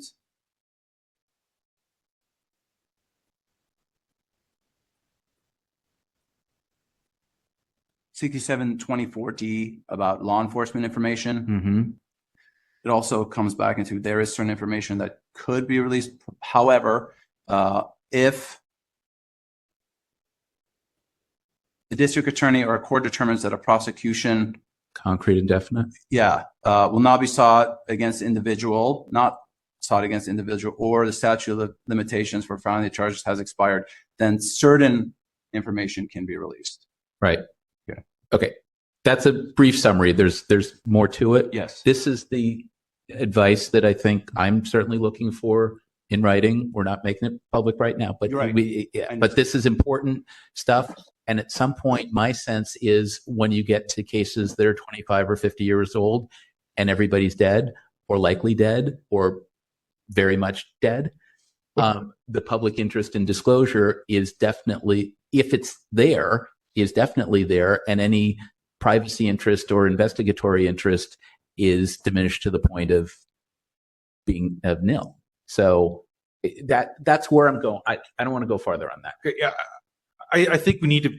Okay, and then the other question I was going to ask Chair Yankee, if you want to read those questions to tonight to sure, that's I'll get you that might be helpful. So at least get that. We have 4 more complaints to hear tonight. All right. Okay, so I think we need to figure out tonight where we're going to go with this, and we're not going to solve this case tonight. So I think we need to figure out a course of action which more is productive, so we can hear a reminder 4 cases. That's part of the concern I have here. So if we do want to start again, and we can if that's what the task force wants to do, start again, and we can ask Lieutenant Beauchamp these questions, and we can reschedule this again a month from now. And, we've sent one letter to the police. We made a separate motion several months later telling the police chief to come to our meeting, and Sergeant Winters at the time said that she talked to the police chief and that he designated her to come. So he's now been 2 times notified of this.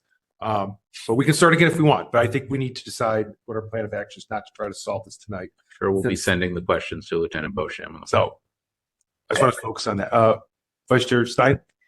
I may be off topic then because I was going to, I have the questions in front of me. People wanted to hear them, and several of them are aimed at trying to understand. Okay, several of them are aimed at trying to understand, like, what is this other investigation and how does it impact the release of the documentation? So I can just read them. There are 10 pretty concise questions that came out of our meeting, and Lieutenant Beauchamp, you might want to note these, and they can also be sent to you. But the first question was, how is the SFPD notified of open investigations undertaken by other agencies that involve evidence under SFPD's control? That's the first question. Then, can you provide any written policies or protocols that govern SFPD's responsibilities with respect to third parties who are undertaking investigations for which the SFPD holds evidence? Can you provide documentation of any open investigations involving access to evidence requested in file number 22010? Can you provide the names of the agencies undertaking open investigations that may affect your ability to provide access to the evidence requested in file number 22010? Can you provide a description of what is being investigated by third parties that affects your ability to provide access to this evidence? Can you provide a list of the evidence in SFPD's possession that is responsive to the requests made in file 22010? That kind of goes on. Can you explain in writing why each item under your possession requested in file 22010 is subject to withholding as per section 67.27 of the Sunshine Ordinance, and indicate how the disclosure of this evidence would endanger the successful completion of this related investigation? And please indicate whether any audio or video recordings are held in the evidence box, and if so, why they are being withheld in light of the California Government Code on Access to Public Records, 7923.625A1. So a lot of it is trying to understand what is the nature of these other investigations and how do they impact what the evidence is that you hold, or what the documents that you hold. Appreciate it. Thank you, ma'am. I just want to get some clarification, though. You refer to this under its file number. Mr. Cicero's initial filing was for a multitude of cases. Have we narrowed this all down to the zebra case specifically? Or are we talking about every case in totality? I believe that 22010 just dealt with the zebra case, but I could be wrong. I don't know if anyone else wants to correct that. Correct. It was a zebra case. Okay. Thank you. I have a question. Go ahead, Member Anderson. Pardon me. Member Anderson, to Lieutenant Beauchamp. Did Sergeant Winters give you any indication that she discussed this case, or is there any notation that she discussed this case with the city attorney's office, and on which way the police should proceed as far as responding to this request?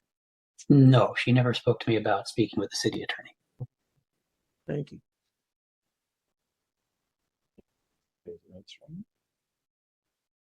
Will I have a chance? This is Ron. Will I have a chance to weigh in for a minute or two? Or Sure. What I'll do, I'll give each of you 3 minutes just to make any final statements you want to on this before we decide how to move forward on it. So go ahead, Ms. Cicero. We'll start with you for 3 minutes. Are you ready with the timer? Say when. Go ahead, sir. Great. Thank you so much. I appreciate everybody's time. We're going on into our 4th year on this, which is sort of both extraordinary and shameful at the same time. There's not a lack of an ability to turn these records over. There's a lack of will. And we've heard several reasonings why the records can't be turned over. And I think everybody on the council has heard those reasons, and then also heard why those reasons did not hold weight. Now we're back in the exact same place we were a year, 2, 3 years ago. And I think it's time to turn this over to the ethics committee, because it's a lack of will. It's not an ability. We've heard that another organization was investigating this case, a case that's 50 years old and has been noted most of the people are dead. And yet, after time and time again, we've asked the department one question: who is this other organization? And that question has not been answered, not because they can't answer it, because they don't want to answer it, or maybe because there is no answer to that. So again, I'm just going to please ask to send this over to the ethics committee, because at this point, it's the only thing that's going to seem to influence change or action. Thank you. Thank you, Mr. Cicero. We can give 3 minutes to Lieutenant Beauchamp too, if he wants to speak. Thank you, task force members. I appreciate it.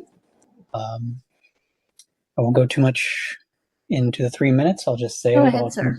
Oh, I'm sorry. Thank you, task members. I appreciate it. I'll do my level best to make sure that the department fulfills its requirements per California Public Records Act.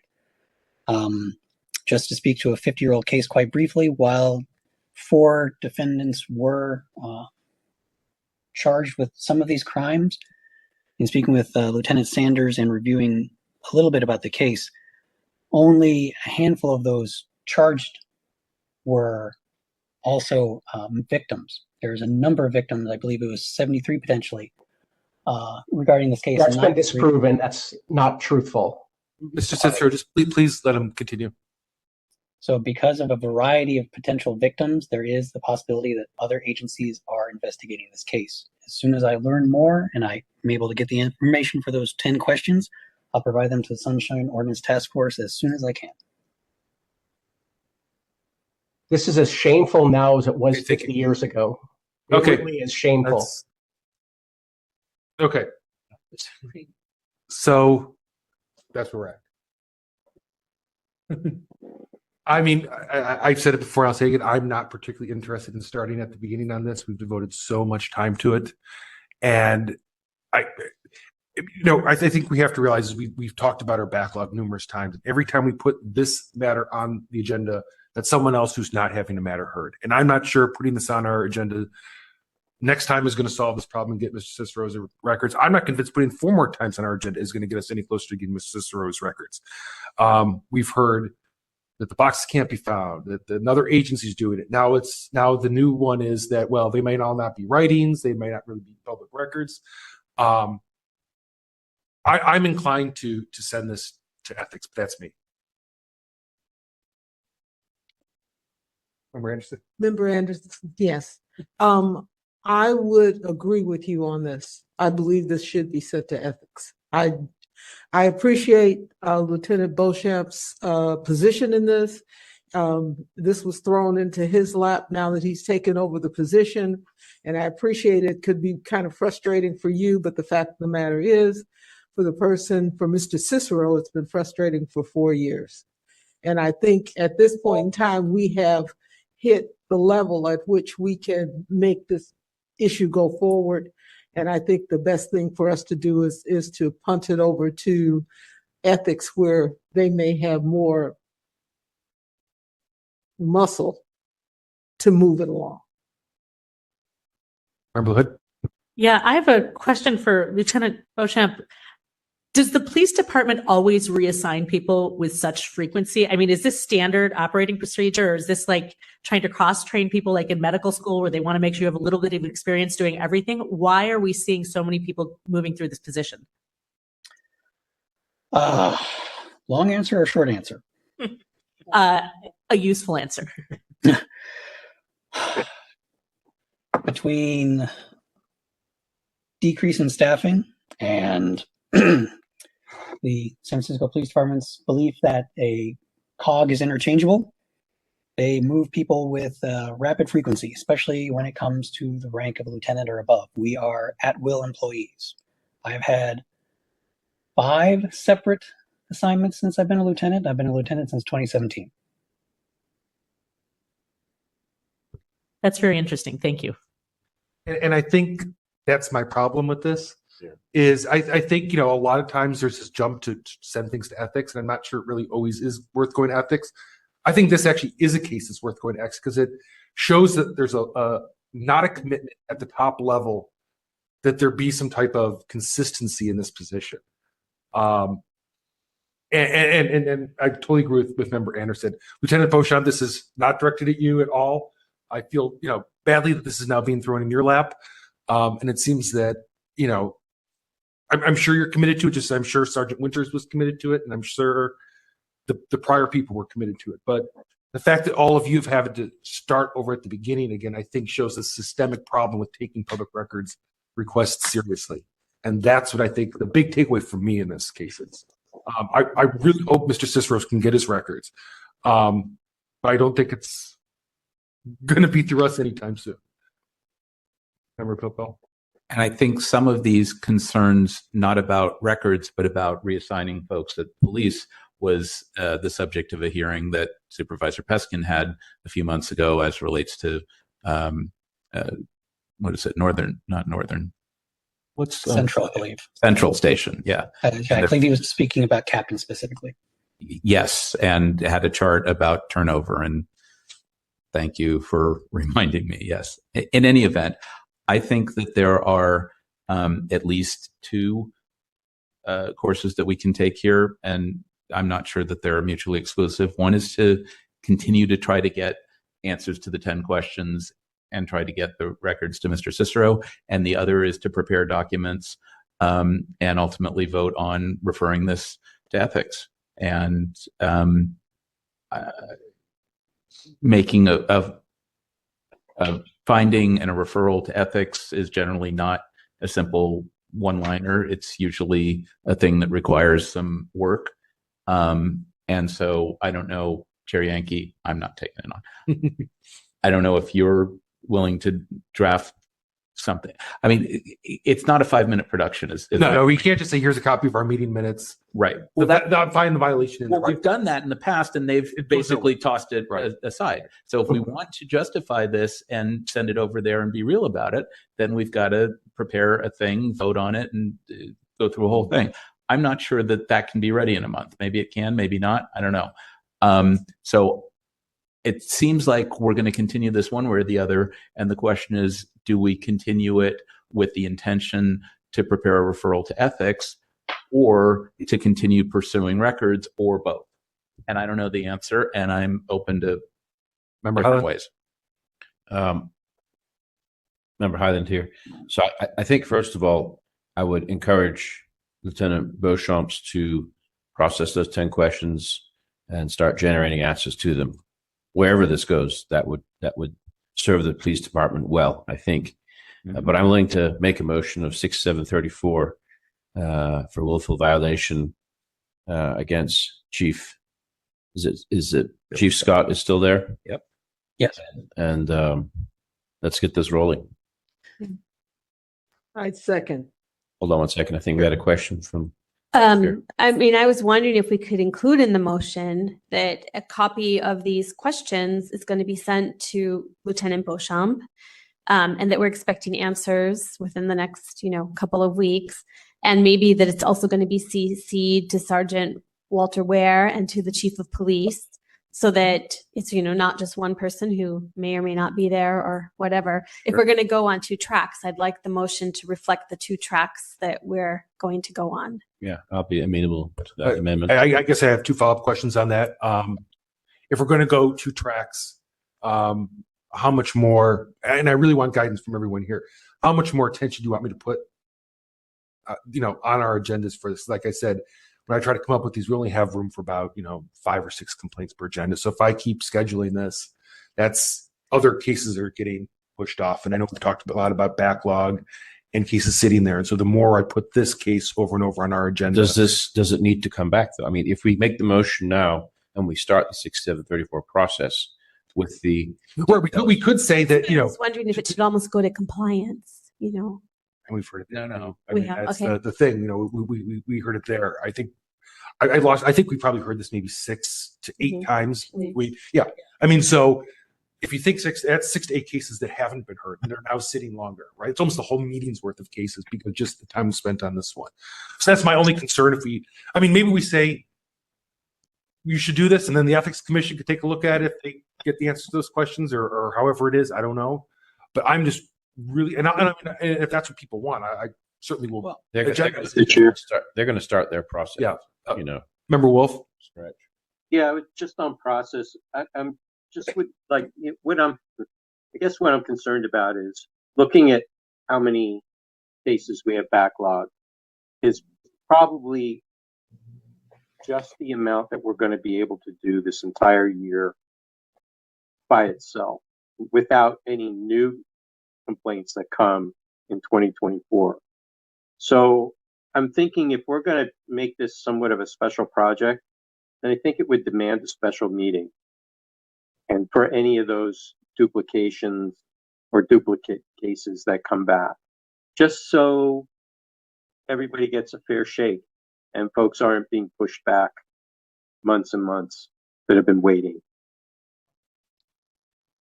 Member Popo? So to DCA Deeb, and sorry to give you all this work tonight. Do you believe that based on tonight's agenda, particularly 9A, hearing on the complaint and potential enforcement action, that we have enough grounds to pass this motion to find a 67.34 violation? And could we simply vote on this and wash our hands of it, authorize the chair to prepare a referral and get this over to ethics and let them do whatever they're going to do with it? You want to think about that for a moment? I would like to think about that. And, well, I do have an answer.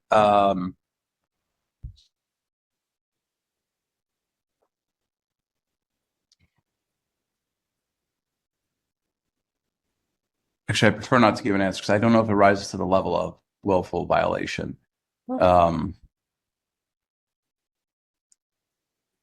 Chair Yankee. The frustrating part here is not having the because tonight the information about the questions was not provided.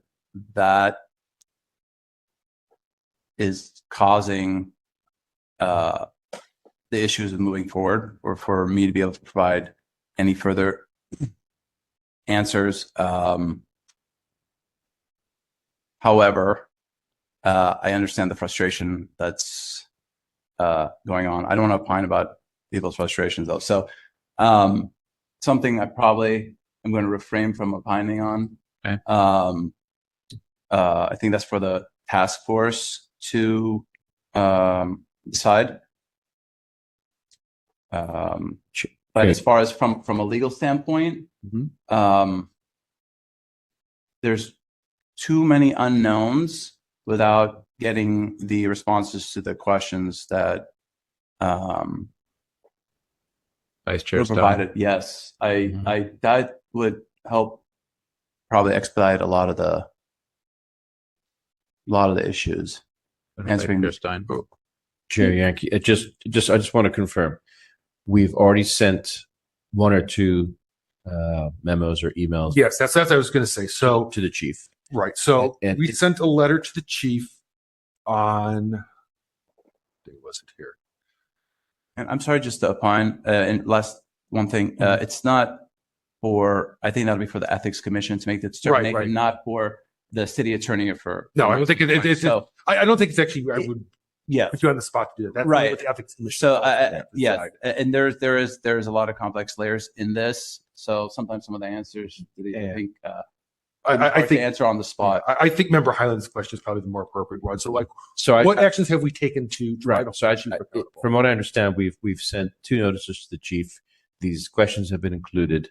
The chief's response has been to continue to send someone else in his stead, although we've directly asked for him to be present. And then the last move is to switch that person with a new person. That's exactly right. So that to me is almost obstruction.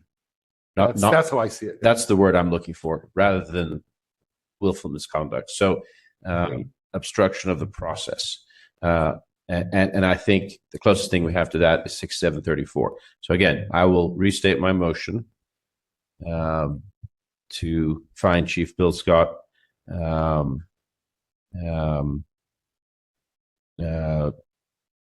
or make a motion of 6734 directed to Department Head Chief Bill Scott for not responding, not showing up, and basically obstructing this case. And with the amendments that Vice Chair Stein hopefully will add, if she were to second the motion.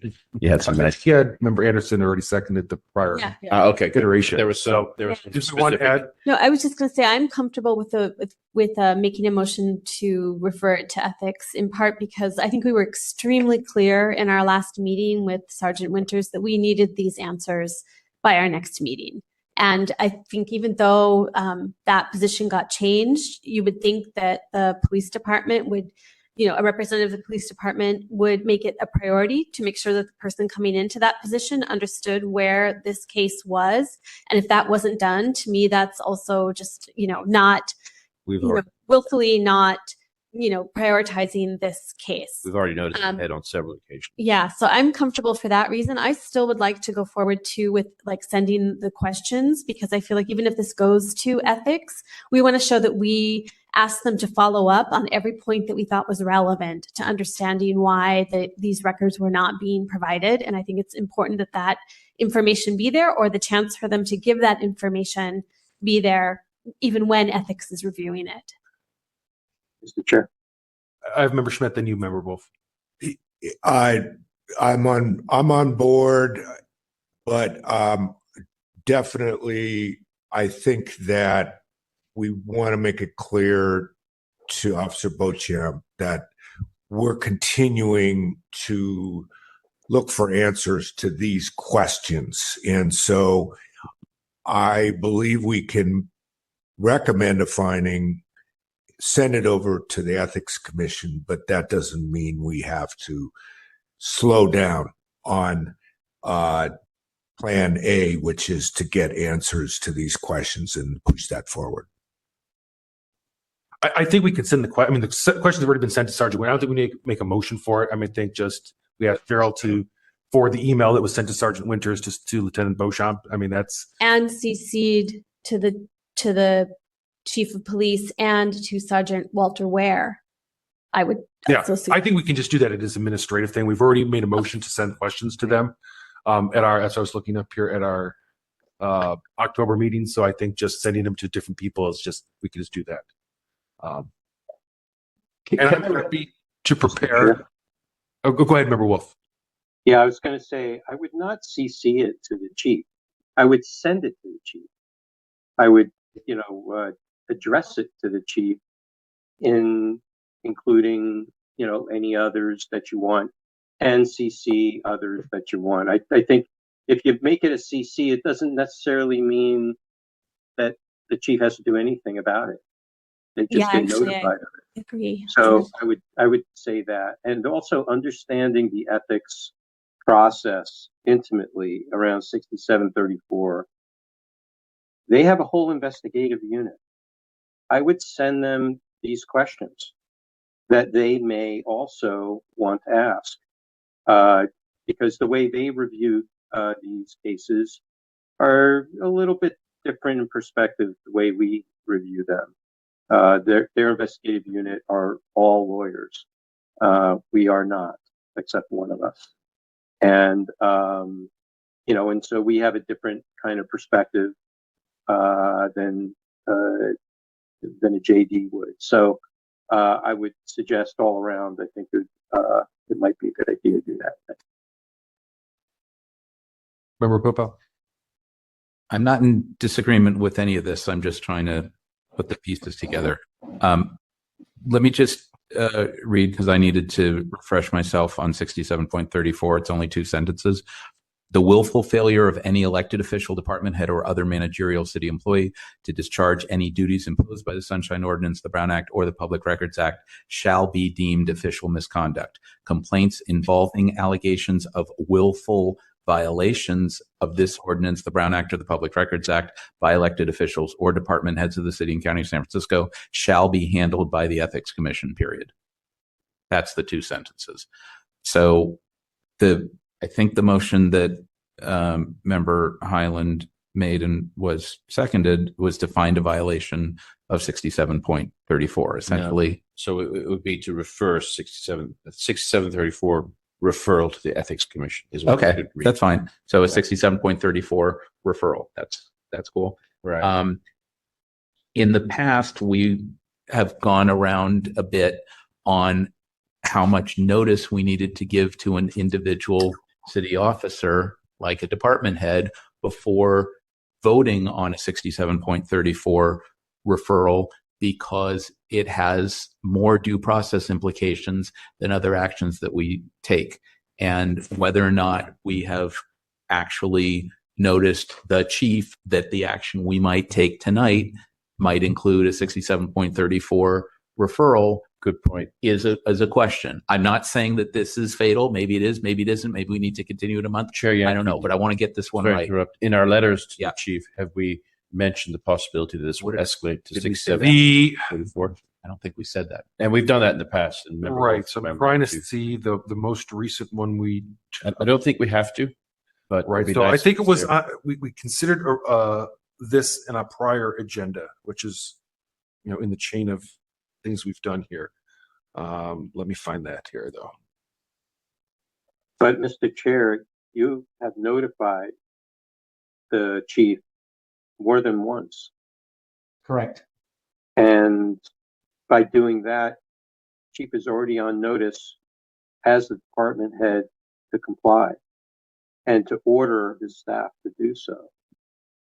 So all of that's true. I just don't know if we have a heightened response. I don't think we have to, but it wouldn't have hurted. But in your letter, we could say this is our 3rd notice to you, and we're referring this as a 6734 to ethics. We're also asking you to once again have a knowledgeable person answer these questions. We're going to continue to pursue this case, something to that effect. It might also be a good idea to include the previous communications to the chief. So Well, that I think he the has best, I think the reference. best way to do this, if we're going to prepare something for ethics, is to give essentially the timeline. This meeting we passed this motion. This meeting we passed this motion, right? And we can walk through each of those and show where we've made numerous attempts to do that. I think it was what trying to look at our speak. Mr. Chair, I just have to ask everyone here, do we have any confidence that any of this is going to come to fruition? If there is none, then it's a vote of no confidence. And I think that that's really the long and the short of it. There's nothing more that we've reached the end of our line. It's now got to get pushed up to a more, a more enforceable body. We don't have the enforcement power. We have to then transfer it to someone who does. This can also go to the district attorney, just necessarily. Yeah, I'll note for the record that we wrote to the district attorney and asked about enforcement and never received a response. So I'm not convinced. And we talked about inviting the district attorney, working as a partnership. Right. How do you want things sent? So I made a whole letter, sent it to the district attorney's office directly to DA Jenkins. And Not about this case, about other. No, just the concept in general. Right. But they About how can we send cases to you? We think we need you to be involved. And we invite you to come before us or to send a representative before us so we can work out that process. And there was no response. So An election. I'm going to assume that they're not interested in that. And that sending it to the DA would not be productive. Plus, they might have a conflict in this case because they're the prosecutor for the PD on this case. So, can I just opine briefly further? I want to get this right. I'm now thinking that maybe we don't do this tonight, but we craft the letter to the chief with copies to relevant people with the 10 questions, with the you need to appear or send somebody, and state very clearly that if we don't get answers and access to whatever, that we are considering making a referral to ethics, so that they've got absolute notice, and that we agendize this for next time. I mean, in September, our agenda said, on August 22nd, the Compliance and Amendments Committee moved that the matter be referred back to the SOTF with the recommendation that the matter be referred to the Ethics Commission and possibly considered willful violation. That was in September. We've now heard this like 2 or 3 more times since then. If people think that we're on good ground, then let's just vote on the 67.34 referral tonight and either discharge the thing completely or have concurrent jurisdiction where they can investigate it as a willful failure, and we can continue to pursue the records aspect. There's no reason why those two can't both happen. I don't think. I move the question. Okay, so I think we're going to take a vote on this. Is what? Okay, I want to make sure I get the motion right. Go ahead. Yeah. Moved by Chris, second by Laura to find a violation of 60. No. Member Highland, Member Anderson.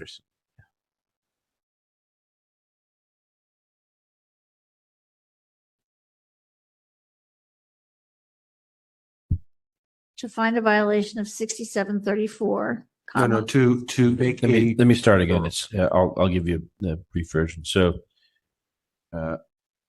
Member Highland makes a motion to under 6734 to refer this to the Ethics Committee.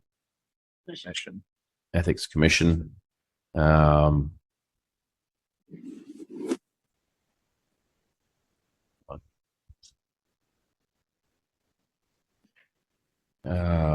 find Chief Bill Scott. Again, we're not the ones finding him guilty. Need some help here. You had previously said something about not responding, not showing up, and obstructing this case repeatedly. That was sort of earlier discussion. That was. Find Chief Scott in willful violation. No, it's not for us to do that. It's not for us to determine that. So the Member Hyde makes a motion to refer Chief Bill Scott to the Ethics Commission. For willful violation. May I make a recommendation? Sure. I would say to make referral to the Ethics Commission under 6734 for willful violation for failure to have police department staff. No, this has to be directly to. Right. So I think the willful violation of is to be to me is the chief's inability to have staff carry out the function of fulfilling the public records request. I mean, we don't expect the chief himself to do this, but I think to me the concern is that he hasn't, I don't know how you want to say it, but as an allocated staff, as an allocated resources, doesn't have a continuity plan. It's intentionally playing musical chairs. Right. I'm trying to think about right. So that's the concern. I don't think I don't think the chief necessarily violating 6721. It's a broader systemic thing, and so I don't know how best we want to say that. Okay. About make a referral under 6734 to the Ethics Commission regarding Chief Bill Scott for failing to discharge the duties outlined in the Sunshine Ordinance. Yeah, that's I think sufficiently broad to, and if no one else wants to do, I'm happy to work on something. I could perhaps even send it Guys to the keep review. stopping and starting. Member Highland moves to make a referral of 6734 to the Ethics Commission regarding Chief Scott. So for failures to discharge duties imposed by the Sunshine Ordinance. Is that word is okay with you, Member Anderson? Okay, and that's still seconded by Member Anderson. Failure to discharge the duties. duties imposed by the Sunshine Ordinance. Period. Okay. So the question is still, do we have enough tonight to do this now and authorize you as chair to button this up and send it? Sure. Or do we need to wait, and do you need to consult the ethics reg? But I think you're right. That's the motion, and remember, Wolf called the question, so we pretty much have to take a vote at this point. Right. Or after public comment. Yeah, I mean, we can talk about how we package it after the fact, but Yeah. Is this motion in order tonight? Whether it's good or bad is up to us, but are we in order here? Okay. Okay. So let's open up to public comment.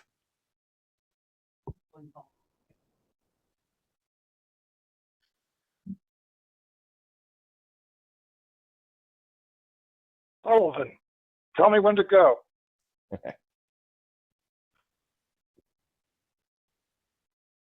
You ready, sir? Yes. Go ahead. This goes for this complaint and the previous complaint. It is up to the respondent to prove that they gave all the records that are in their possession and that are not exempt. I can see the circular hearings as to whether records have been given or not.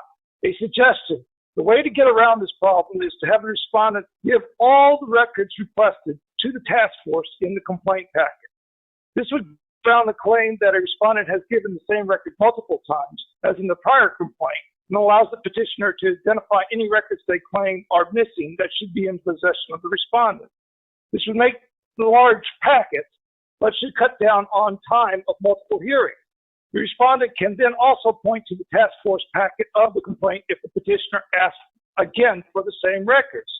This would also solve the problem here where the agency changes the representative at the task force hearings. If you send this to ethics against the chief, the problem is that the individual chief must be proven willful, which is a high bar. Ethics is not going to find the chief because of a few of his employees are not complying. He has to know and do nothing. Ethics are going to want documentation that the chief was in receipt and acknowledged that he was in receipt of the request. Other possible willful violation is the chief have a properly trained staff to respond to public record requests, and that he is keeps his records. I don't know what section of the code is, but he has to keep his records. Yeah, whatever. You got it, but what I want. Thank you. Thank you for your time. Thank you. Do we have any other public commenters? No one else? Okay, we'll go ahead and close public comment and go ahead and take the vote at this point.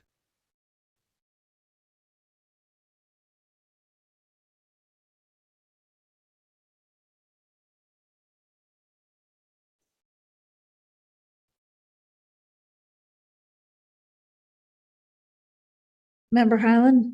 Aye. Member Highland, aye. Member Anderson? Aye. Member Anderson, aye. Member Pilpil? Unfortunately, no, I'm not yet there. Sorry.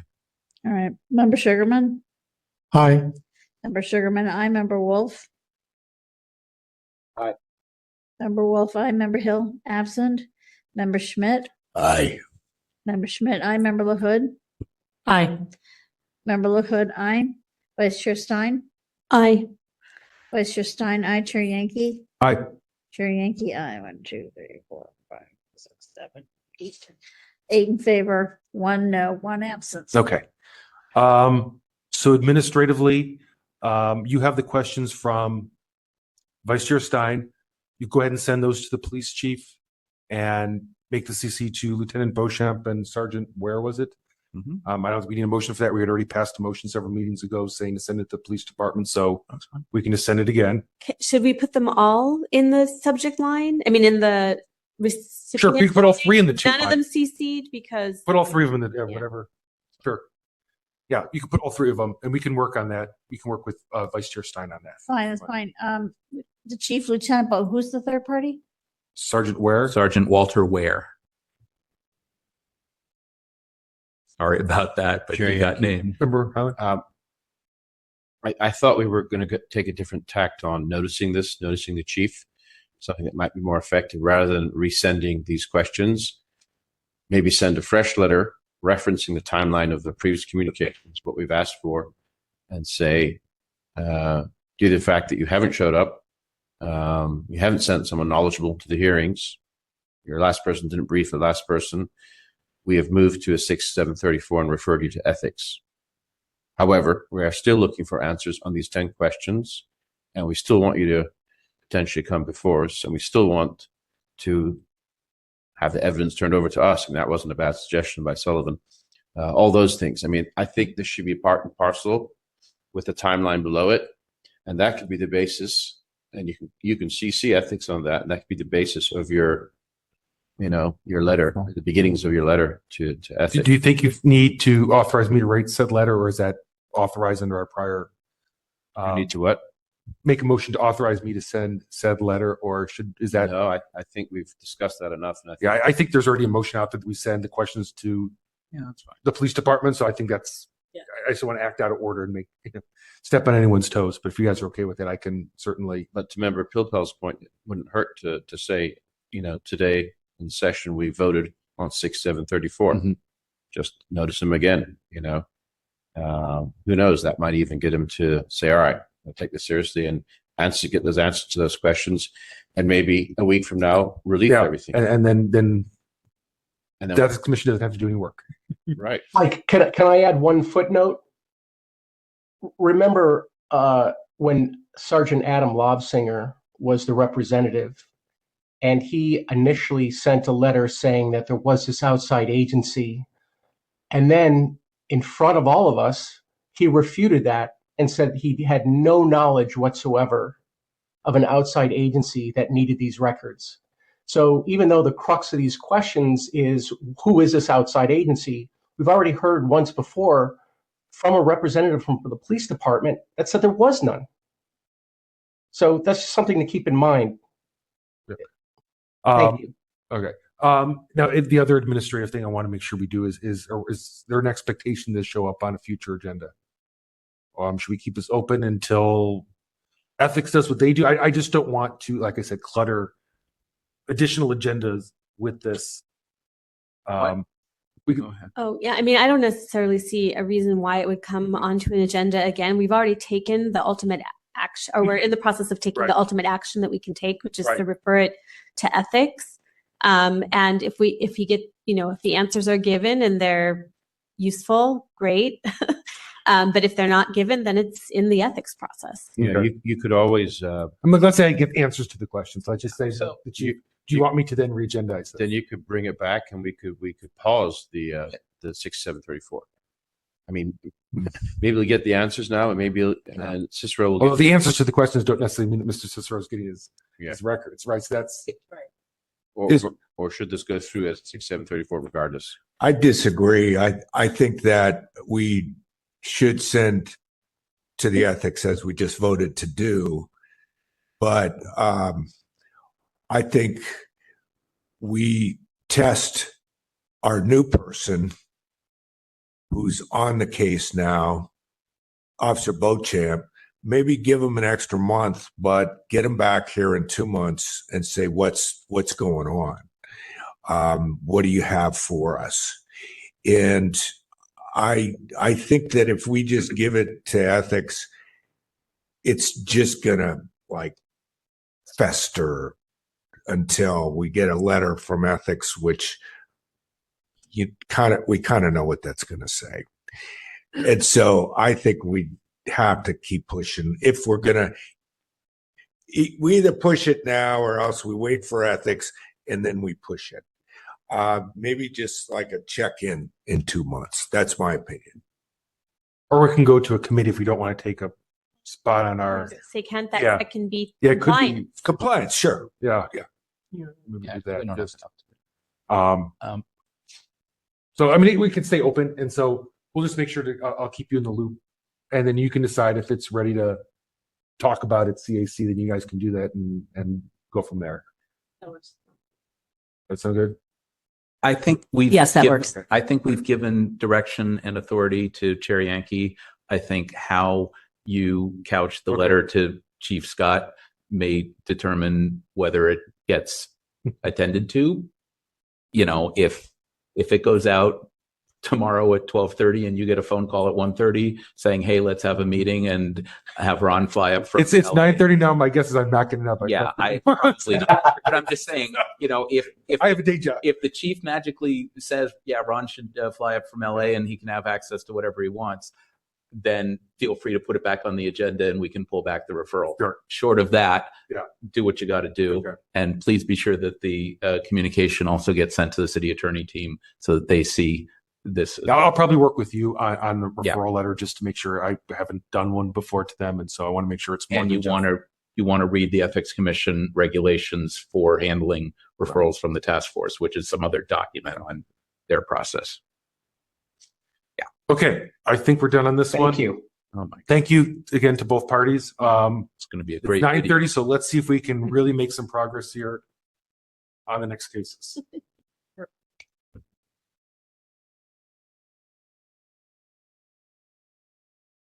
So item number 10. Item number 10, file number 22115, complaint filed by Mark Sullivan against Bruce Wolf for allegedly violating Administrative Code Section 6721E. Sorry. By failing to provide access to the requested records, 6725, by failing to respond to an immediate disclosure request in a complete and timely manner, California Public Records Act 6253D, for willful delay and obstruction to access of a public record. On October 17, 2023, the complaint committee moved to find the task force's jurisdiction. The records are public and referred the matter to the task force with no recommendation. Okay, before we hear from everyone, I believe Sullivan's still here, and obviously Member Wolf is here. I'm just going to read the part of our complaint procedure that describes how we handle this, so it's very clear for the record. And it says, for complaints naming a single member of the SOTF, that member will be instructed to present their case before the SOTF as a respondent. Additionally, that member must recuse themselves from participating in the discussion for that complaint and from voting on it as a member of the SOTF. So essentially, Member Wolf will be recused from this, will not be part of the deliberations. He will instead be presenting as a respondent. I affirm that. Okay, great. So all that being said, let me turn it over to the complaint committee folks to give us a quick update on this case. All right. So we have, there's actually two cases that sort of arise from the same facts. The claim, Mr. Sullivan made a request that he be given notice as a member of the media of task force meetings. At the time, Member Wolf was chair of the task force. These two complaints, the first one, I'll say it generally has to do, it's generally a records violation allegation. The second one is a little more about the regulations around giving notice to local media of meetings. So that's more of a meetings violation. Both are against not the task force, but against Member Wolf as an individual. So we need to just keep in mind that it may be different if it were a complaint against the task force and then against someone who was both an individual member and the chair. The request was, one, I wish to be listed as a member of the local media and get special notice of certain meetings. And then there was a documents request, basically asking about, can I get the copy of the local media press who do get these notices.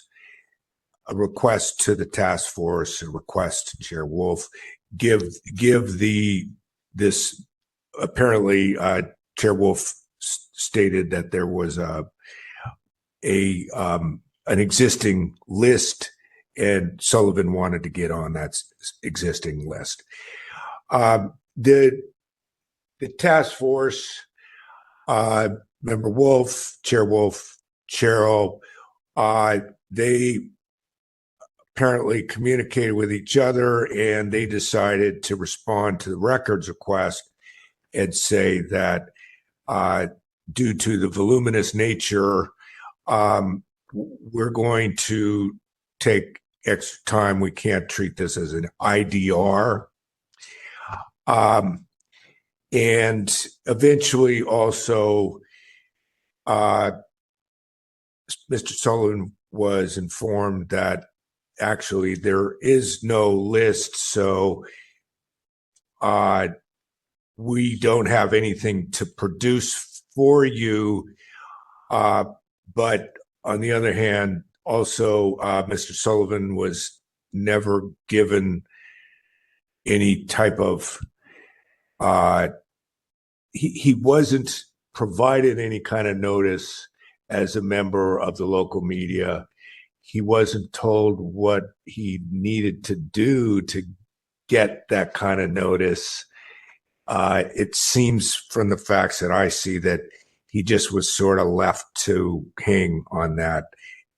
And so that's my understanding of what the more important facts are that are involved here that we need to look at. Members of the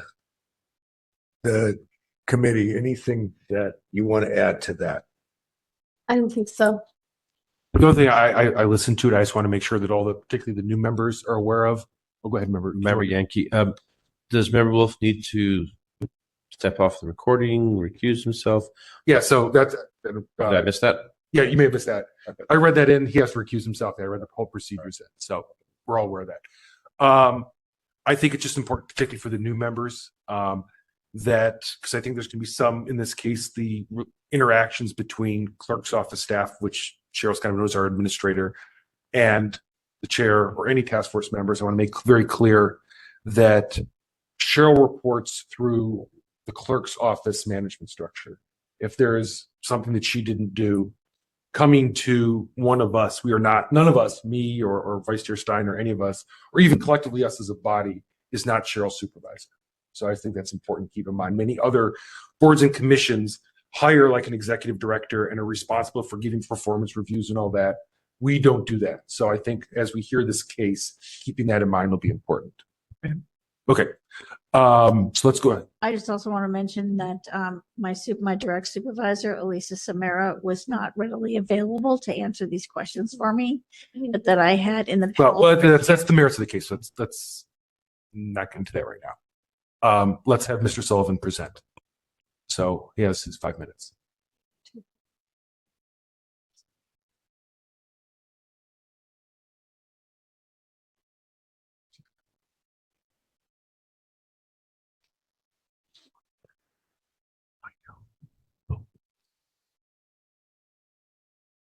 Mr. Sullivan, are you ready? Heat or cold. Mr. Sullivan? Okay, now I'm unmuted. I'm ready. Whenever you're ready. All right. You have 5 minutes. Go ahead. I want to point out that many of my documents in the packets are reproduced so that parts are unreadable. This is not the case for the respondent's documents. Ms. Ledger seemed to have ignored my first IDR in his complaint. After waiting 10 days, I resent the IDR to the SOTF and included Chair at the time Wolf and Mr. Yankee because I thought they would tell Ms. Ledger to comply and give me the local media list. I want to point out that the CPRA 7922.5 delay or obstruct clause is not to the custodian of records, but to any agency or person in that agency that delays or obstructs the inspection of public records. The CPRA does not have custodian of records in it. The Sunshine Ordinance does not supplant the CPRA. It can only add additional requirements. The Sunshine Ordinance does not have a delay and obstruct clause. The CPRA is the bare minimum requirements. You do not need to be the custodian of records to obstruct and delay a public records request. This is all starting on page 7 of the packet, or PDF page 9. Mr. Wolf's email instructs Ms. Ledger to use voluminous nature to invoke a 10-day extension. This is an IPR for 2 public records that did not exist. To assert voluminous without actually looking to see if there are many records is the delay and obstruction. There was no way this request was voluminous. The task force had just a special meeting a couple weeks before this request. If the list had existed, it would have been used and would be readily available. Page 20, PDF 22, February 8th, 9:21 a.m. Mr. Wolf tells Ms. Ledger to go ahead and respond for an extension because the request is voluminous, even though he notes the request is for the service list of local media. Reading the email exchange, I do not believe Ms. Ledger thought she could act independently of the task force chair. Page 7 of the packet, Mr. Wolf's email instructs Ms. Ledger, do not respond to this IDR until the end of the business day, Tuesday. In all caps, bold, and underline. He is taking command. Thank you for your time. Okay, thank you, Mr. Sullivan. Are there any parties to provide facts or evidence on behalf of the petitioner? And I'm assuming there's no hands on that, so we'll go ahead and move on to the respondent. Member Wolf, when you're ready, go ahead. Okay, thank you. Let me know when you're ready. Go ahead, Bruce. Okay, so the petitioner and complainant alleges I had somehow disrupted the process of a request. The request was made before I was even involved in this.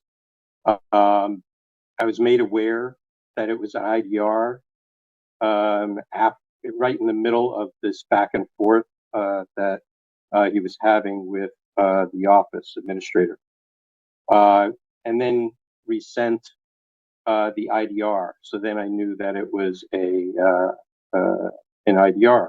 But I was purely being notified that it was there.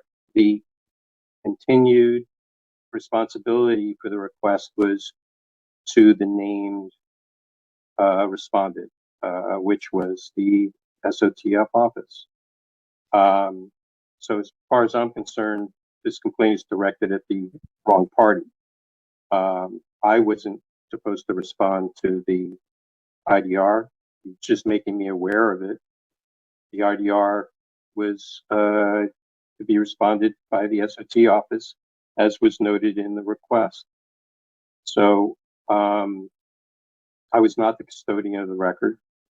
I did assist them to the office that may have the record, but I didn't deter or delay the disclosure of the records. Now, the original request was not originally sent to me. Subsequently, according to the same details, that the IDR was resent again.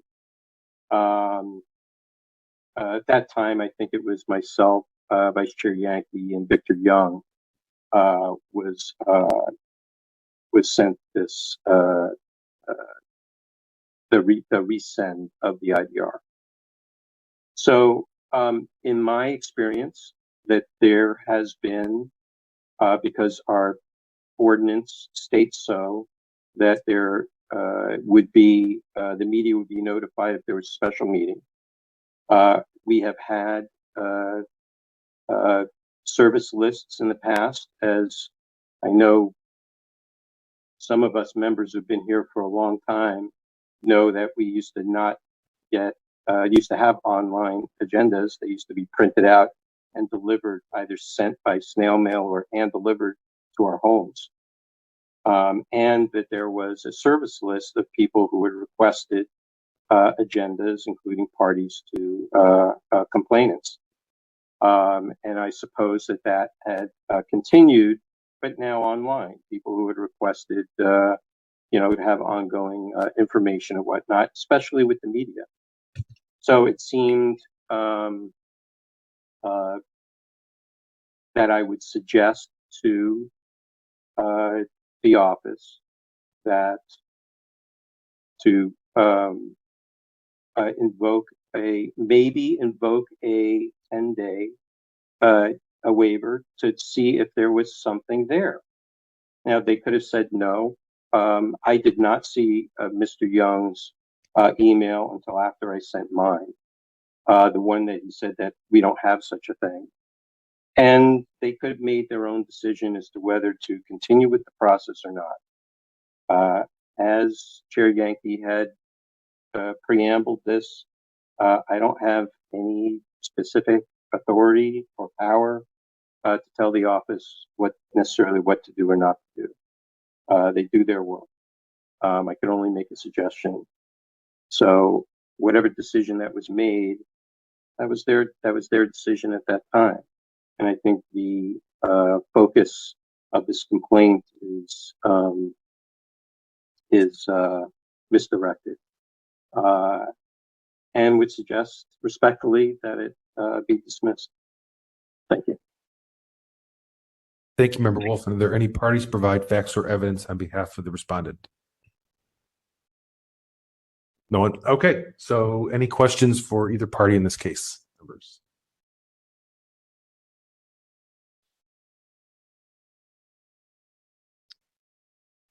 No questions? Do you have a question, Member Poplar? Yeah. So to Member Sullivan, can you remind me, sorry, to Mr. Sullivan, apology. Can you remind me where was that language about delay or interference? Excuse me, delay or obstruction? 6734. No. Is Mr. Sullivan on mute? Oh, he's not? Okay.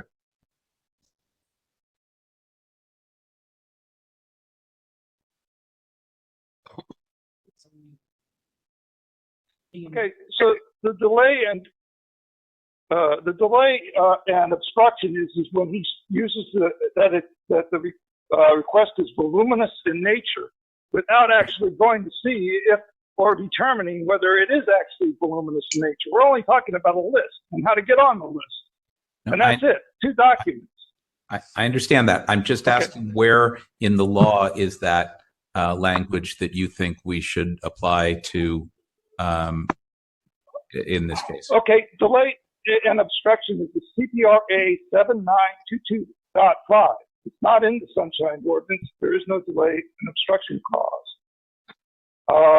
The CPR, the Sunshine Ordinance does not supplant the CPRA. It only can add additional requirements. Yes, you covered that. I got that. Okay, so 7922.5 in the new CPRA is the delay and obstruction language. Okay. Used to be buried. Now they put it way up at the top. Okay. And then to respondent Member Wolf, why do you think that should not apply or be persuasive here?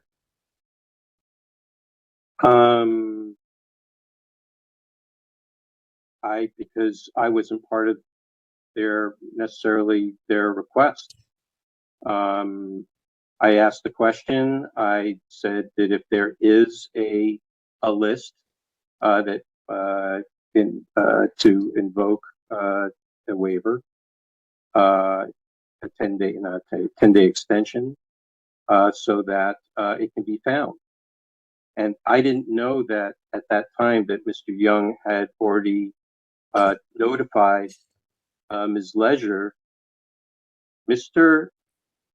I don't think Mr. Sullivan had even known that at that time. But this was happening in a matter of, I don't know, when Mr. Young had responded that there wasn't any documents, I didn't even know that communication had been made. Had I'd known that at that time, then I wouldn't have said anything. But I was concerned for Mr. Sullivan that if there was a service list, that we should make every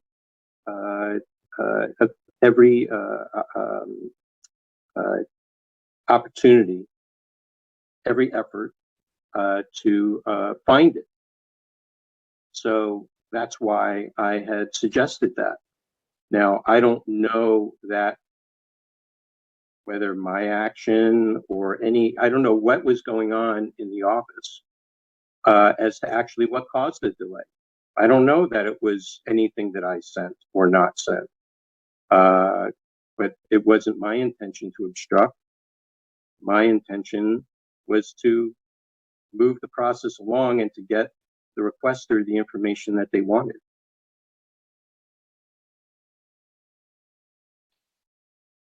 Okay. Thanks for the answers. Okay. Any other questions? Okay, not seeing any, so we'll go ahead for rebuttals. 3 minutes for each side. So Member Wolf, if you have any rebuttals, sure, I'll let you know when you can begin. 3 minutes, you said? 3 minutes.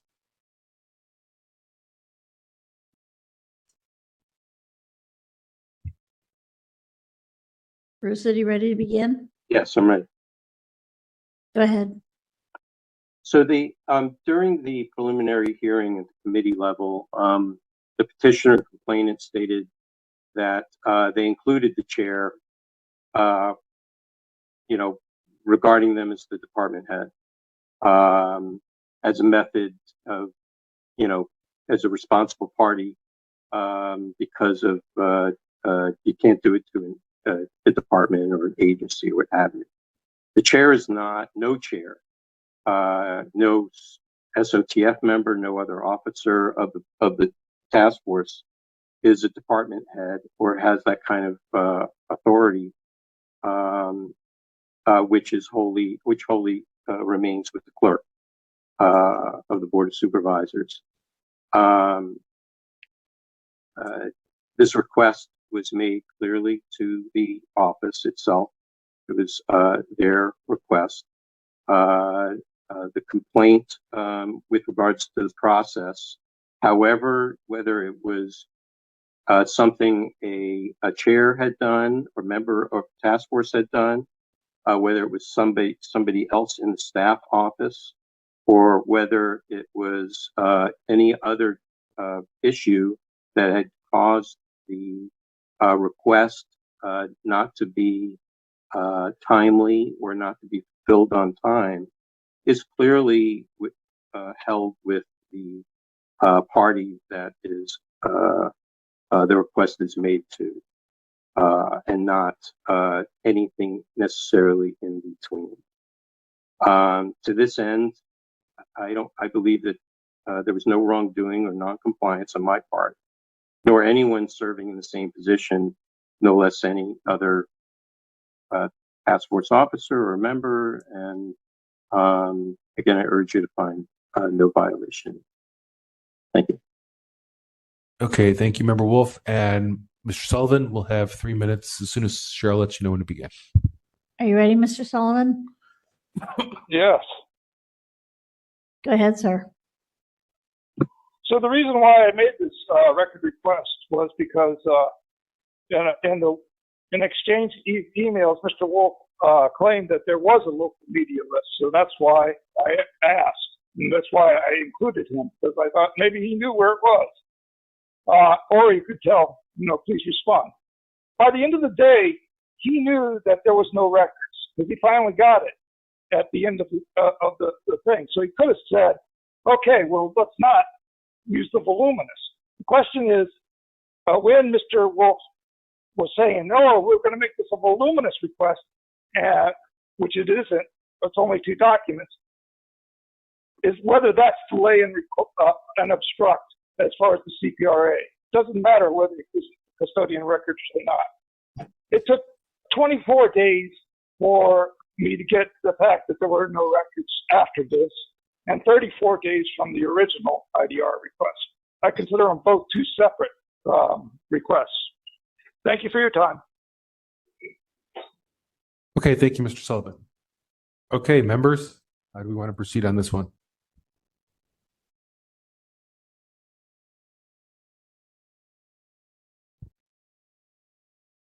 I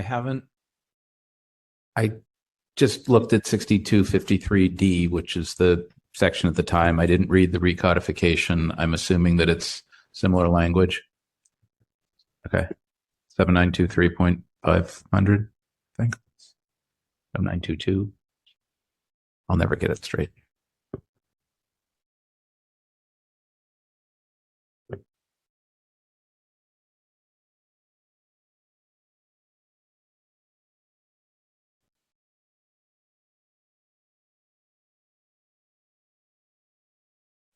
So recalculation of 6253D, correct? Yep. It's 7922.500. Great. Do we have that text perhaps? And maybe Cheryl, if we can get the new recodification in the binder, that would be good sometime. Thank you. But we should keep the old one too, because yeah.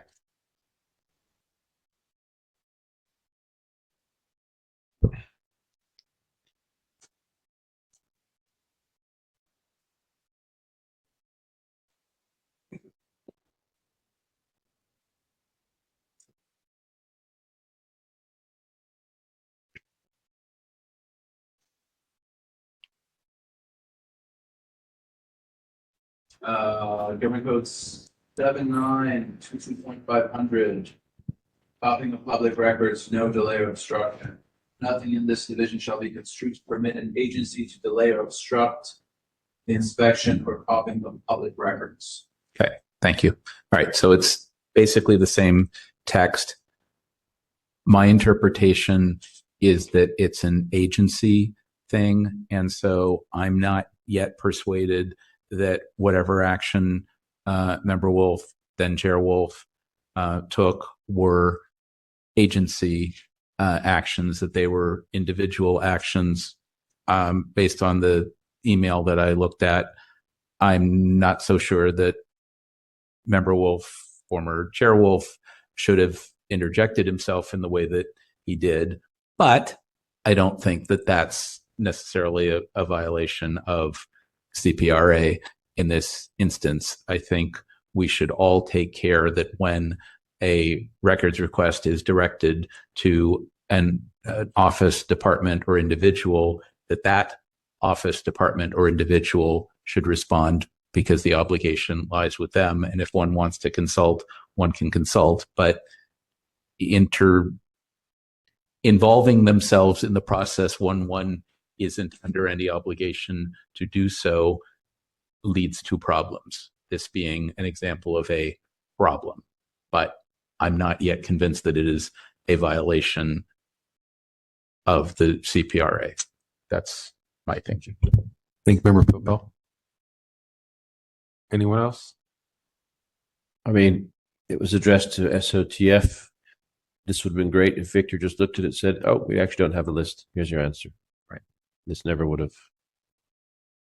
I mean, I actually commend then Chair Wolf for trying to get involved and trying to get an answer. Was the invoking the extension correct? Probably not in hindsight, but maybe he wanted to do the due diligence to get a proper answer or to get the list. Maybe he thought there was a list and wasn't convinced there was a list. That's why he wanted the extra time. But again, all that could have, would have, should have been handled more cleanly. I think that's the point that Mr. Sullivan's making.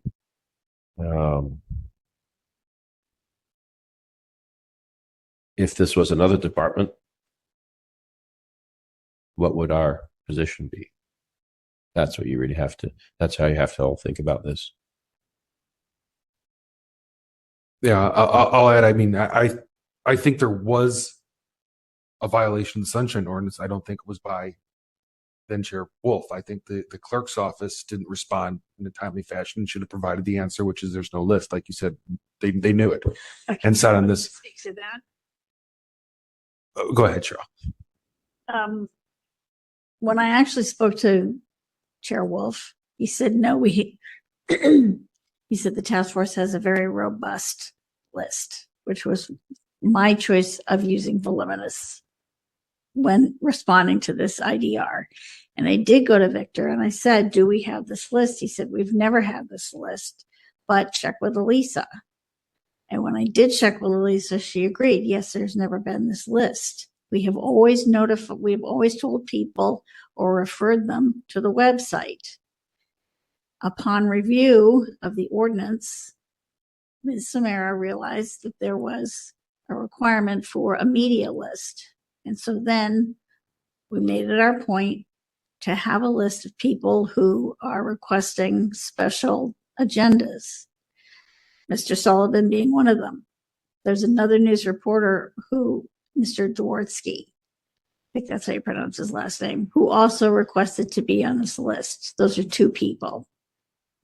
That was my experience. Anybody wants to ask me any questions? Victor wants to chime in. I'm happy to answer them. Well, this actually isn't, I don't want to get too much. The concern I had when I read through the email chain was just the length of time from the way it worked is that Mr. Sullivan sent the general SOTF an email that received no response. It was an IDR and didn't receive a timely response. So he then forwarded it to you again and copied me and then Chair Wolf, right? Because the first one didn't receive any response. And there's a response that's triggered, even if we're looking for the records or it's voluminous or some type of response. And that's why he got looped in to begin with, right? So I think that's where there's some errors, but that's not the matter before us. And so, as I said at the outset, I don't think that there's much that then Chair Wolf could have done. It may have been in retrospect, not a great suggestion, but he may have thought that there was a list at the time. And if there is a list and it was stuff that was sent out via mail, then there may have been a lot of redactions involved. This may have been. Those were things that happened way before even Victor's time. So I don't think that he was necessarily trying to obstruct. He may have been. He was either. I think he was trying to get to the bottom of the issue. Get to the bottom of the issue. But I think I hope that the message is a sloppy way to do it, but I hope that the message to members of the public is that if you're unhappy with the service you're receiving from the clerk's office on sunshine issues, don't come to us. We can't tell the clerk's office what to do. There's a contact list on the clerk's office website about who the supervisors are. It's Angela Calvillo's ultimately the department head for them.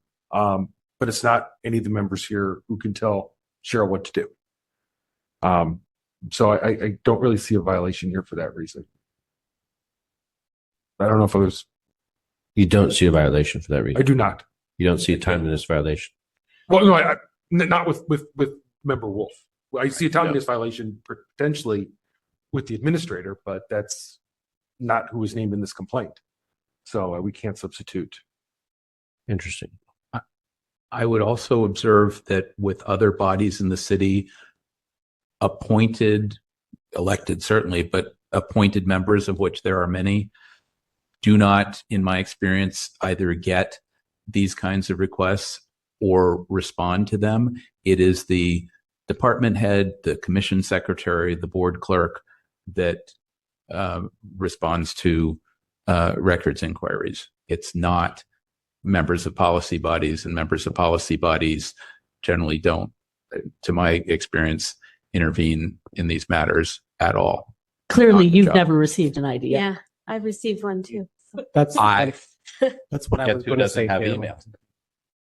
Not that I've received one, but I was reminded of Member LaHood's incident. And also, this is unrelated, so I'll keep it short. It's related, but not about this case specifically. That I live in fear of that happening since getting on this board. So like the fact that I could be accused of an IDR coming to me specifically for something, I do not expect that happening. And I mean, right now, like the way that our email is set up, I'm not looking at it every day when it comes to SOTF stuff. So not that it's related to this, but I hope that at some point in the near future, we could have like a further discussion about how to handle that administratively. I think actually did we discuss that last time? A few meetings ago, and it might be something we need to discuss further on a special meeting. So here's a hypothetical. I think what was discussed, Member Sugarman, is to put like an auto responder, vacation responder on your SOTF email that says, I don't monitor this. If there's anything SOTF related or an IDR, please refer to the clerk. Now, what if such a thing happens and our admin missed it? Who are we holding their feet to the fire? Well, that would be the right. I mean, so let's say there were a complaint against the administrator. I suppose we could hear that. That would be, we've heard clerk's office complaints before, not that division of the clerk's office. So let me ask you this: when we've had other people come before us that have named, someone's named in it, but we've determined that there was a violation and we've changed it and made we've found a violation or determination in something that was not named. I believe we've done that in the past too. Or have we just added violations to the named? I think I don't think we've ever added violations. I don't think people we've who weren't changed. noticed. Right. Okay. Yeah. This really should be against the planning department. So we're gonna. In fact, we just had that come up, and that was a good point. Because I think there was the historic. There was one against planning and historic preservation. Right. And we never noticed historic preservation. We started getting off track, so we backtracked, rescinded that motion for just that reason. That was a few meetings ago. So yeah, I mean, in this one here, I mean, the concern I have is if you look on PDF page 10, right, there was initial IDR sent to, this probably repeats itself over and over again, but the top of that page, the initial IDR was sent to the SOTF email address on January 28th. By February 7th, apparently there was still no response. So that's when it was re-forwarded to the SOTF, and then Chair Wolf and me were included on it. Okay. Right. So that's a lot of days to go by with no response at all. Right. So I can make a motion to find no violation against former Chair Wolf because the original IDR was not addressed to him. I'll second that. I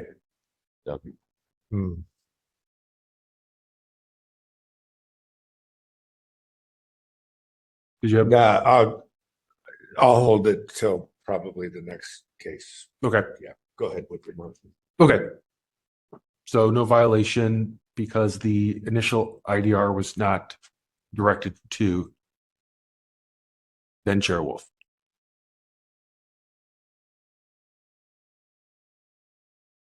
And I think we can go ahead and move to public comment on that.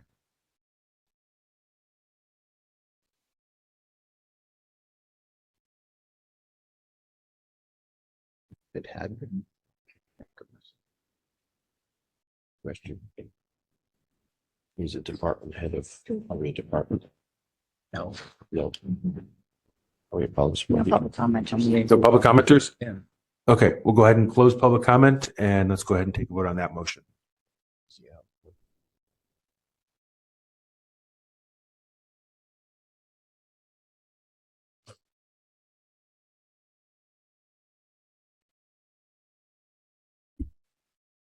Member Highland?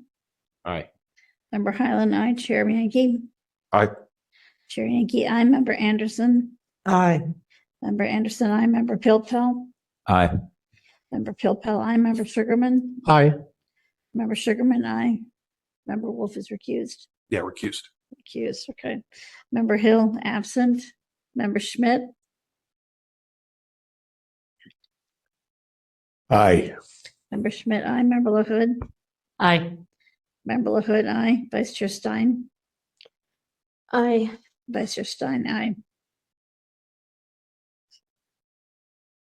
8 in favor, 1 absent, 1 recusal. Okay.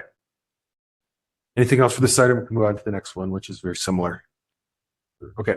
Go ahead and move on to the next item then, which is item 11.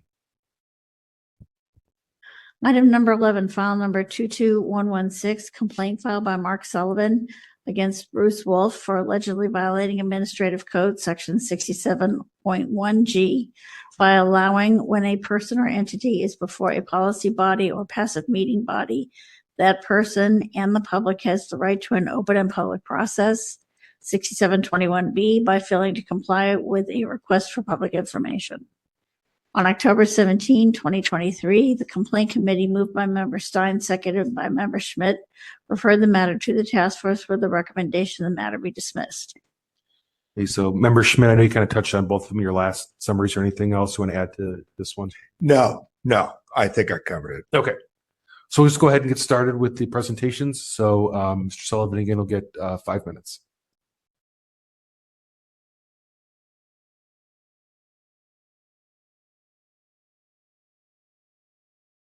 Is he muted?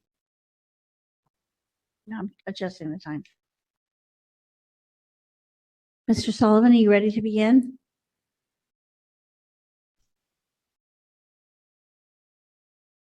Mr. Sullivan?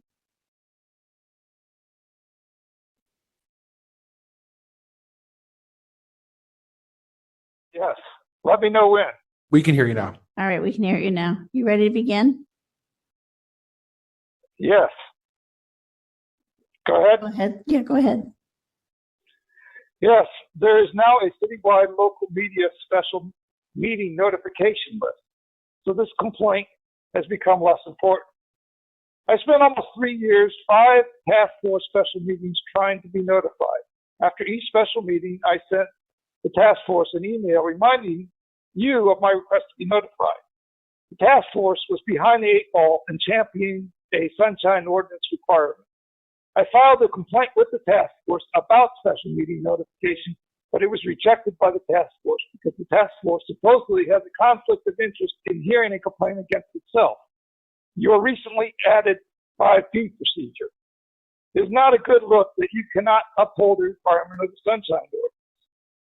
So what possible conflict of interest do each of you have against whether the sunshine ordinance requirement of special meeting notification should be adhered to? In listening back, many of you have stated you were for a list of notification of special meetings, but it never happened. Member LaHood and Stein have publicly stated at hearings that the list should be open to anyone. Conflict of interest is specific to individuals and the issue at hand, not the whole body.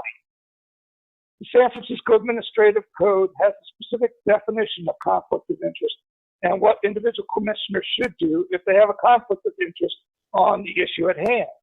If enough members recuse themselves by stating a personal interest that is a conflict of interest and leaving, members go below quorum. Then you have a body that cannot hear a subject because of conflict of interest. This is how it should be done.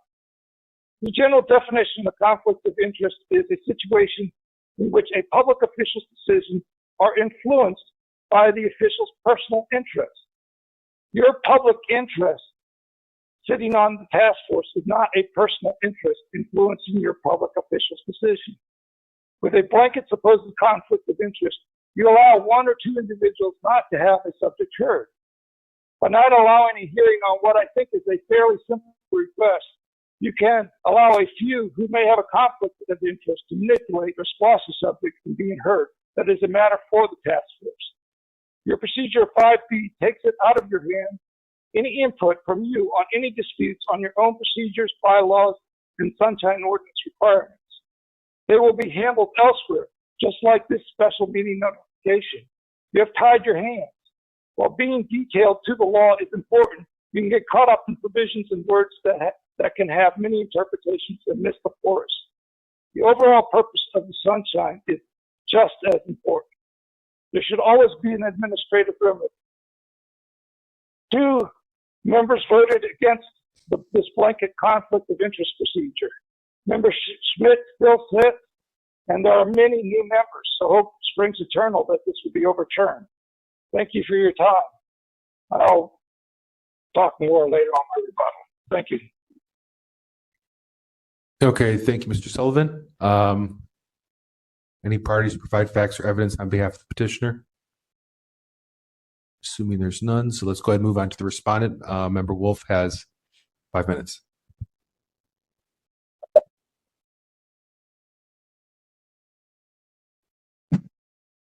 Bruce, are you ready? I am ready. Go ahead, sir. Yeah, so I'm a little confused now by the opening statement by the petitioner because somehow it doesn't involve me. I was prepared here based upon their assertion that I had made a slight on them about being a member of the media, which was not even that. It was out of pure curiosity for me because I was concerned that if they were not receiving the agendas as per the ordinance, I just wanted to ask the question and get it confirmed whether they were a member of the media or not. I had not ever heard the petitioner, Mr. Sullivan, claim that he was a member of the media. Maybe I was not listening, or maybe I didn't read something, but it was news to me. So if that was the case, I was going to take that very seriously. And we had a back and forth, and some of it I felt was somewhat rhetorical, but when I got a sense that he was being very serious about it. I let him know in no uncertain terms that I wasn't being judgmental about anything. And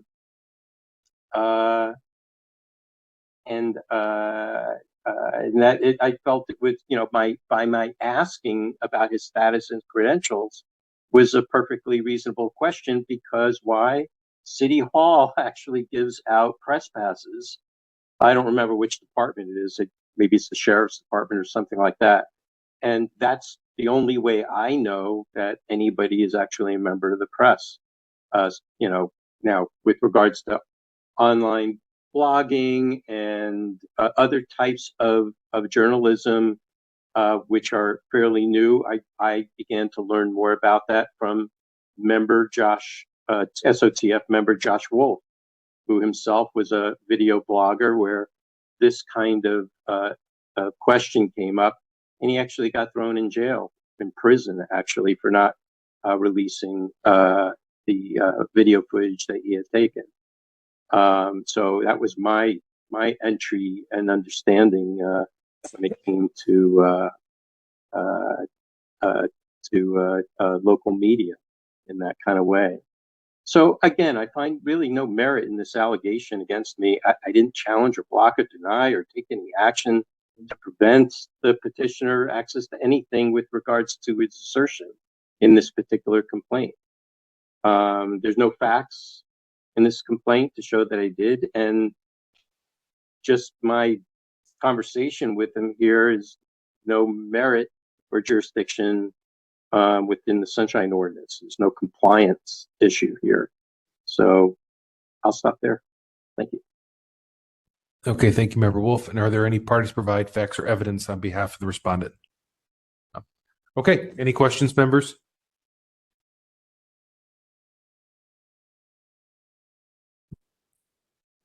Okay.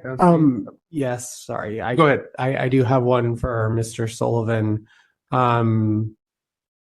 You gave your argument saying that it's not as, I don't want to put words in your mouth, but you said something about it not being as important now because the special meetings were now available. So I guess my question is, what action do you, if any, do you want us to take here?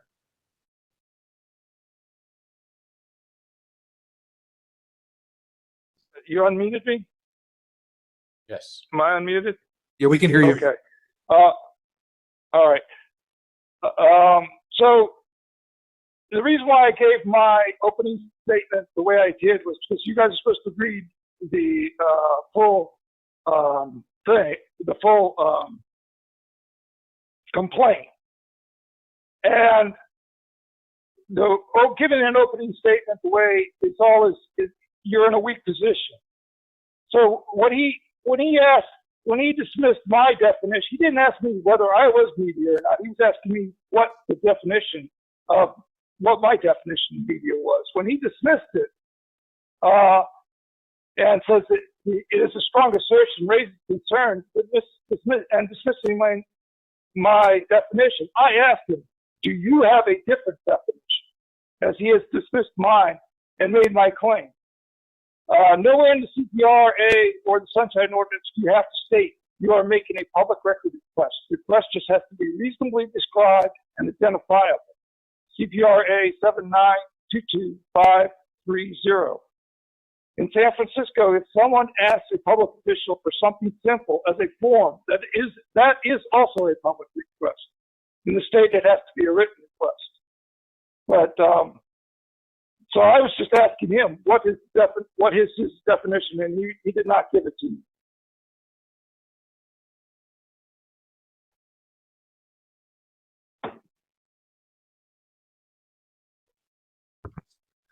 I have a question. Yeah. Member Schmidt. Did you have a follow-up? Follow-up? Yes. What action would you like us to take? Well, I asked for, do you have a definition? And he did, and that was what I consider a public record request that he did not respond to. Thank you. Okay. Do you want to go next? Yeah, Okay. sorry to interrupt. No, it's fine. Okay. Go ahead, Member Schmidt. Yeah, question, this is Member Schmidt. Question to the petitioner, Mr. Sullivan.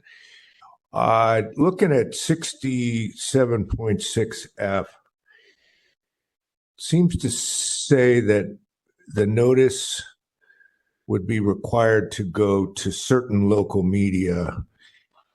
And I'm guessing first is your contention that there was a notice that you should have received that you did not?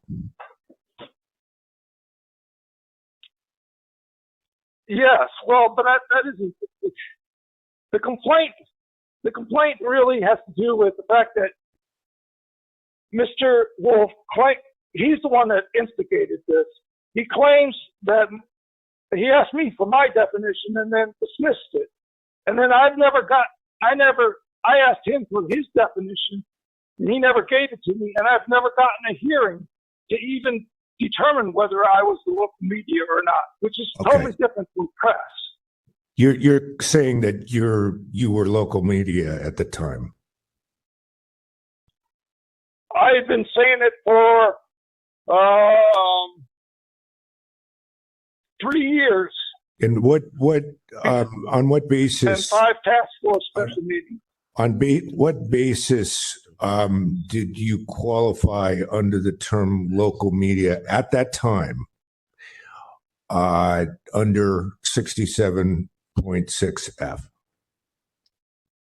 Because local media is not just the press. It's I have a whole website that deals with government issues and encouraging people to get involved in government affairs and specifically Sunshine Ordinance and CPRA. And it is part of my thing, but I have multiple other websites too, which you guys have never found out. I have also written locally, and I have also written nationally and internationally, because those would be considered local. Thank you. And you made the request. But this doesn't matter. You made a request to be treated as local media, correct? That is correct. Okay. And you never received an answer whether you were going to be treated as local media, correct? Under this 67.6. You never got a response. Well, now there is. Okay. There is I went a different route because the Sunshine Ordinance Task Force wasn't giving me any chance. So I went into a different route. And yes, there is now a citywide local media special meeting notification list. And it was actually given to me. The Board of Supervisors had a special meeting and I got notified of that. I'm sure anyone else was on the list. Okay. I'm just trying to get some information from you with regard to what we would need to find in terms of elements of any kind of a violation. Thank you, sir. All right. Member Hood, go ahead. Yeah, hi. I just want to say a couple of things because there's information, statements have been made that I think don't accurately represent what's going out there, what's going on. First of all, I share Mr. Sullivan's surprise that there previously wasn't a list because, it's in the ordinance that there should be. I'm glad to hear that has been settled now. As far as who gets press passes, I can tell you it is very hard to get a press pass from the Sheriff's Department. You cannot get a press pass from the Sheriff's Department unless you are covering crime on a regular basis and you need to cross police lines. and have for journalistic reasons. Most journalists working in San Francisco do not have press passes. Also, as a member of the Society of Professional Journalists, we have a very broad definition for who is a journalist. Essentially, if you are doing journalism, you are doing reporting and writing about it. And Mr. Sullivan very clearly passes that test. I have been the subject of some of Mr. Sullivan's writing, but I will wholeheartedly defend everything he is saying about his right to have the same media access. That said, with all of this, I don't think we should be distinguishing media or not. This is about public access for anyone who is seeking to be notified about meetings. So I'm glad to hear that the list exists, and I hope people aren't being excluded from it for any reason. However, given what is going on with this current complaint, I don't think there's a valid complaint here. It seemed to me that there was a conversation going back and forth that's not clear to me. There was no records request and saying, well, what's your definition of something? It feels like it was two people having a conversation that I think reading both sides of the emails could be interpreted very different ways. I'm sorry, there seems to have been some miscommunication between member Wolf and Mr. Sullivan, but in my mind, this doesn't rise to a sunshine violation. I'm going to make a motion once everyone else. Well, we haven't done rebuttals yet. So I really want to make sure we get through questions. So. Well, I don't really have a question. I just had a follow-up. Okay. But yeah, make it for discussion. Do you have a question for the parties? Yeah, just a question to Mr. Sullivan following up on that. You said that now there is a list and someone is maintaining that list. I'm just wondering who is maintaining that list? The clerk of boards is The clerk of the board. the clerk of boards. Of the Board of Supervisors is maintaining a citywide list for all entities or only for Special Board of meetings. Supervisors? No, Right. for all special meetings. Of the Board of Committees, Supervisors? You guys and the Board of Supervisors. In fact, the first notification came out in November. Was it? No, I forget. The Board of Supervisors had a special meeting really close. Mr. Sullivan, I think recently, and that was Mr. Sullivan, I think the question Member Pilpel is asking, do you mean every single board and commission in the entire city, or just the board and commissions or task forces that the Board of Supervisors, clerk of the Board of Supervisors office supports, which is us, Youth Commission. Right. That's what I'm getting at. Board of Supervisors, are we talking that they're also doing for like historic planning and sheriff's oversight, or do you mean just the ones that they're supporting that this list is for? My understanding is it's citywide. That includes you and any other committee that they would have special meetings. So what I'm hearing is maybe not. Okay. No, that's Yeah. Okay. Okay. You Well, answered no, my that's question. Okay. You answered my question. Thank you. Right. Okay. Are we okay? It's 10:30. We still have two more complaints. Can we get to deliberation or rebuttals? Rebuttal. I thought you said Rebuttals. Okay. All right. Let's do rebuttals. 3 minutes, starting with Member Wolf.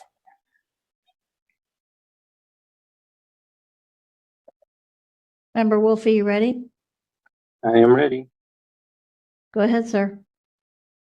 So there was no action for me to take or impose during this exchange. It was really a conversation. Since it was my first time I ever heard Mr. Sullivan claim media status, it was natural. It went naturally for me to ask, are you claiming local media status? And how is this defined for you? All he had to say was, yes, I have a website of which I'm making a reporting. That's all. I simply replied, you made a claim, actually made a strong assertion, which raised a concern for me. And I asked, as just out of curiosity, not judgment, just about his status and credential. It's perfectly reasonable question. And it was really just, that was the only thing. There was nothing more to it than that, at least from my perspective of how I was having this back and forth conversation with them. And I don't feel like there was any line I crossed or any part of the ordinance that I was violating at all. You know, I just it just seemed I just don't feel like there was any onus on me on here. So I contend there was no wrongdoing or non-compliance on my part when I was chair at the time with regards to this complaint. Thank you. Okay, thank you, Member Wolf, and let's move to Mr. Sullivan for 3 minutes. Yeah, if you're going to engage in the public and you're going to ask them what their definition is and then dismiss it, you should know what the definition is that you have in order to dismiss me as local media. I gave you a definition and you dismissed it. It was a perfectly proper definition. And part of making a complaint is just making things public so that in the future, things like this do not happen again. It doesn't really matter whether the Sunshine Ordinance Task Force votes for or against me. I don't think this will happen again. Are you done, Mr. Sullivan? Yes, thank you for your time. Okay, thank you.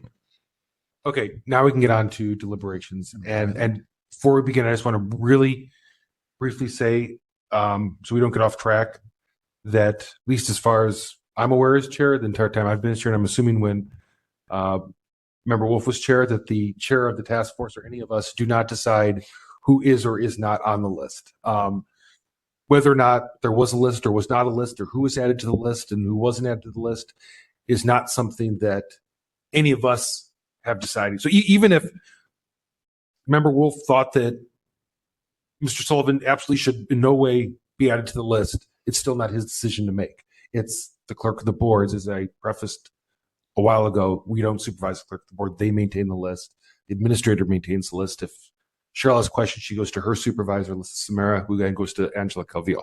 So I don't really see how this could be a violation one way or the other against then Chair Wolf, because then Chair Wolf could not make this decision one way or the other. But that's my thoughts. Member Sugarman, the member Vice Chair Stein, then. So I have a weird backstory that's related to this. I applied to this board, I don't know, 6 or 7 or maybe 8 years ago. And I had just gone freelance. And after my legal affairs job, and I applied as a journalist, and I was questioned about whether that was like a valid thing for me to apply as, based on the fact that I was reporting on drag queens and going to nightlife events. And I think that in that way, this I couldn't name names if I wanted to, but it was a question about basically if I was a card-carrying member of the press, like, you know, if I wasn't writing about, like, I don't know, scandal or things that are happening within the mayor's office, et cetera. And in looking at what we're reviewing here, I'm mostly kind of looking at this part that's cited here in 67.6E that talks about a special meeting can be delivered in written notice to a legislative body and to each local newspaper or of general circulation and radio or television station requesting notice in writing and posting a notice on the local agency's internet website, which is definitely written, like that entire thing is written in an AP style that predates basically 2012. So to me, it just seems like what's happened here in some ways is a common misconception that maybe needs to be updated in the rules, in the language and the way this is like presented. And I'm, you know, not to, I mean, it does seem as though, especially because Mr. Sullivan got where he needed to go with what he needed, that I don't really understand what's necessary, what action is necessary for us to take. However, from what I can interpret from the documentation that's here in the exchange, it was that he was asking for something. He was making a request that Mr. Wolf was only inclined to grant to a member of the media. And so based on what the rules are saying, like a written request by the media. I just want to correct Member Wolf cannot grant or not grant. That's what I want to be very clear about. It was the clerk's office who can grant or not grant, regardless of what Member Wolf might think at the time. Like I can't grant, being chair now, I can't grant or not grant people's access to said list. Okay. That no one consults me, no one asks me. If someone writes to the clerk's office, says, add me to the list, I don't get an email that says, do you think so-and-so should be added? It's all them. So regardless of what Member Wolf may think or not think, he doesn't have any authority to make that determination. I just want to be clear on that. Okay.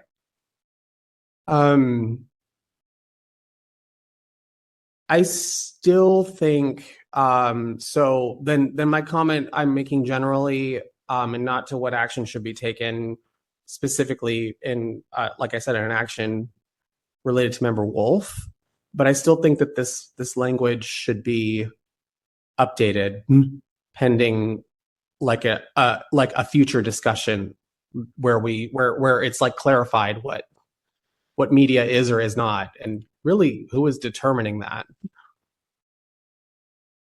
That's the end of my comment. Vice Chair Stein, then. Yeah, so I just want to remind or tell people in case they didn't see it at the top that when this came to the complaints committee and we brought it forward with the recommendation of no violation, and there were really two reasons for that.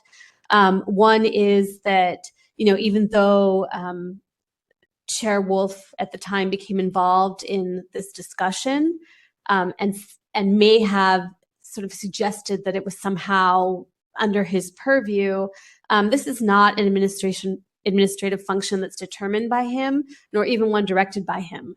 So as we've already said, since the SOTF does not ultimately, supervise, what's going on here, right? It's not for the SOTF to determine what gets understood as media or not media. But the other reason, which hasn't come up yet, and I feel personally very strongly about, is that this was not a sufficiently clear and defined request. This was a conversation, and in the course of the conversation, the statement was made, do you have a different definition? That is asking for a personal opinion, not for records pertaining to how the SOTF or the city defines local media. The request has to be at least clear enough that someone can understand that it's a request. And I think in this case, there really is no real records request here. It's just a request for somebody's personal opinion that is now being asserted that it was a records request. So for those two reasons, we recommended finding no violation. Thank you, Vice Chair Stein. Member Schmidt, and then we'll go on this side. Yes, I do need to be.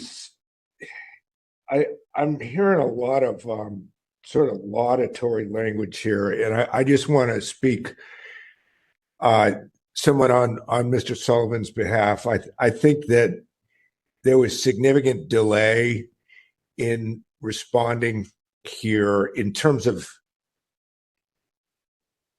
what he had initially asked for in an IDR. I don't think he got it for over a month. And, we can try to say, well, it's the fault of the clerk of the board.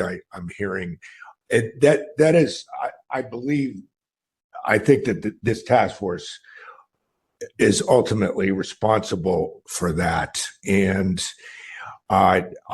even though I did not, I was part of the vote that said that there was no violation by Member Wolf on that.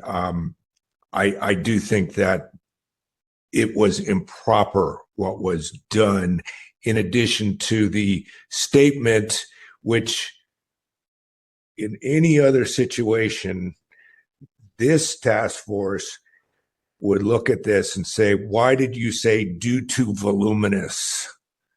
And this is a very simple document request, and it should have been handled as an IDR, and not this voluminous language. I think was improper. In terms of the request to be treated as a member of the press, the problem with that I see is that the request was made, but there was never it just sort of sat in the ether. And maybe there were a couple questions asked, but I think someone needed to actually handle the request and decide exactly how that request was going to be responded to. Do we ask him for information? Do we create a process that he has to follow, but not just to let it linger while Mr. Sullivan has to wait and wait, because he's already made the request he needed to make. So despite the fact that I don't think that we would find violations in either case against member former Chair Wolf, I do think we need to acknowledge that we could have done better as a task force, and ultimately we're responsible here. Any comments over on this side?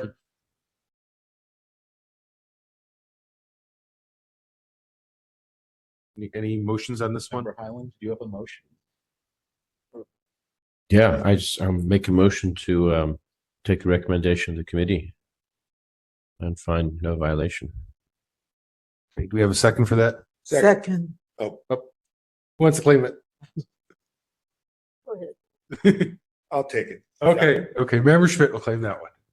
Okay, so moved by Member Highland, seconded by Member Schmidt to find no violation. Let's go ahead and The agenda says that the matter be dismissed, but I think the correct term is no violation. no violation. Public comment? Okay, can we move to public comment on that? If there is any? None? No public commenters. Okay. I close public comment. I think we're ready for a vote on this one.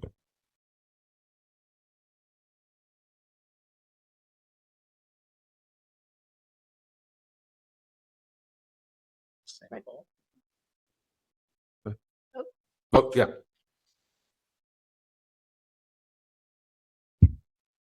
Member Highland? Aye. Member Highland, aye. Member Schmidt? Aye. Member Schmidt, aye. Member Anderson? Aye. Member Anderson, aye. Member Pilpel? Aye. Member Pilpel, aye. Member Sugarman? Aye. Member Sugarman, aye. Member Wolf, recused. Mm-hmm. Member Hill, absent. Member LaHood? Aye. Member LaHood, aye. Vice Chair Stein? Aye. Vice Chair Stein, aye. Chair Yankee? Aye. Chair Yankee, aye. 8 and 1 absence, 1 recusal. Okay. The only thing I would just, let Mr. Sullivan know is that, if you want, if you or any member of the public finds or believes that there are violations, through the administration of the Sunshine Ordinance through the clerk's office, you can escalate those through clerk's office management or bring a complaint against the clerk's office to us. We can hear complaints against the clerk's office, but the clerk's office, the SOTF at sfgov.org email address is a separate entity than the task force. And so I just want to make sure that everyone's aware that there is that distinction. And so trying to get members involved in it's an administrative issue, kind of blurs the lines, and that's, I think, part of the confusion on this one. Okay, I think we move to number 12. Item number 12, file number 22034, complaint filed by Giselle Robbie and Carl Kramer against Crispin Hollings and the Sheriff's Department for allegedly violating Administrative Code, Section 6721, by failing to respond to a request for public records in a timely and or complete manner.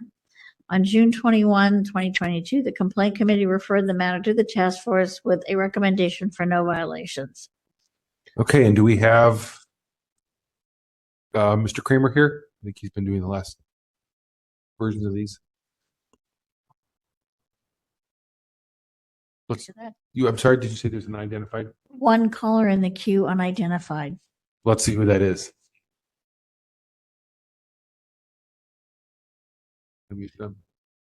We have one caller in the queue. Could this person please respond with their name?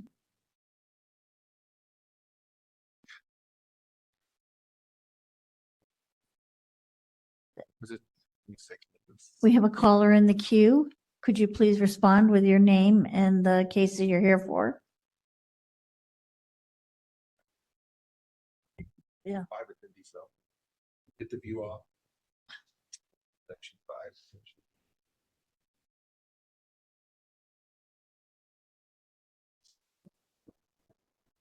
Something to be one of those.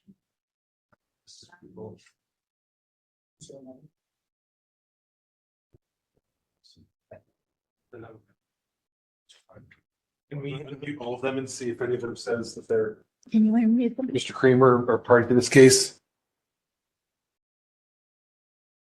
So those who are on the phone, we're going to unmute you. And if when you get unmuted, if you could let us know if you're a party to item 12 or for that matter, item 13.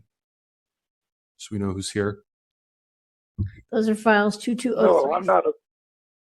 We weren't. Okay, so that must have been Mr. Sullivan. No, so Mr. Sullivan, exactly. So the file numbers are 22034 and 22047. We want to make sure that you're present. We're looking to speak with Mr. Carl Kramer.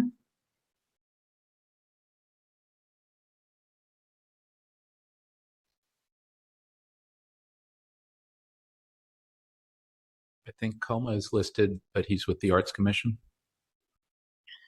There's.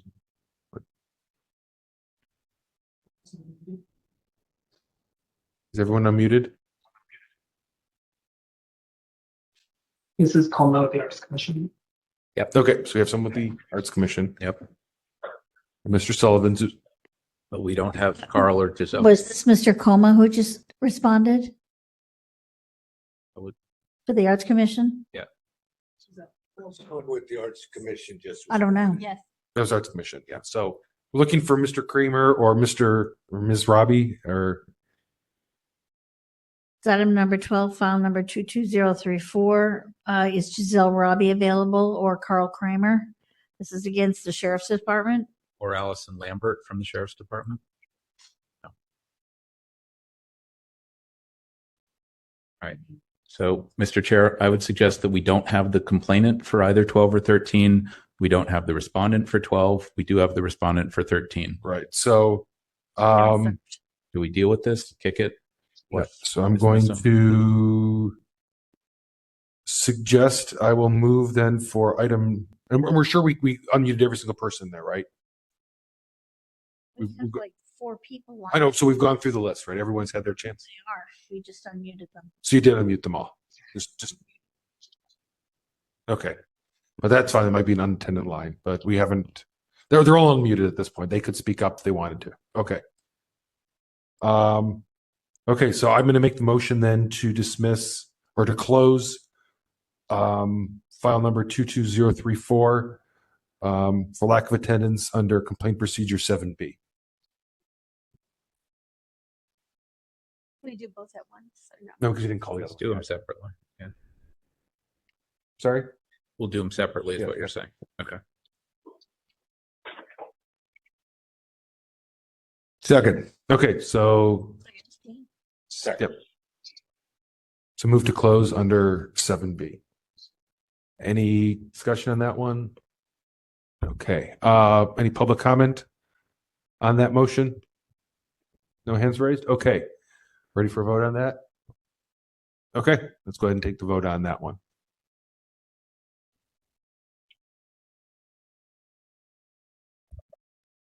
Chair Yankee? Aye. Chair Yankee, aye. Member Schmidt? Aye. Member Schmidt, aye. Member Anderson? Aye. Member Anderson, aye. Member Pilpel? Remembering Crispin Hollings favorably. Aye. That was an aye, okay. Member Sugarman? Aye. Member Sugarman, aye. Member Wolf? Aye. Member Wolf, aye. Member Hill? Absent. Member Highland? Aye. Member Highland, aye. Member LaHood? Aye. Member LaHood, aye. Vice Chair Stein? Aye. Vice Chair Stein, aye. 8 in favor, 1 recusal. I mean, no No. absence. Have one hand raised, we have a caller joined. Oh, shouldn't there be 9 votes? Yeah, there should be. Hello. Did everyone vote? Hello. That's Who's all. that? Okay, I think we have Mr. Yes. Kramer here. Mr. Kramer, are you Yes, here I'm to here. join us? I've been on. Hold on a second. I'm not calling from a second device. I need to hang up the other one. Yes, please do. Or just mute the microphone. Muting and unmuting.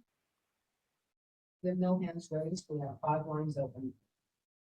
Okay, so is Mr. Kramer there? Yes. Why are we doing that?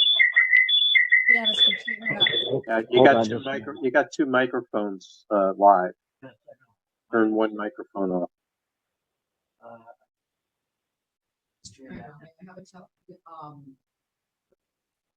Okay. Yeah, for some reason you weren't able to see me on the other phone. That is correct. Would you please state your area code and prefix so that I can identify you? Area code 415-863-1225. That's all you have to say. That's all you have to say. That's all we need. I don't want you to give your phone number. On you. Caller What's 11 that? Anonymous, you are being muted. Okay, Mr. Kramer, we didn't want you to give your full phone number Caller out. user number 8415516, you are being muted. Okay, I'm going to move to rescind the prior vote. Mr. Kramer, you are caller 12415. Okay, second. Second that. Okay, Member Anderson. Okay, so moved by me, seconded by Member Anderson to rescind the prior vote. Any public comment on that motion? No hands raised. Okay, so vote on that to rescind the prior motion.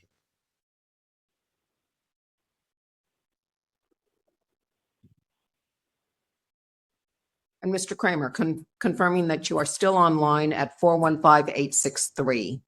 Do not repeat the last 4 digits of the phone, please. Yeah, 415-863. Okay, we can hear you. Good. Okay, we'll be with you in just a moment. All right, you're up to call the roll on that. Oh, okay.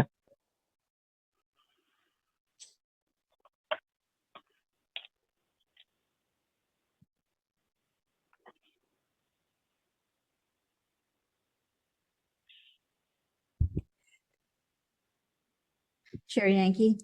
Aye. Chair Yankee, aye. Member Anderson. Aye. Member Anderson, aye. Member Pilpel. Aye. Member Pilpel, aye. Member Sugarman. Aye. Member Sugarman, aye. Member Wolf. Aye. Member Wolf, aye. Member Hill, absent. Member Highland. Aye. Member Highland, aye. Member Schmidt. Aye. Member Schmidt, aye. Member LaHood. Aye. Member LaHood, aye. Vice Chair Stein. Aye. Vice Chair Stein, aye. 4 in favor, 1 absence. 8 in favor, 1 absence. 9 in favor. Let's see. 9 in favor, 1 absence. 9 in favor, 1 absent. Okay, that makes sense. Okay, we will get to you just in a moment, Mr. Kramer. I think we have Mr. Kramer. I don't know that we have anyone from Sheriff. That he still gets to present. I got it. That's fine. So this I think went to complaint committee. So if we can get a brief, it's been a while. It looks like on this one. Is there any background you can give us on this one? Yeah, I can just do 2 sentences. I think we recommended that there was no violation. I think the question comes down to, did they fail to produce anything that actually was in existence, anything that was relevant to the requested documentation, as opposed to were they being asked for something that just did not exist. Okay, let's go ahead and let Mr. Kramer present. He'll have 5 minutes. Sure, let him know when he can start.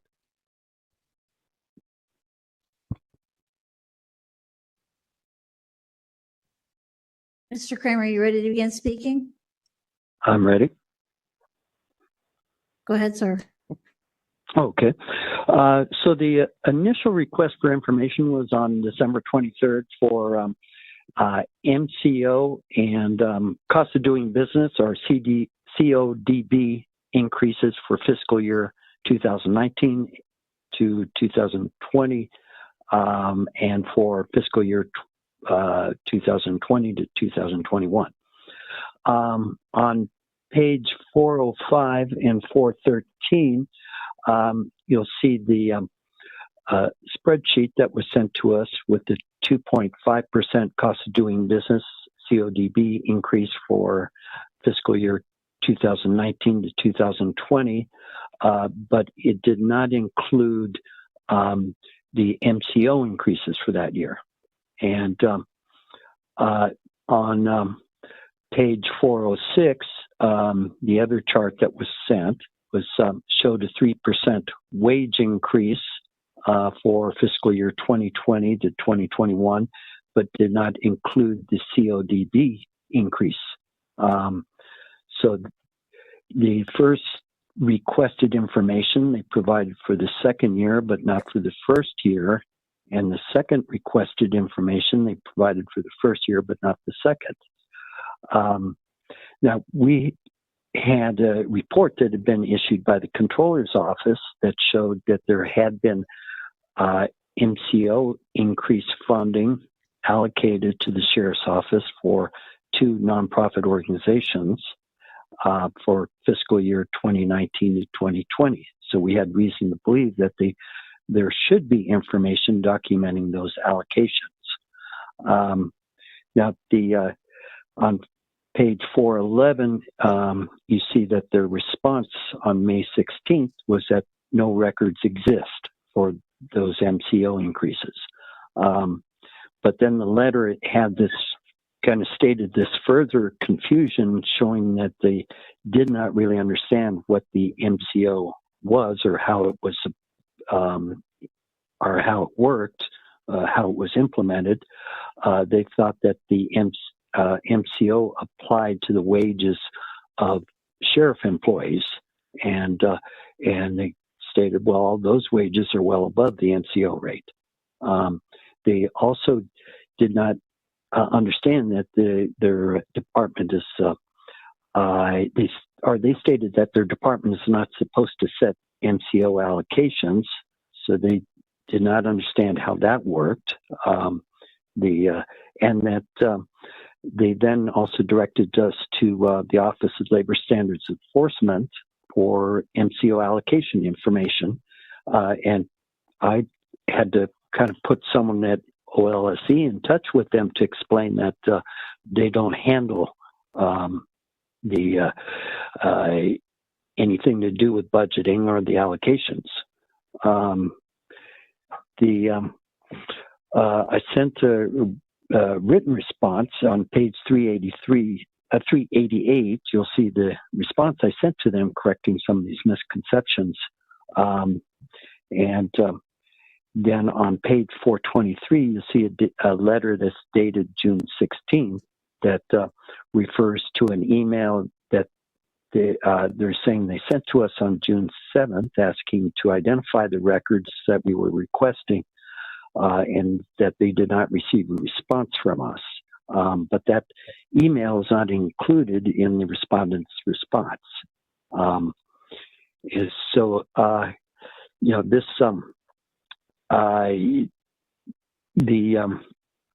These hearings have been a way of us trying to communicate to the Sheriff's Department on what they're supposed to be doing with the funding that they receive for cost of doing business increases.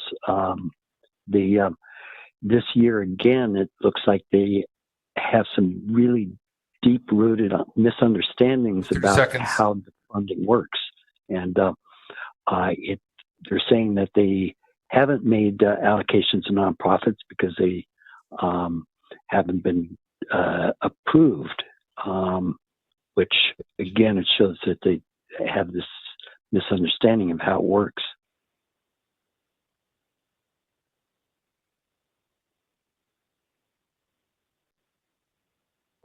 Okay. I'm finished. And that's the time. All right. Are there any parties provide facts or evidence on behalf of the petitioner? No one raised? Okay. We'll make another call for anyone from the Sheriff's Office. If you're from the Sheriff's Office, if you can raise your hand by pressing *3. No one? Okay. All right. So members, if we have any questions on this one?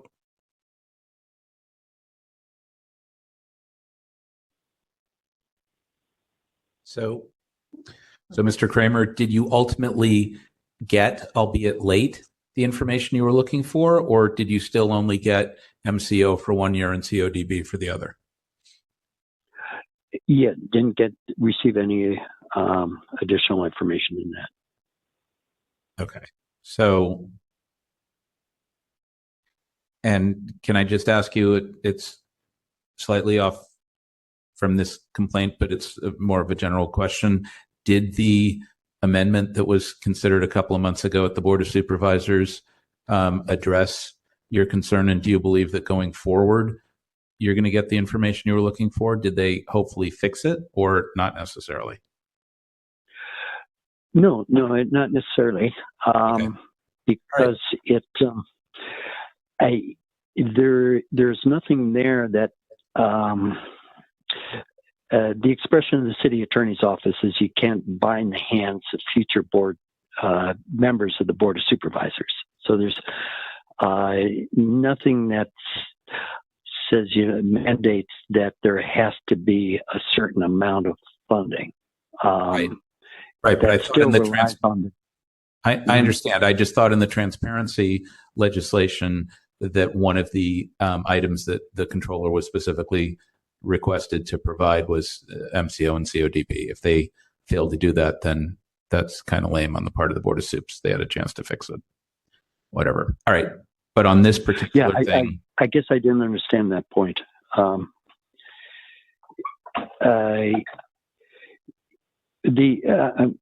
not sure what you were saying. I'm not sure either. We've been here for too long. If it's not pertinent, can we? Yes. If you think that there was still information that they had and did not provide, then I'm open to finding a violation here, despite the fact that they're not here and they should have been. Okay. Any other questions? I guess you were asking me if I feel that there was information that they had and did not. Yes, you're saying that they do have the information. Okay. And I feel that they,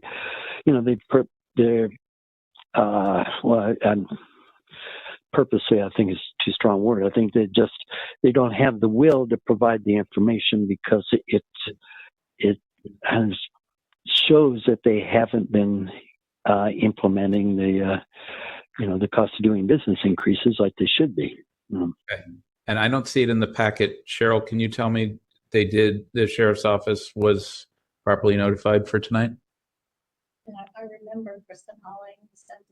Well, Crispin wouldn't be responding to email because he's no longer with us. I also noticed. Allison Lambert? I think Allison Lambert is retired. Wasn't what I was split. Okay. Somewhere in our packet, do we have a page with the notice?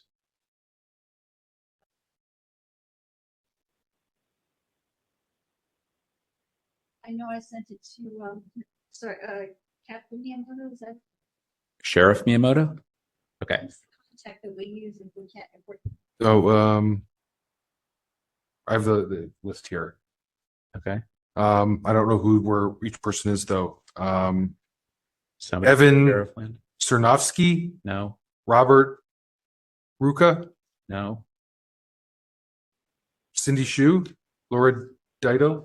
I'm looking for Allison Lambert or they're not on here. Not on there. Or Margaret Baumgartner or Ronnie Singh. I'm just looking at the people that Cheryl sent the notice Miyamoto. of appearance to. Okay. If we're not doing it now, we've got all these other sort of old notices here. Can we be sure to include in the packet material the notice for the specific meeting? I don't care what they got a year ago. I care about them being noticed for tonight. That's all. Well, let's just see where it goes. I'm just tired and I'm sorry I'm getting crankier than usual. I don't know how you would notice. Rebuttals? Oh, yeah. You don't want a motion yet? No. Do they have a rebuttal even if there's no appearance from the? Fine. Let them talk. Go. Do it. Okay. Mr. Kramer, do you have any rebuttal? 3 minutes if you do. No, I don't. Okay. Now we can deliberate. Now, do you want a motion? If you have one. All right. I don't care where this goes. I'm just doing it. I will move to find a violation of 67.21 for failure to respond to a public records request in a timely and or complete manner, and 67.21E for failure to send a representative tonight. And if someone wants to divide the question, I'm open to that. If people want to vote no on it, I don't care. I'm just making a motion. I'm late and it's tired or something like that. We're tired and it's late. Well, hang on. If you went to sleep, so I'll go a lot quicker. You think? Yeah. It'll get an IDR. Never mind. DNR. With the sheriff's office in here, but I guess I just don't want to quickly jump into this. There was a suggestion to find no violation. So maybe could you, from the complaint committee? I was going to say, if there's no second for that. Did you ask for a second for that? Oh, I didn't hear one yet. No, I guess, is there a second for that? I had. Anybody? If there's no second, then I would jump in with something else. Okay. Okay, so we'll say that motion died for lack of a second. Vice Chair Stein?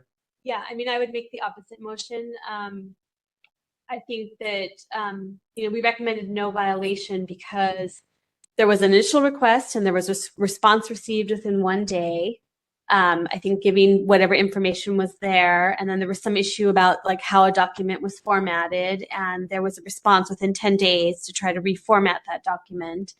But I don't think beyond that what was being requested was actually in any information or in any document that was held by the sheriff's department. And for that reason, I would recommend no violation. I would make the motion that there is no violation. I did think, and I make it because those records didn't exist. Whatever records were there were provided, and there was cooperation on the sheriff's department. I was considering making a motion for violation of 6721E for not sending an authorized representative to this hearing, but absent proof that we noticed them. Okay, so I feel that I can do that. Yep. So I just was able to find it went to Paul Miyamoto, who is the sheriff, so he's still there. Ralph Remington, I don't know if he's Arts Commission. That's Arts Commission. Okay, and Crispin Hollings. So He's passed away. Okay, so he's not there. So it did go to the sheriff directly. I don't know. So Allison Lambert was the original detective. Somebody else is his name. Right. Okay. But Allison Lambert wasn't noticed, even though she was. Okay, so I just want to add No.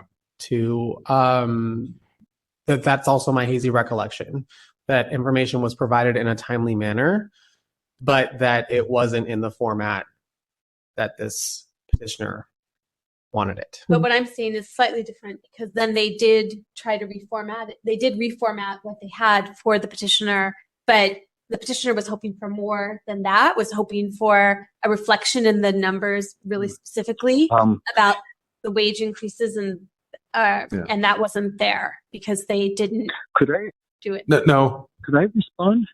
No. This is a deliberation. No, Mr. Kramer. Oh, okay.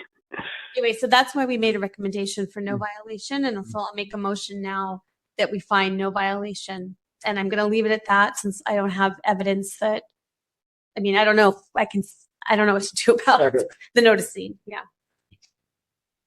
Okay, so there's a motion to find no violation, moved by Vice Chair Stein, seconded by Member Schmidt. We can go ahead and take public comment on that.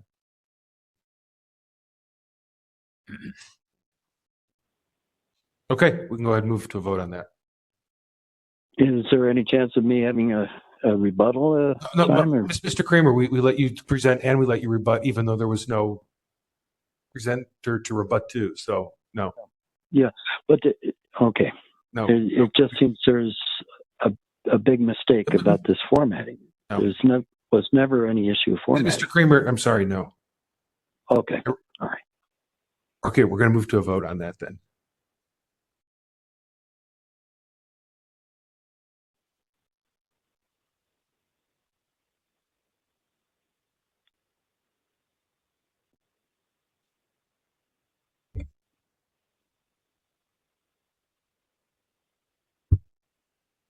Vice Chair Stein?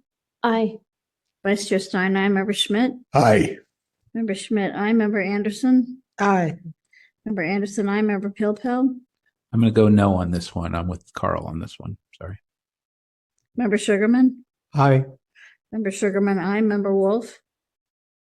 Pass. Pass? Yeah, come back to me. Pass. Come back to me. All right. Was I the last one? No. Member LaHood? Aye. Member LaHood, aye. Member Hill, absent. Member Highland? Aye. Member Highland, aye. Chair Yankee? Aye. Chair Yankee, aye. 1, 2. Then You have to go back to, Go, yeah, let's go back. about to do that. Okay. Member Wolf? Aye. Member Wolf, aye. 2, 3. 1 absent, 1 no, 8 in favor. Okay. Anything else on this one? If not, we'll move on to item number 13.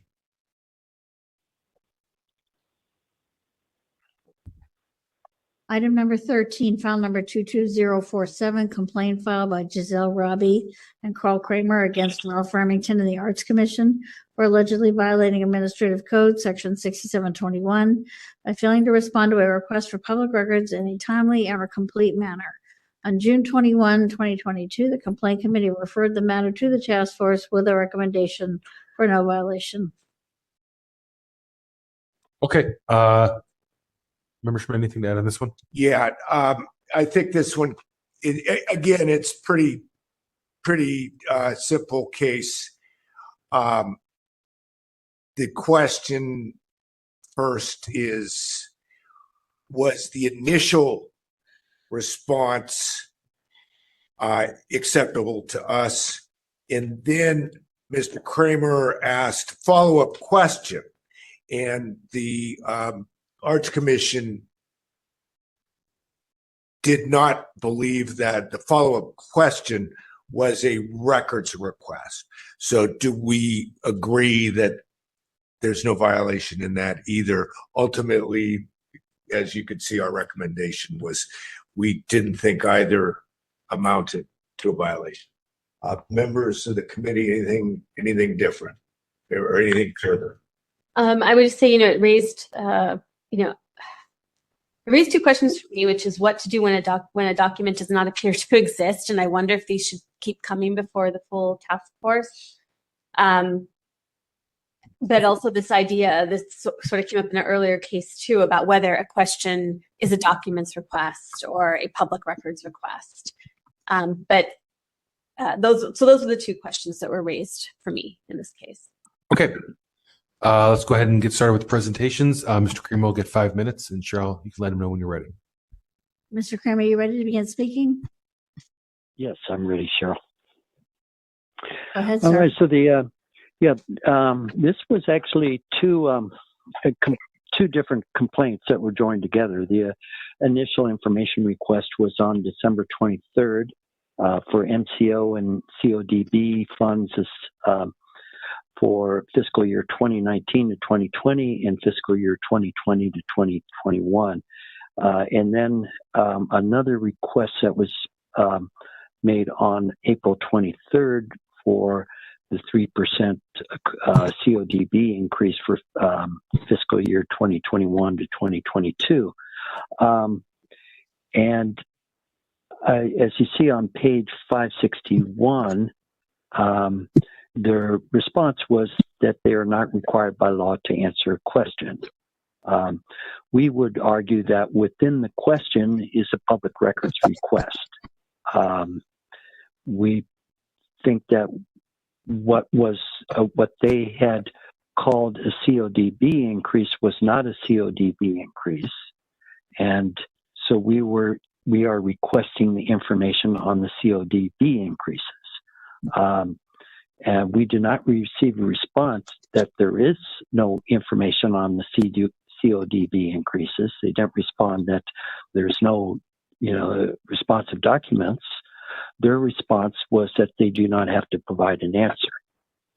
Now, if a petitioner replies to respondent that the information that was sent was mislabeled and requests again the information, the respondent should be required to say whether there are responsive documents, not to just say that they do not have to answer interrogatories.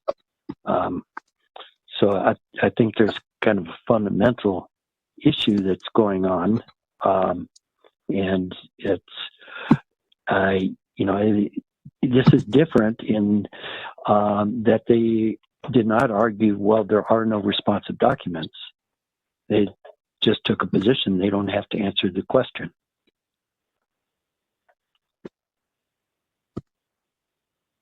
So I'm finished. Okay, thank you. Are there any parties provide facts or evidence on behalf of the petitioner? And I'm assuming none, Cheryl. So we'll move on to the respondent.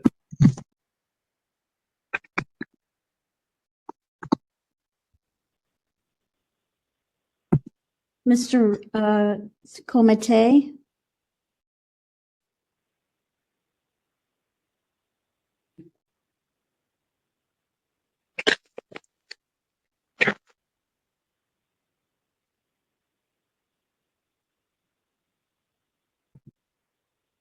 Good evening, task force members. Can you hear me?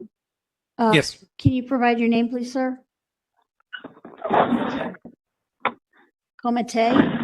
Yes, C-O-M-A, last name T-E, Comate. Real person. Sir, you'll have 5 minutes to speak. Are you ready to begin? Yes, thank you. Go ahead, sir. Good evening, task force members. My name is Comate, Director of Communications. Here on behalf of Ralph Remington, Director of Cultural Affairs, and on behalf of the San Francisco Arts Commission. I'm here in response to item number 13, file 22047. The department received the original standard public records request from Carl Kramer via email after work hours on Thursday, December 23rd, 2021 at 9:20 p.m. Mr. Kramer submitted a duplicate request via next request on Friday, December 24th at 12:14 p.m. Staff responded to Mr. Kramer on the next business day, Monday, December 27th, 2021 at 9:42 a.m. via next request to inform him of the receipt of the original request and that any public records requests received after the close of business or received on a weekend or on a holiday would be considered received the next business day. Staff conducted a diligent search for records responsive to the original request and identified responsive records and uploaded a PDF of those responsive records to the next request platform on January 3rd, 2022. Therefore releasing all available public responsive records to Mr. Kramer and closing the request on January 3rd. The initial request was received, completed and closed. Mr. Kramer submitted a follow-up question via next request on January 4th. And per guidance that we determined from the San Francisco City Attorney's Office Government Guide, page 97, questions are not public records requests. That the department is not required to answer a question or series of questions in that. And in the follow-up question, Mr. Kramer specifically stated that he's not seeking any additional records or documents, and he just wanted some clarifications. That's all the information I have. This request preceded my time at the Arts Commission, but I'd be happy to answer any questions you may have. Okay, thank you. Are there any parties provide facts or evidence on behalf of the respondent? Hearing that there's none. Okay, members, any questions on this one?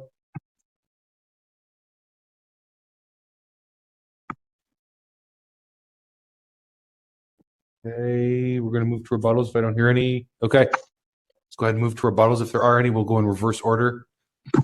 Start with the respondent, Cheryl. Let Mr. Tay know when he can begin.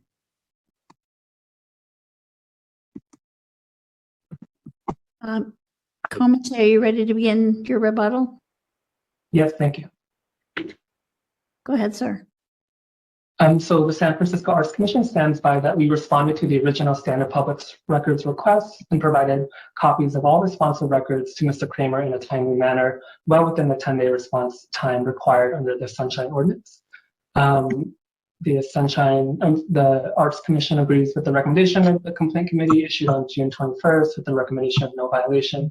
The follow-up question submitted by Mr. Kramer on January 4th was not a records request that we understand, and that's we have. Thank you.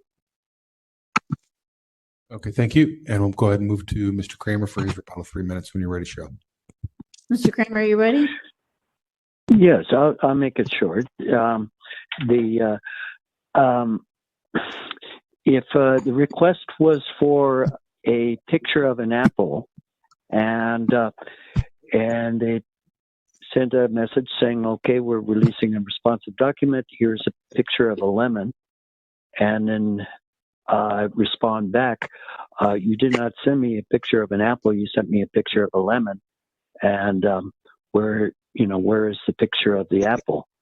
And then their response is, "Well, that's a question. We don't have to answer that." So we don't know whether or not there is a document that has the CODB increases, what was originally requested.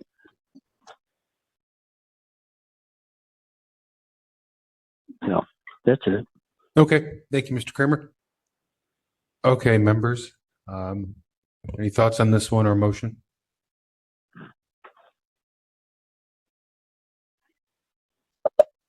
Member Wolf. Okay, Member Wolf, go ahead. I'm just a little floored by that last statement by the petitioner. When is a question not a request or an inquiry? It just floors me.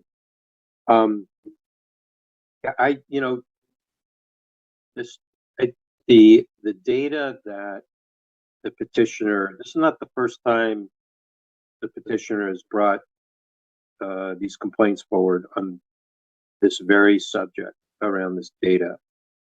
And it really seems logical to me, and because the petitioner is so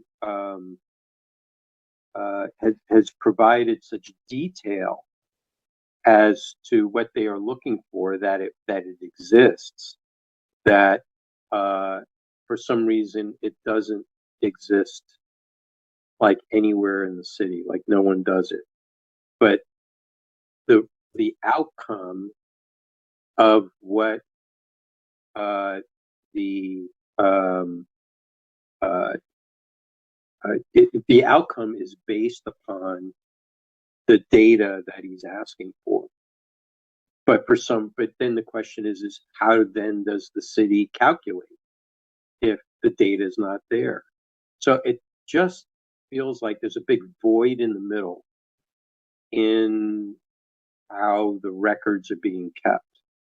And then there's nobody answering how they make the calculation, but somehow, magically it happens. So I'm a little at a loss of what to do about that, like how we can compel to the release of the public information that the petitioner is asking for. Sorry, I'm just spitballing here. Go ahead. Can I follow up on that? So to Mr. Tay, and I believe we interacted before when you were at Public Works, correct? Are you unmuted? I believe so, Mr. Kripal. Okay. And thank you for moving over to arts. So I understand that questions are not records requests, et cetera. If someone is actually asking for clarification and trying to understand a document that's not particularly clear, what is your sense? You don't have to cite the law, but what is your sense, having been around the city for a bit, as to how they would reasonably go about that? You ask for a document, you get a document, and you need to do some follow-up to try to understand it. How should a member of the public go about that, in your view? As I mentioned, so this request preceded my time at the Arts Commission, but my understanding is that all records available related to this request were provided to Mr. Kramer. So I agree. Asking a question was appropriate, a clarification question. I don't know why it was not answered. I'm compelling Mr. Kramer to file the complaint that we're in violation, but records were provided. And that's the information I have regarding this request. But I agree, like if it is very logical, of course, to ask a follow-up question, and it should have been answered, but I don't know why it was not.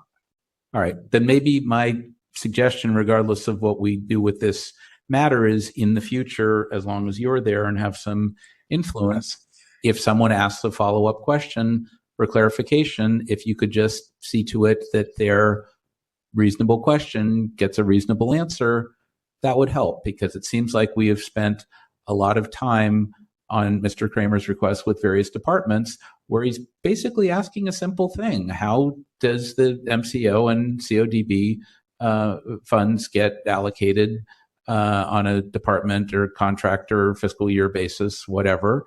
And he's just looking for those numbers. It doesn't seem like it's too terribly complicated, frankly. There's a lot of stuff that's really complicated in the world, and his stuff doesn't seem to me to be too complicated, but departments seem to make it really difficult for him.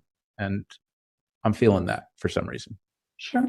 And I agree. And since my time at the Arts Commission, I personally responded to Mr. Kramer's, two of Mr. Kramer's requests that we received each December. So. Okay. And for those subsequent fiscal years, if you've been involved, he's gotten what he was looking for, the breakdowns, all of the whatever. So it's gotten better. To my understanding, I haven't received any follow-up questions from Mr. Kramer. Okay. And Mr. Kramer, can you testify to that as well?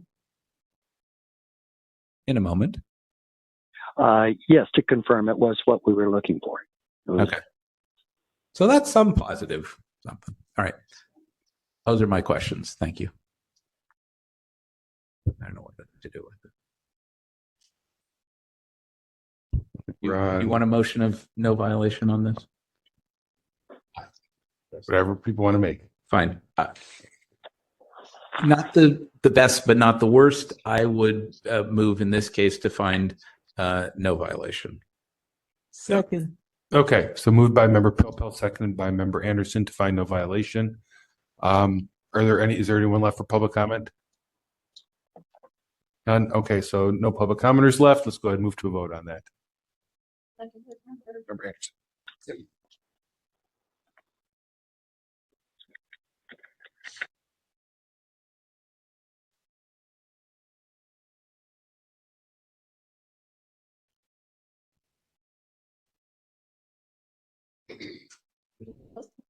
Oh, yeah.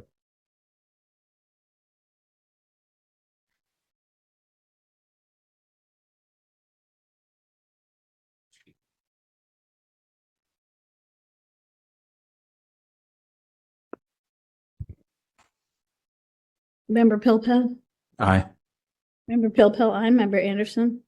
Aye. Member Anderson, aye. Member Sugarman? Aye. Member Sugarman, aye. Member Wolf?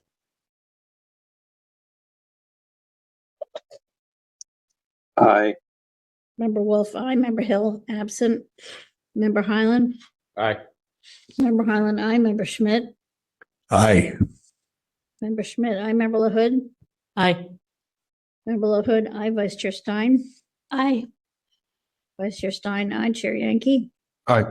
Chair Yankee, aye. Excuse me, 9 in favor, 1 absence. Okay. Thank you both for staying with us to such a late hour. We appreciate that. Okay, let's go ahead and move on to 14. item 14. Chair Yankee. Thank you. Would you consider continuing the remaining items of this? I want to do something real quick on 14. I was going to mention that, and I think we should do just that. Right. Go ahead. Just read it for continue. Item number 14, hearing annual report, discuss planning and potential content for the 2023 annual report of the Sunshine Ordinance Task Force, and consider empowering Vice Chair Stein to lead the process of compiling the report. Okay, so there's an attachment to that. You can read it. I know it's late. I think we kind of talked about this before. The only thing I wanted to have us do before we kind of wrapped up for the night was to just empower Vice Chair Stein to lead this process so that you can officially do what's necessary to keep this process going. So I'm going to make a motion to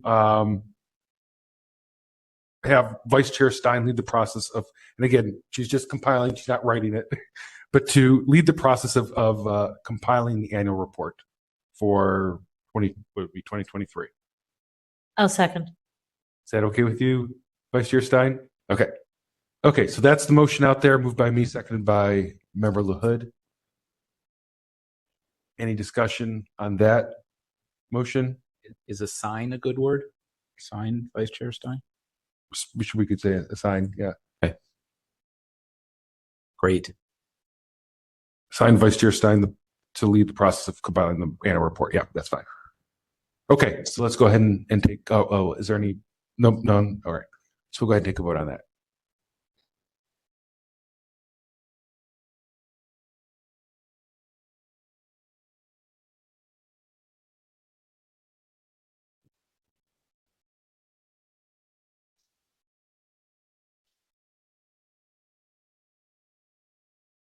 Who was your second? Member LaHood. Member LaHood.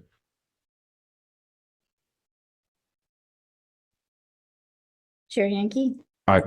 Chair Yankee, aye. Member LaHood? Aye. Member LaHood, aye. Member Anderson? Aye. Member Anderson, aye. Member Pilpel? Aye. Member Pilpel, aye. Member Sugarman? Aye. Member Sugarman, aye. Member Wolf? Aye. Member Wolf, aye. Member Hill, absent. Member Highland? Aye. Highland, aye. Member Schmidt? Aye. Schmidt, aye. Vice Chair Stein? Aye. Vice Chair Stein, aye. 1, 2, 3. 9 in favor, 1 absence.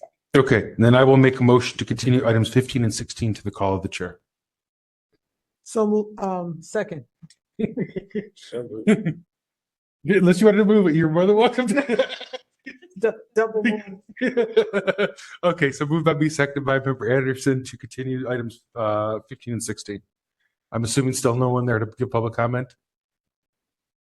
No one among the members? Okay, let's go ahead and vote on that.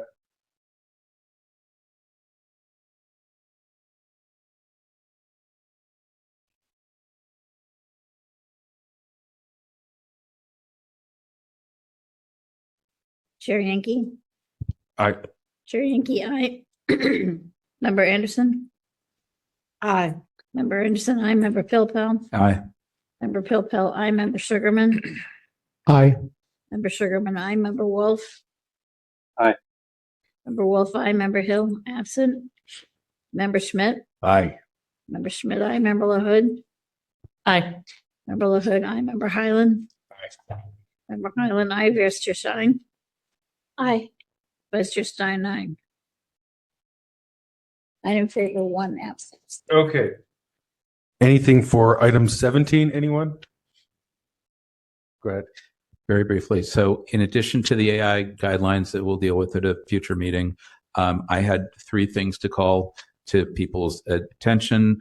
I had prepared an item that we didn't even get on the agenda tonight. There's a state initiative statute proposed by Consumer Watchdog that would significantly amend the Public Records Act. It's got a lot of provisions. It's got controversy. It's a thing. So I've got the text and we'll circulate that and we can talk about it at a future meeting. I thought people should be aware.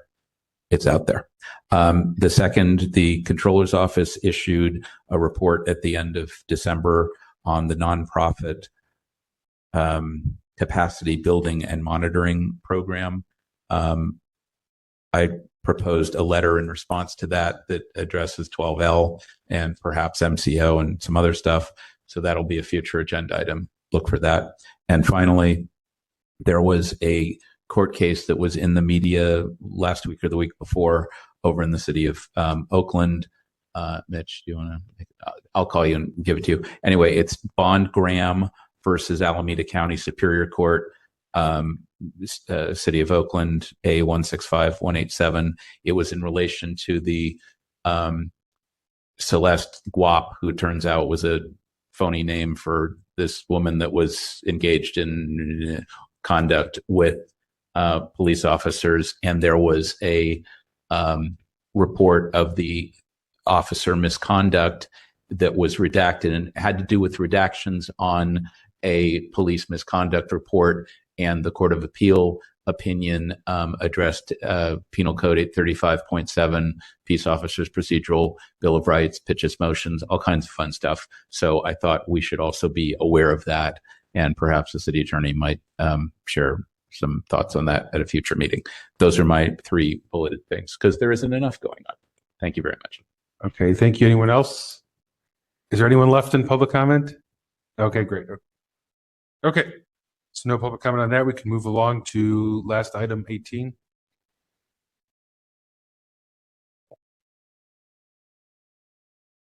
Item number 18, adjournment. Okay, we have a motion to adjourn by member Anderson, a second. Second. Okay, second by member Wolf. All in favor? Aye. Aye. Okay, I didn't hear any objections, so Good night, all. we're adjourned. Sorry you can't see me. Okay, so I have 11:36, is that correct? That's right.